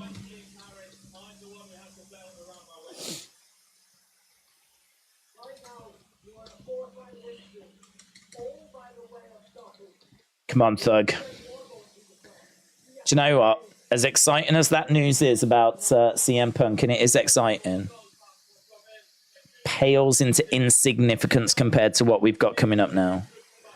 It's all about Thug, baby. Thug would beat Ngannou every day, said John. Finally. Someone brave enough to say what we're all thinking.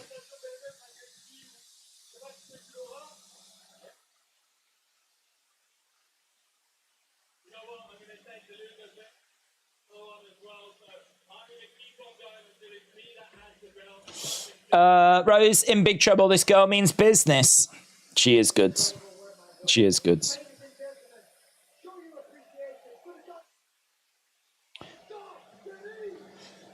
Days, would you say Punk could return to WWE? No. This is most possible it was in years. No. Triple H said he would pick up the phone, so would you say there is a slight chance? No. hope that answers it for you.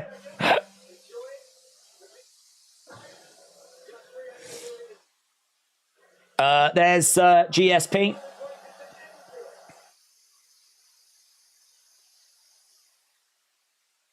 George St. Pierre.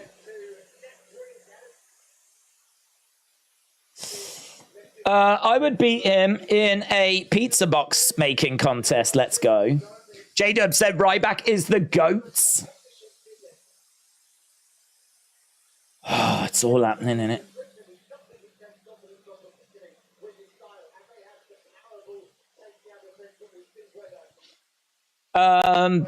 Base collision around Kazani, said Bradley. Ryback to payback.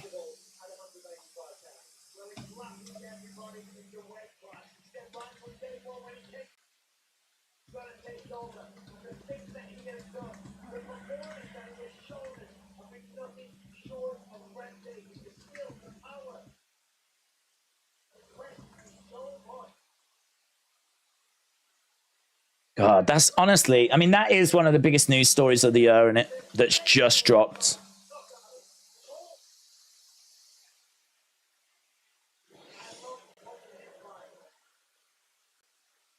Bring Tyrus out of retirement.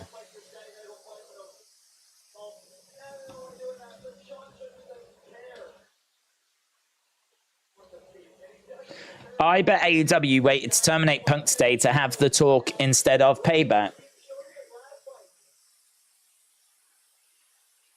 Maybe. It is very curious them doing it now. I mean, I sort of feel like it's going to get in the way.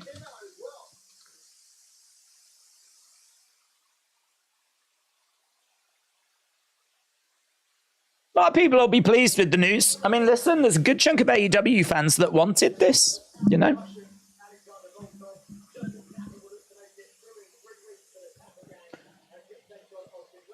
I really struggle to see how he takes the blame of this, though, and nothing on Jack Perry.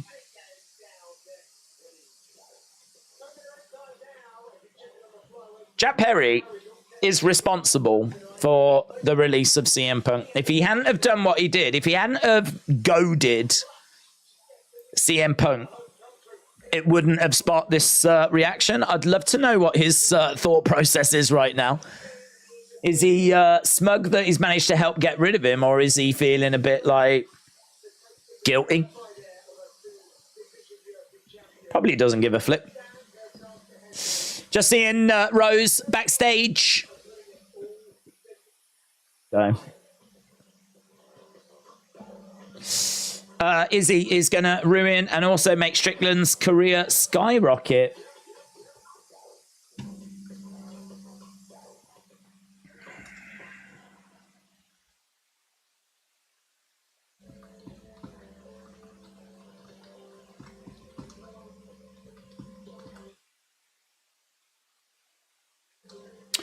I was at All In for his last match, said Bradley.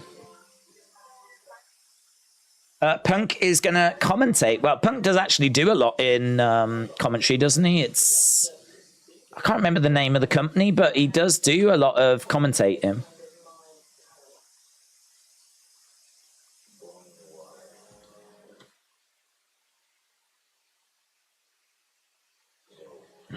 It's hilarious. I love Punk as a wrestler. 2 fights in 1 year is more than enough to be fired, said Straw Hat. JJB Gaming said Punk needs to join Cody. AEW would be hurt massive if Punk returns to WWE. He won't return to WWE.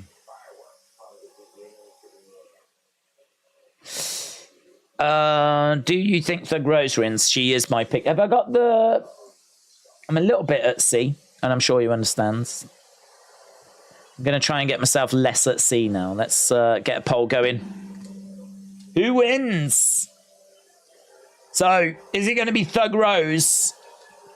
Or is it going to be Manon Fior? I am super dialed into this. Listen, Tony Khan could leave AEW. I don't give a flip.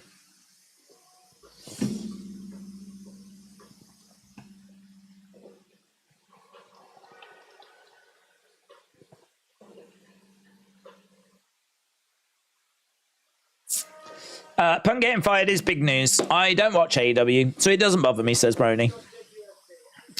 Okay. Right, Manon Fior, great striker, excellent at range, mixes in takedown. She's 5-0 in the UFC. She beat Chikagian back in October. She is got good kicks from distance, mixes in wrestling well. She's big, she's strong, she's quick. She's got a kickboxing background. She's got exceptional footwork. She can be aggressive with counter shots. She's a master at controlling distance. And she's French. She's taking on Thug Rose Namajunas, who is moving up in weights. She has got great jiu-jitsu. She lost her last fight to Carla Esparza back in May of 2022. She's going to be giving up the size advantage that's always worked so well for her. She is got great sniping, striking. She can't afford to be as conservative as she was last time out. That last fight was a bad look for her, but that's also not the Rose that we're used to seeing.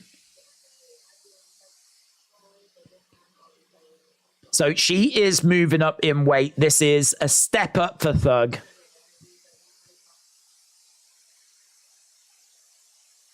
Rose says she feels a lot stronger.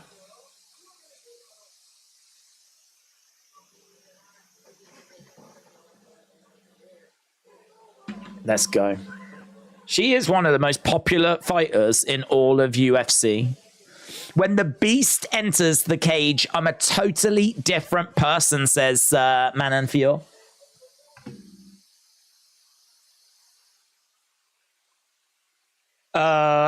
Rose by submission.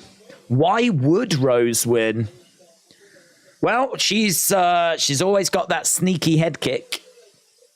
We know that she has got the ability to send in those sniping strikes. She's certainly not lost if she goes down to the ground.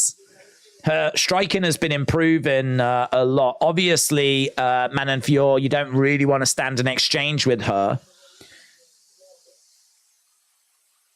I think that they're going to have a game plan for Manon Fior. I think it's going to be hard.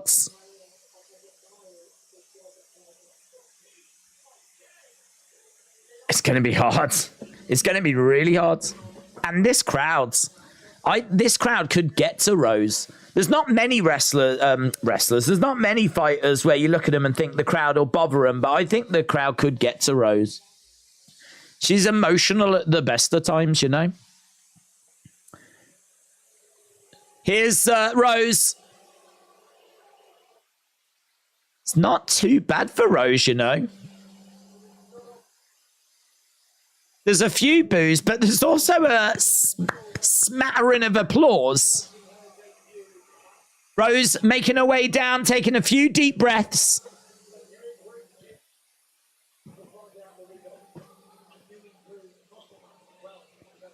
So, new, improved gym. She obviously is looking a bit bigger than we've seen her before. This is her debut at women's flyweight.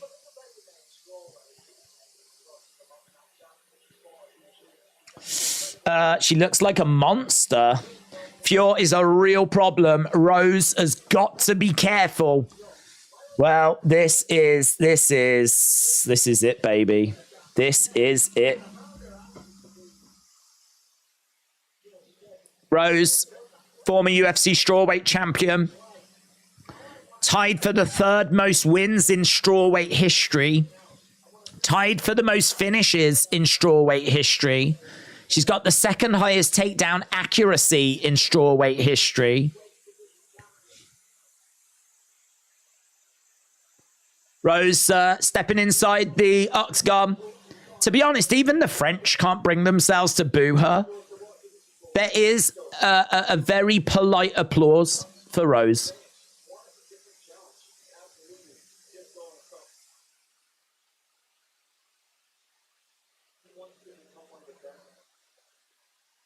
She wants to be one of the best of all time. She wants a different challenge.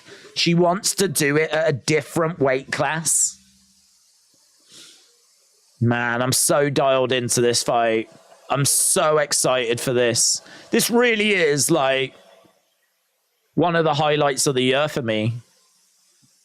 This is a great fight. Two very credible fighters. Manon Fior, as we said, she could be the uncrowned champion. She's ranked third. She's a great striker.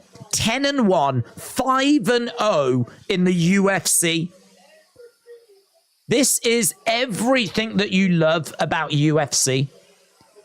Two great, credible fighters. One fighter yet to taste success. The other fighter has tasted success, but is now trying to do it in a different weight class. We know their strengths. We know their weaknesses. Quite close on the odds as well. -185 for Manon Fior. +155 for Thug Rose. 67% of people on Tapology have gone with Manon Fior. 33% have gone with Rose. It's tasty, man. It is tasty. This is a tasty, tasty matchup.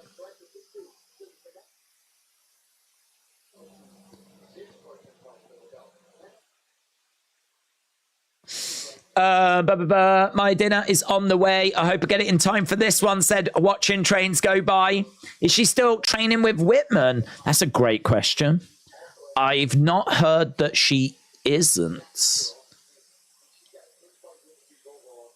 I've not heard that she isn't, but I know they have changed a lot. She was making real progress under Whitman with her striking, of course.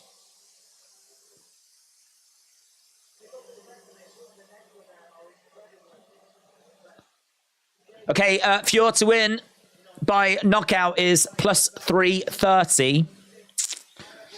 This is going to be really hard. I mean, could Rose get takedowns? Try and control this thing down on the ground.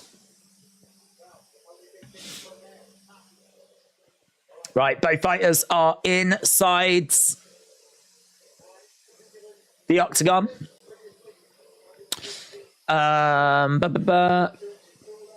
Let's go for Rose, said Legend Killer.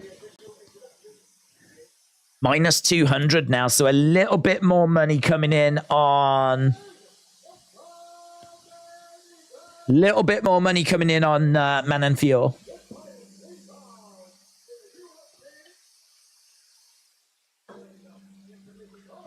Fighting. Rose pacing back and forth. She's saying something to herself, but I don't know what it is. Staring forwards. She's 6-1 whenever she's been a dog.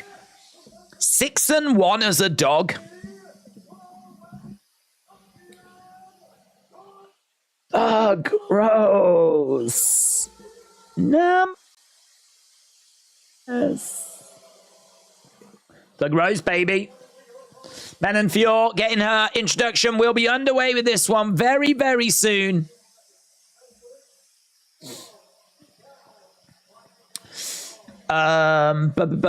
If Rose wins, Fior hating it.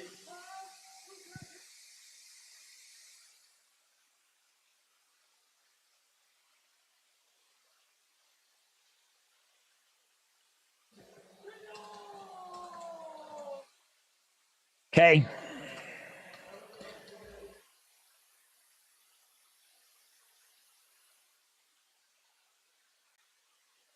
Let's go. Co-main event about to get underway. Oh, God. Come on, Rose. Come on, Rose. Rose bouncing around, Manon bouncing around as well. And both fighters step into the middle. I love the movement of Rose. It's one of the things I love most about her. Like, she's just the bouncing. She sort of glides.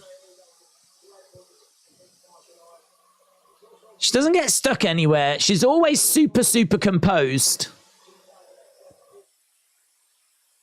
Both fighters standing in the center. Outside leg kick there by Rose. Kick coming in, trying to get in a spinning back fist as well. Rose staying on the outside, trying to come in. Launches over to the sides. Ooh, outside leg kick. Yeah, she looks good. It feels comfortable for Rose by the looks of it. Manon, couple of shots there by Fiorot, which look really good. Inside leg kick there by Rose. Rose again. Oh, trying to get a kick in. Manon's just standing her ground in the middle. It's like the irresistible force against the immovable object. And Manon Fior is the immovable object. She's just standing her ground in the middle. Rose is having to like buzz around her. Rose has been clipped a few times. That lead leg looks like it's there if Rose wants to go for it. Rose just trying to stay a little bit out of range. Again, buzzing round. She's having to work so hard into a clinch. Fior pushes Rose off. This could totally be like for the flyweight women's title. Looking for a takedown there. Rose, no success. Manon managing to defend Rose again, trying to find a way forwards. Jab coming in by Fior. Inside leg kick there by Rose.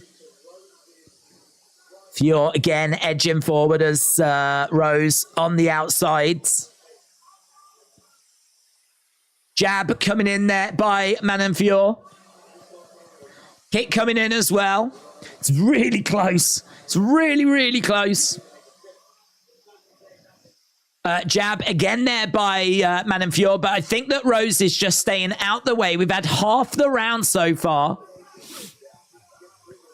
Fior is standing her ground in the middle. She's trying for a couple of kicks. It's really close. 11-9 in favor of Rose. Trying to get into the body. Oh, jab snaps Rose's head back momentarily. Rose has landed 3 leg kicks to Fior's 2. I'd like to see a little bit more there. Manon Fior's getting more success upstairs. Rose again circling round. Looks like there's a bit of damage on the face of Rose. Jab coming in by both competitors. Rose again trying to shoot away. Circling round. Kick coming in. We've already seen so much more output from Rose here. We've seen about 20 worth of output considering what we got in the Esparza fight. Outside leg kick there by Rose. Shot coming in there by Rose to the midsection. And again, trying to jab upstairs. Fior is standing in the middle. Nice. Left hand by Rose. Come on, Rose. Come on, Rose. Rose circling rounds. Again, backing up a little bit. Tries to explode forwards. Trying to get a lovely... she's trying to get like a left cross going. Outside leg kick there by Rose. Manon is again just edging forwards. Oh, lovely block. Head kick comes in. Blocked by Rose. Yeah, that was really good. A little bit of damage on the face of Rose. I mean, it's really close on the striking. We know how the judges like damage. It's a real tough little contest, this. Looking for a takedown. Rose tries to grab a hold of the leg. Manon backs away. Rose covering up, edging forward, blocking the shots. Again, continuing to move forward. Manon, again, having a little look. She baited there. That was great feints from Manon Fior. Outside leg kick just misses by Rose. Kick to the midsection. I think just fell short by Manon. Oh, fascinating. Fascinating. It is very close, very competitive. They touch gloves afterwards. Rose goes back to her corner. You need to be close. That's a good round. Right now, that's a good round. Don't need the kicks just yet. Get your hands up in the air. Move them around.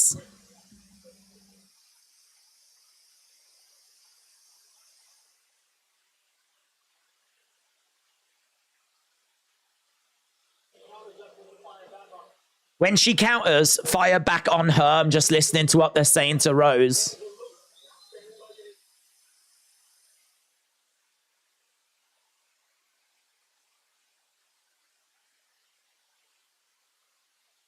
Okay, let's go. Come on, Thug Rose. Right, round number 2, about to get underway. Let me know in the chat which way you'd go in that first round. It was 26-22. I think there's a bit of damage. If I take my bias hat off, which hurts me to do, I think you go Manon Fior that first round.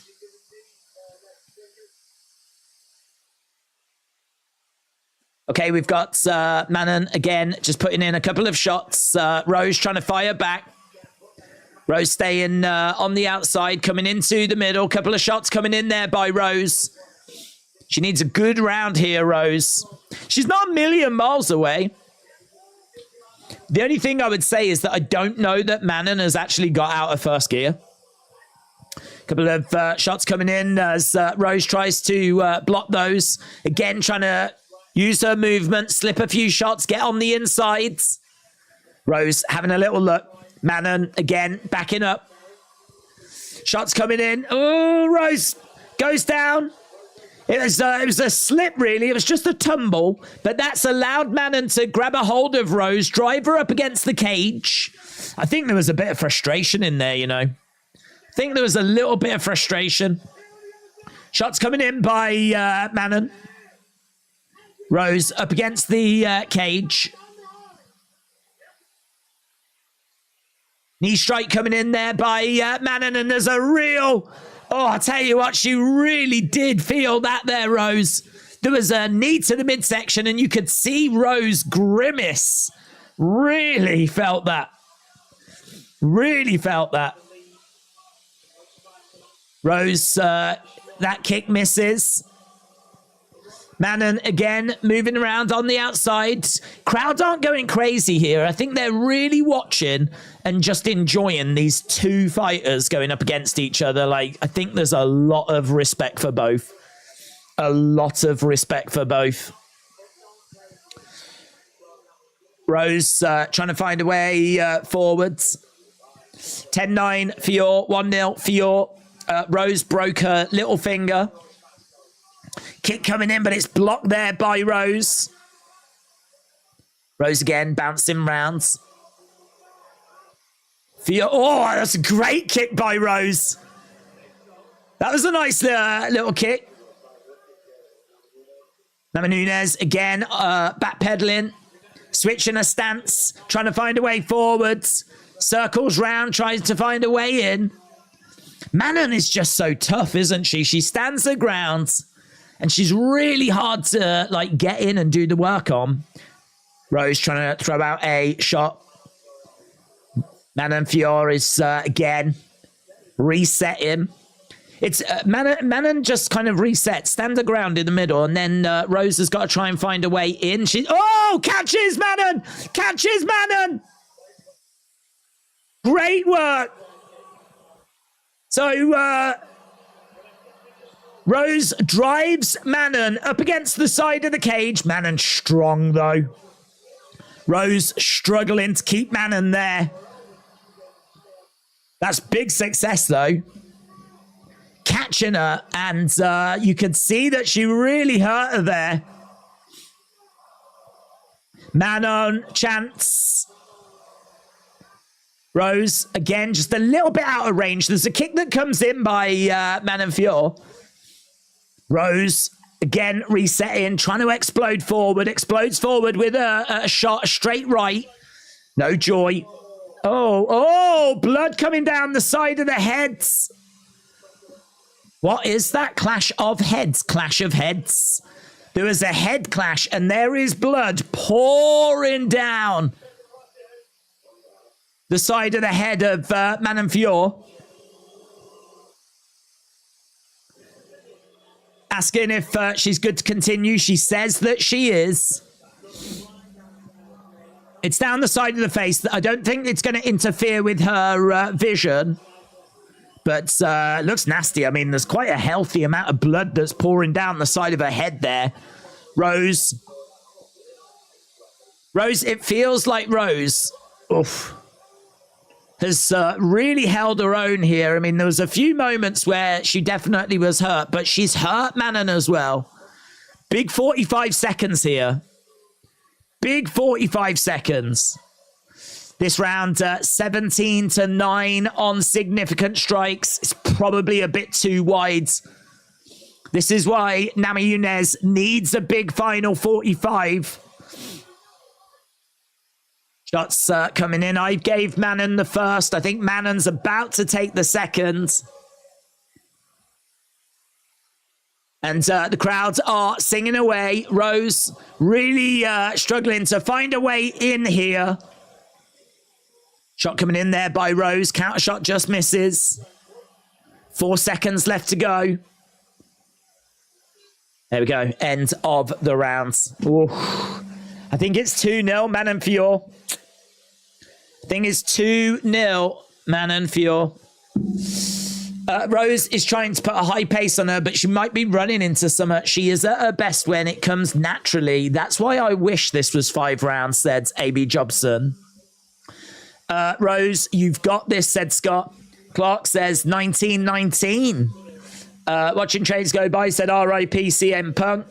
She is leaking. She really is leaking. Head clash. Stop the fight. That is too much blood. It's a lot. That's a deep cut, man. That's... box her and then go for the clinch.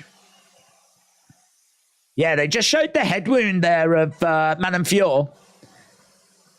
It looked quite deep. Rose is on her feet, bouncing around. Manon's on her feet. She's bouncing around. We're about to get back underway. 3rd and final round. Great little contest, this. Really great little contest. Couple of shots coming in. It's been a really fun fight as well. Again, swinging away. Rose backing up as Manon lets her hands go. Logan said this is the best fight of the night. Rose again trying to find a way forward. Outside leg kick. I do think this was a tough ask. Putting her in with, you know, someone of this caliber. But then if you want to dominate this division and be a champion in this division, you have to beat like the number 3 ranked fighter. It's just the number 3 ranked fighter might actually be the best fighter in this division. Jab coming in there by Manon Fior. Manon doing really good, really well. Just being very consistent. She's very strong. And Rose has got to find a finish here. Got to find a finish. Less than 4 minutes to go for Thug. Rose switching her stances, grabbing Manon Fior, trying to get her down. No joy. Rose goes right back to the middle, trying to find a way forwards. Rose again having a little look as Manon stays on the outside. Manon's just sort of staying out the way. I think she knows that Rose needs a finish. I think she knows that unless Rose gets a finish, she's got the victory here. Rose having a little look. She's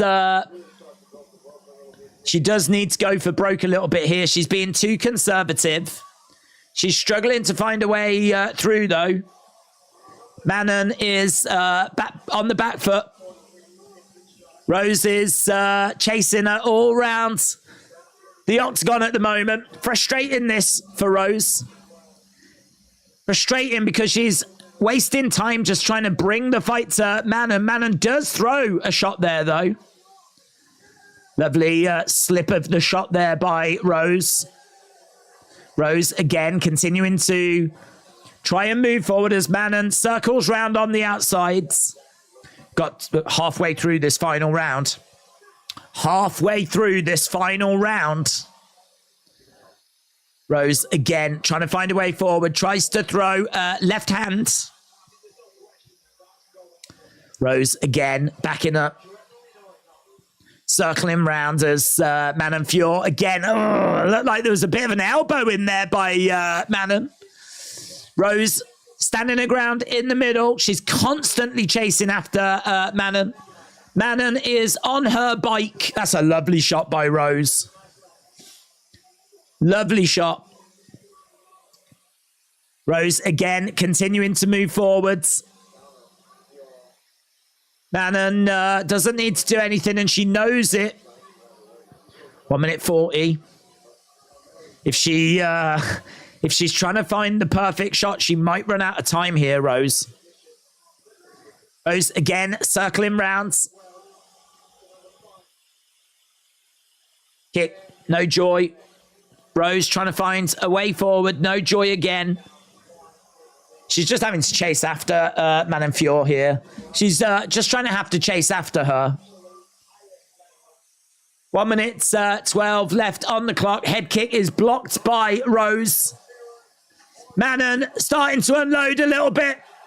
There's a real firefight with a minute left to go. Rose again having a little look. What can she find? Head kick, anything, something. Crowds in fine voice. Again, shots coming in there by Manon Fior. Jab coming in by Manon. Namajunas again trying to get at Fior, but 30-odd seconds left to go. This fight feels like it's drifting. Feels like it's drifting, unfortunately. Shot coming in there by... Oh! Dig to the midsection. Manon just went down, but I think it was a slip. Needed like much more time to be able to work that blood pouring down the face of Manon Fior. Knee there by Manon. 6 seconds left to go. Rose not going to have enough time to do anything, and that is it. Irish Fairy said this should have been 5 rounds. Let's go. Fior keeps her chin high in the air. I don't know how she's not getting caught, says Amy Jobson. Well, is that 30-27? I mean, I feel like it was Rose that was taking the fight to Manon. I actually don't know the round-by-round breakdown in regards to shots. I feel like it's Manon that's going to get the victory.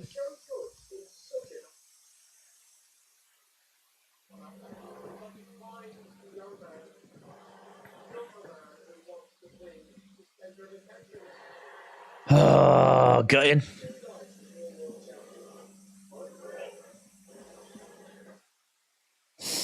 Decision time, said Legend Killer. If they give it to Rose, that's whack. Yes, but also in a roundabout way fair.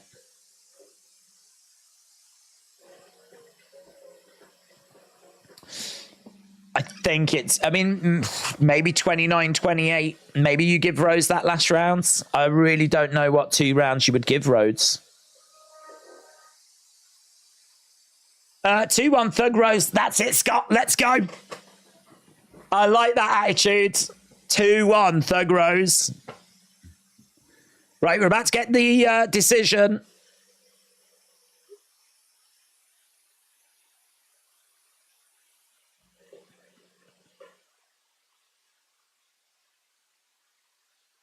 Right, we are just, I hope we're not missing anything. We've gone back to commercial break here. Even that 3rd round was 26-17 in favour of Manon Fior. I don't even think you can give Rose that 3rd round. Oh, God. 3 rounds. 30-27. 29-28. 29-28. Winner. Unanimous. Ah, Fior gets it. Robbery. Flipping disgrace. Flipping disgrace. Manon Fiorot gets it by unanimous decision. French judges.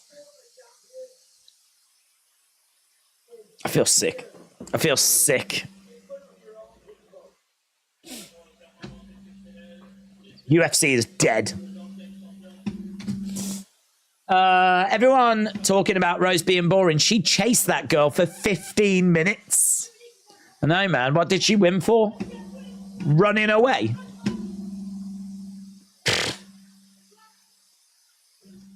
I'm here to see fighters, not runners.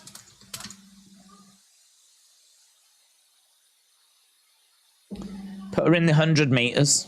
Flipping disgrace. Robbery. That's right, guys.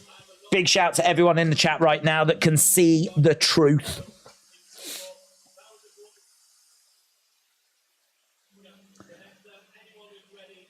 I want to fight for the championship. You could go for the 100 meters.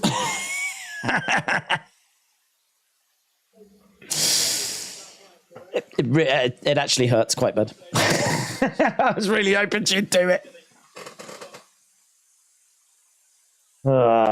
Easiest win ever for Fior.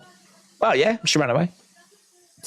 Punk versus Reigns with Heyman would beat Fire, said JJB Gaming. 29-28. I know. Should have been 30-27 for Rose.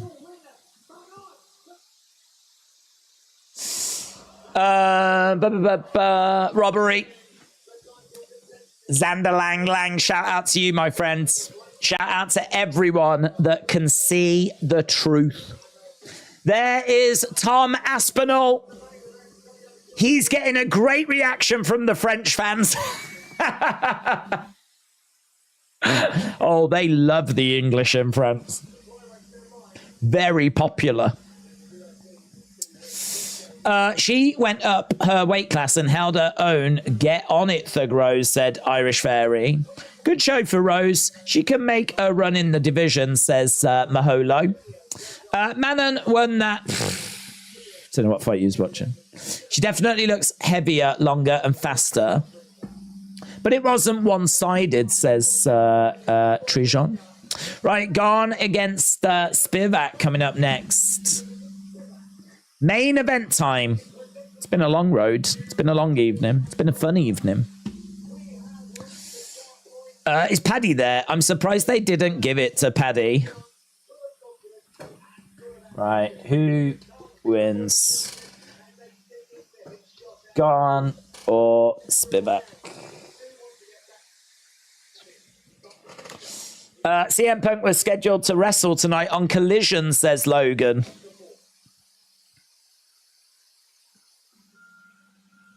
Boom. Logan, shout out to you. Fior really won because she was running. Didn't know you got points for running. Yeah, apparently you do.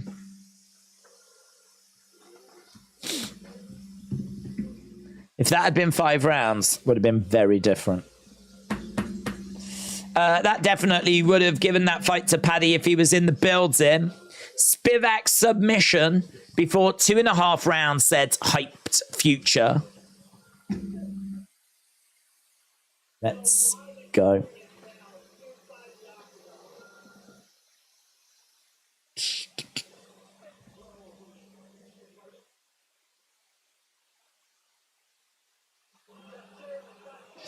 The Rose hate is crazy. Is the Rose hate? That will not be tolerated.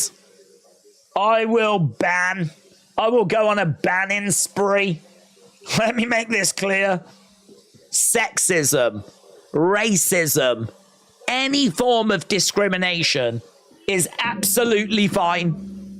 But I will not tolerate Rose hate in this community. I hope I have made myself crystal clear on that front. Sometimes you have to really lay it down, you know? Sometimes you have to really draw a line in the sand, and that is my line in the sand.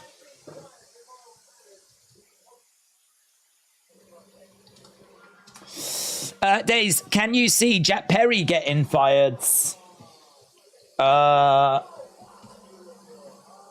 don't want to see anyone get fired, so hopefully not. I don't want to see anyone get fired. I don't want to see anyone lose their job. But I think he has to take a massive, massive amount of responsibility for what's happened. Massive amount of responsibility. Jack Perry has just lost AEW, their biggest star. So he has to take a massive amount of responsibility for that.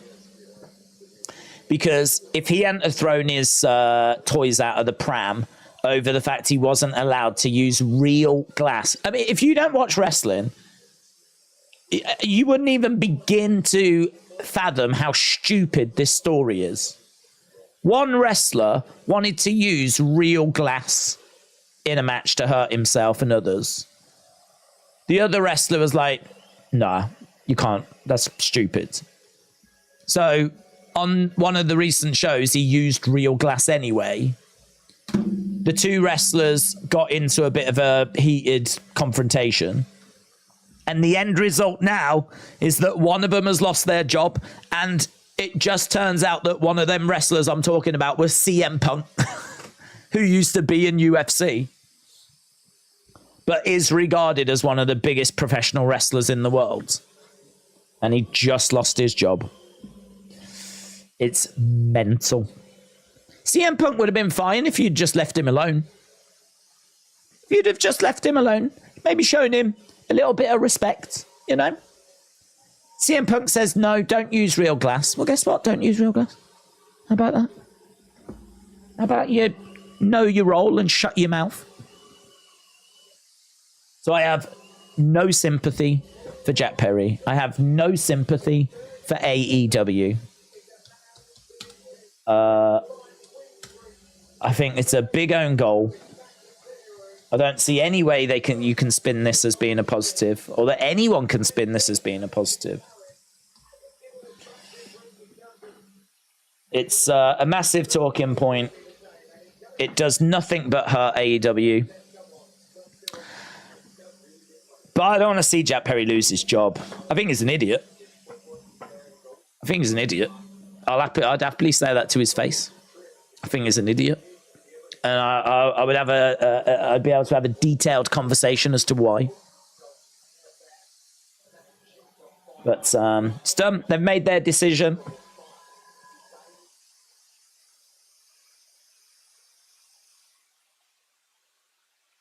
Right, Spivak's made his way down. He's on a 3-fight win streak, highest takedown accuracy in UFC heavyweight history.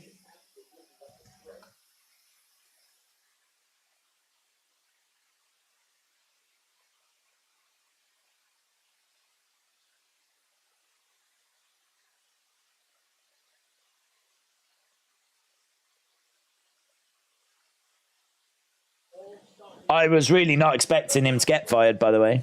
I'm sure many others weren't as well.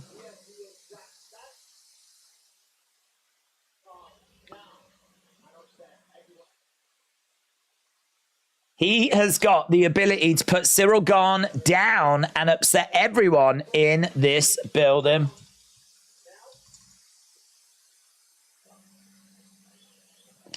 This place is going to go bananas.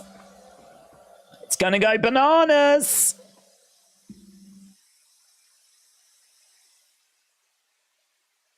Lights go off.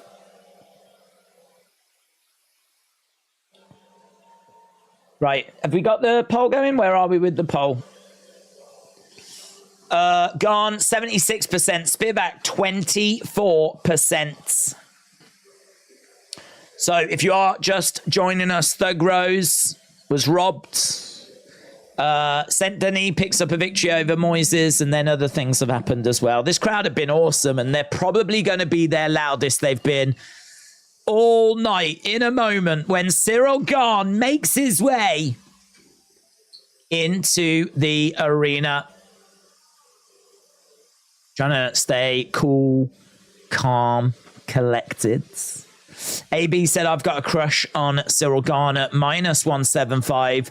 He has a moral spinning back elbow. Gane must incorporate the foe. Here we go. Gane steps out into the arena and there is a big reaction. Only French-born champion in UFC history, but he wasn't a real champion. He was one of them interim champions that don't really count.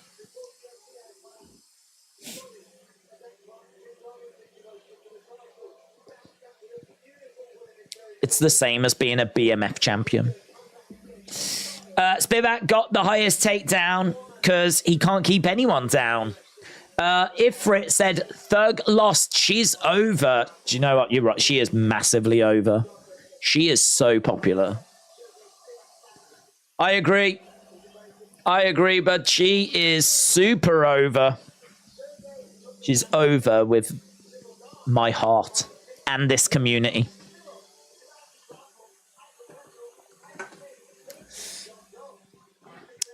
I predict Rose will get a rematch. She deserves it, and there needs to be a no running clause. Former interim UFC heavyweight champion, highest striking Significant strike accuracy amongst active UFC heavyweights. Spivac ground and pound round 2. Trijan said plus 150 on Rose getting a rematch. Let's go. I'm just pleased those gloves weren't put down in the center of the octagon. That's my win.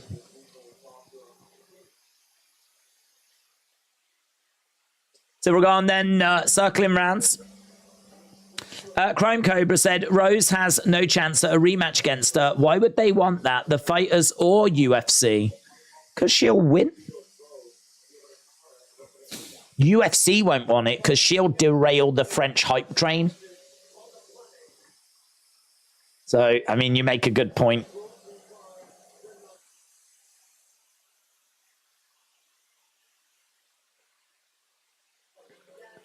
Okay, Gane is got a 3-inch reach advantage. Both fighters are insides. Gane, not the biggest power puncher. He's got a decent chin. Not the best on the ground. Kickboxer, he sets traps well. Good striker, good footwork, good movement. He's long, he's rangy. He's got Muay Thai knee strikes. Few cardio questions. He's got a great jab. Good kicks. Excellent in the clinch. Former interim heavyweight champion. Got embarrassed when he was beaten in a couple of minutes by John Jones. Spivac 7-3 in the UFC. 3-fight win streak. Improving a lot, actually. Younger. 5 years younger. He definitely could prove problematic for Cyril Gane. But this is a challenge I would expect Cyril Gane to be able to get past. Only way is to do roids, and he's still getting dropped. Maybe Rose should do some roids. Thug roids. Thug roids. Maybe that's the future. She'd smash Manon Fior then. If she was all roided up. When Francis got Cyril on the ground, it was over. Jones already did roids. The nuclei stay lifetime. That's good value, isn't it? Imagine taking like something and it stays with you forever. Good value. Get good bang for your buck. Is that true? The nuclei stays with you. It's the only reason he won against Gane.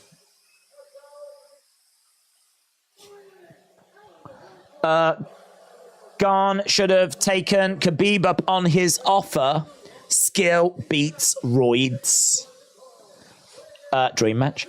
Supreme Thai said, I'm ordering a large crispy breadstick with cheese. Marinara on the wide. Ben and Jerry ice cream. You go. You live your best life. Cyril. I've done lots of acid. Apparently that never leaves your system, said Drew Who.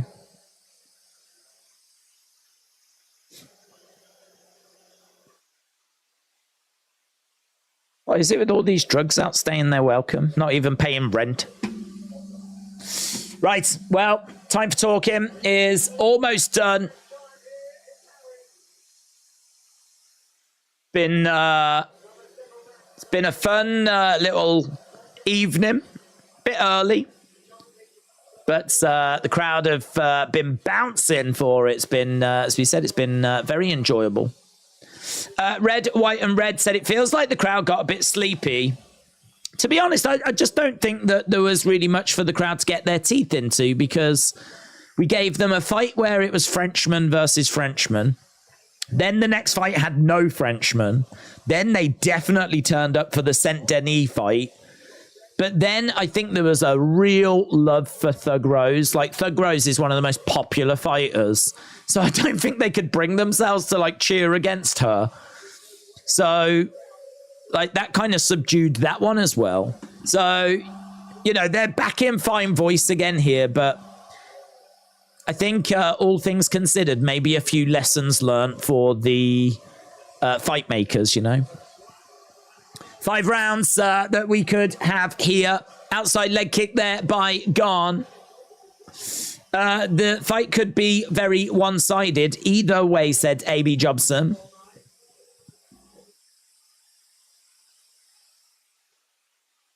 Spivac on the outsides.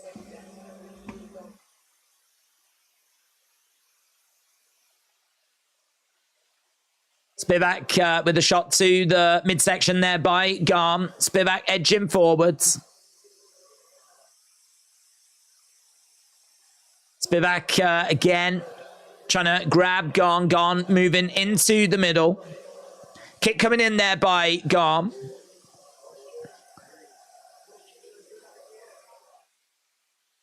Shot coming in there by Gane.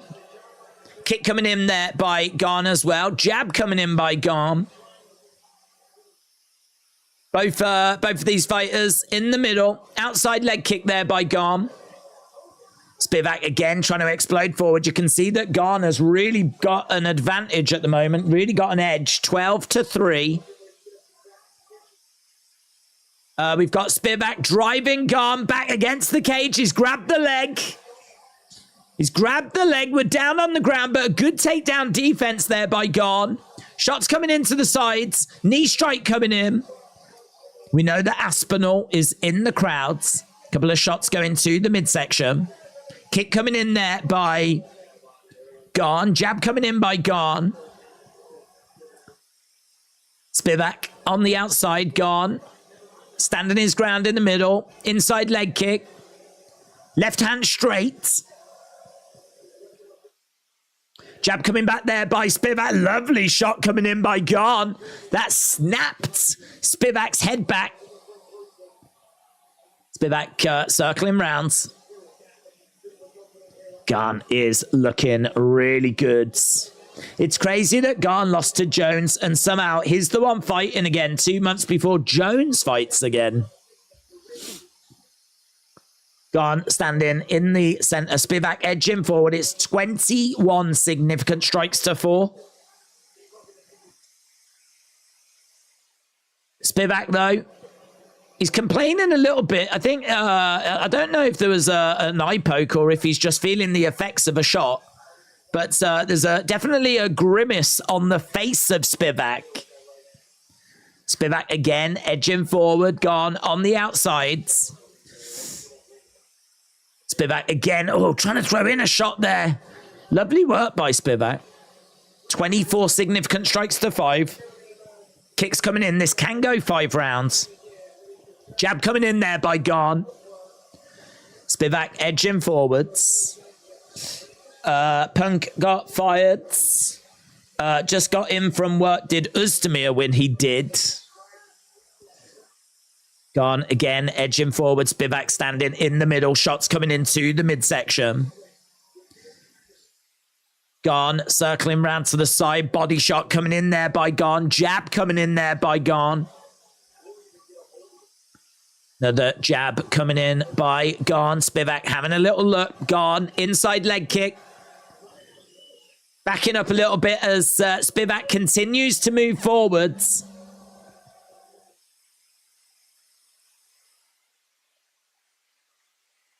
Jab to the body, trying to go upstairs.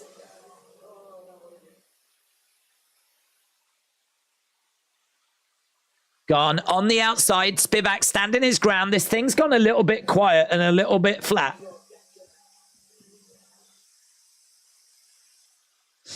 Shot to the midsection. End of the round. It's an easy Gane round.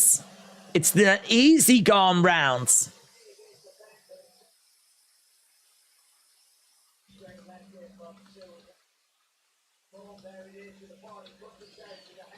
Just seeing a couple of replays. Yeah, I do think that there was some interesting stuff that was in there, though, that should mean that Spivac gets a bit of encouragement.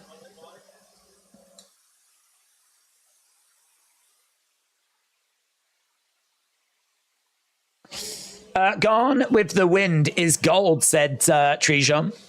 10 minutes till payback stream. You might be late. I might be late.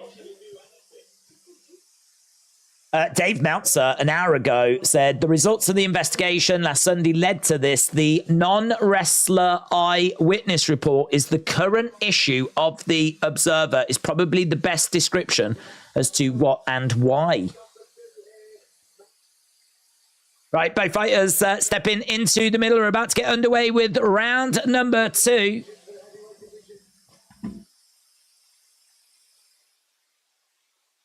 So, this being said, Sergey needs to cut the octagon off.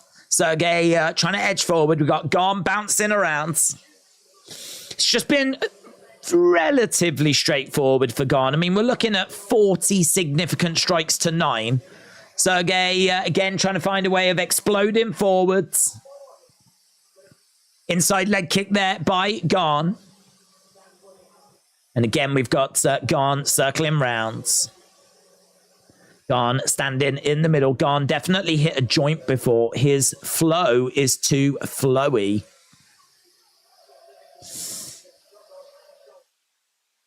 Shot coming in. Body shot coming in there by Gane. Leg kick as well. Just really good output. I mean, Spivak's just covering up. Spivak's covering up, and by the time he actually throws something, like, Gane is just so fluid and moving around. I mean, Gane has landed about 5 shots by the time Spivac lands 1. Knee to the midsection there by Gane. Commentators getting a little excited as Spivac lands something. Gane very calculated, though he does need to be careful. Spivac on the outside, inside leg kick. Jab coming in there by Gane. I think Spivac knows he's not going to win a decision. So is he just trying to find an opening? Is he just trying to find a moment? Gane again. Kick, outside leg kick. 54 significant strikes to 11. Kick coming into the midsection. Spivac has got Gane, but Gane escapes. Body shot coming in there by Gane. Knee strike coming in by Gane. Crowd getting fired up. Gane covering up. Jab coming in there by Gane. Spivac should box, would make the sport more interesting. Body shots, 25 for Gane, 1 for Spivac. 25 to 1. Lovely counter shot coming back there by Spivac. Spivac over by the cage, kick to the midsection. Body shot coming in there by Gane. Spivac staying on the outside, covering up and really not offering anything. I think he's hurt. He's covering up, unless he's trying to suck Gane in so he can hit him with counters. Gane starting to unload. Spivac trying to throw some back in response. Knee strike coming in there by Gane. Spivac just doesn't look like he wants to be in there. Oh, that looked low. It looked low, but I think it was actually to the midsection. Uppercut misses by Gane. Spivac covering up. Gane unloading. Spivac goes crashing back against the cage. Gane is just absolutely unloading here. The ref saying, you've got to do something. The ref's going to stop it. And the ref has stopped it. There we go. Cyril Gane gets the win. Cyril Gane gets the win. He just unloaded, man. He just absolutely unloaded. Spivac just could not hang with Gane. It was too much to ask. Number 2 against number 7, and it looked a lot wider, to be honest. It's 89 significant strikes to 14. 83% of you thought that Cyril Gane would get the win, and he does. Choden said, are you a big fan of Ryback? No. I don't mind Ryback. But I'm not a big fan of Ryback. That was a masterclass, says Mitchell. Good night, Spivac. Good night. Lovely work. So, yeah, he absolutely unloaded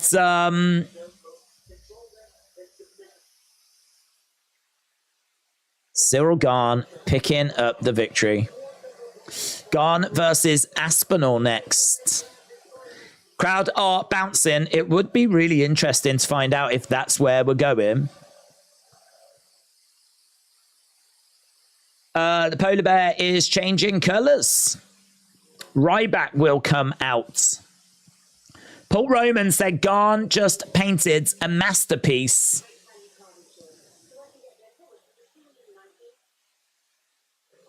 Chuck Norris is proud. Spivac looked gassed from the bell, said Red, White and Reds. Punk is seen at the airport. He is on his way somewhere. Holiday. Jack Perry's house.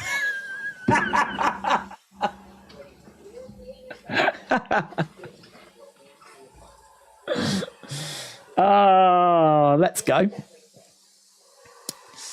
Right, we do need to wrap this baby up, actually. I saw Ryback on TikTok the other day. How exciting. Right, we're going back. We got 3 minutes.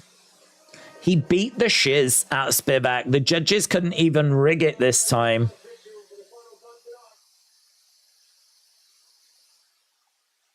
Spivac's 28. He has been improving. His record was 7-3. He definitely is a credible heavyweight, but he is not Cyril Gane's level, John Jones level.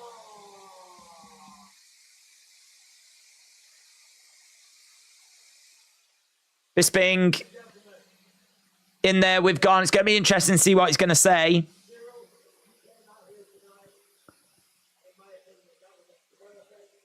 In my opinion, that was a perfect performance. Thank you.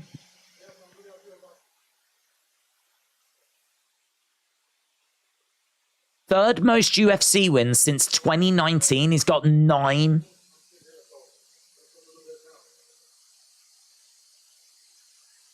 I'm still here. Did he say, let's go for the belt now?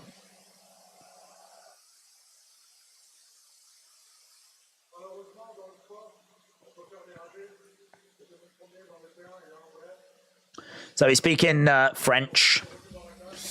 Chrome Cobra, shout out to you, my friends. Spivac wanted no part of the striking. He was just forced to deal with it. Voided. This is where I belong.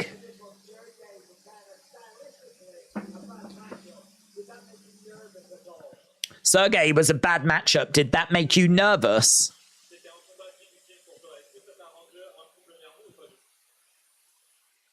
Look at that big knee strike there by Cyril Gane.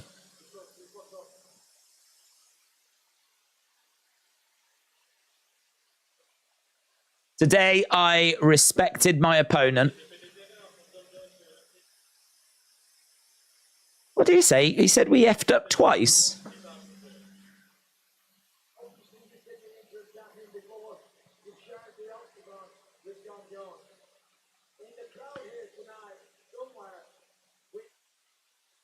Somewhere we've got Tom Aspinall. Smile on the face of Gane. Is that a fight that you would like? You and Tom Aspinall?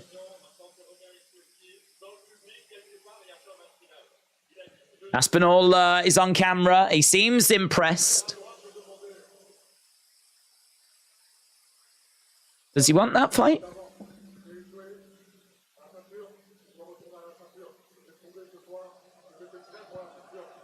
Well, the crowd liked the answer.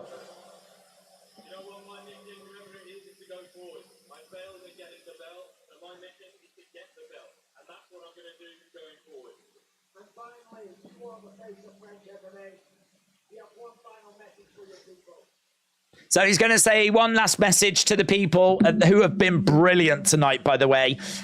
In response to, do you want Tom Aspinall next? The answer was, I want to keep moving forward. I want the belt. So Manon Fior runs away from Rose, and Cyril Gane is scared of Tom Aspinall. That's what I've learnt from UFC Paris. We're going to wrap this up, and also the French fans are sick. They were amazing tonight. So we definitely need to stack the cards in future again and give them something to get behind, because they were bouncing. Right, I'm going to shoot off. A big thank you to everyone that's joined us. I know it was early. I know it was different, but really do appreciate it. I am going to run away and start the payback stream. So thanks a lot for joining us. I hope you enjoyed the UFC this week. Let's have a quick look at Tapology before I do run away. So refresh this. So Yabo Ipip finished first. I would go down the list, but we really have run out of time. So well done to Yabo Ipip. Many congratulations on your success. Thanks a lot for watching. Appreciate the support. I will see you in a minute for UFC. No, not UFC. I'm getting all confused what we're watching. UFC Payback.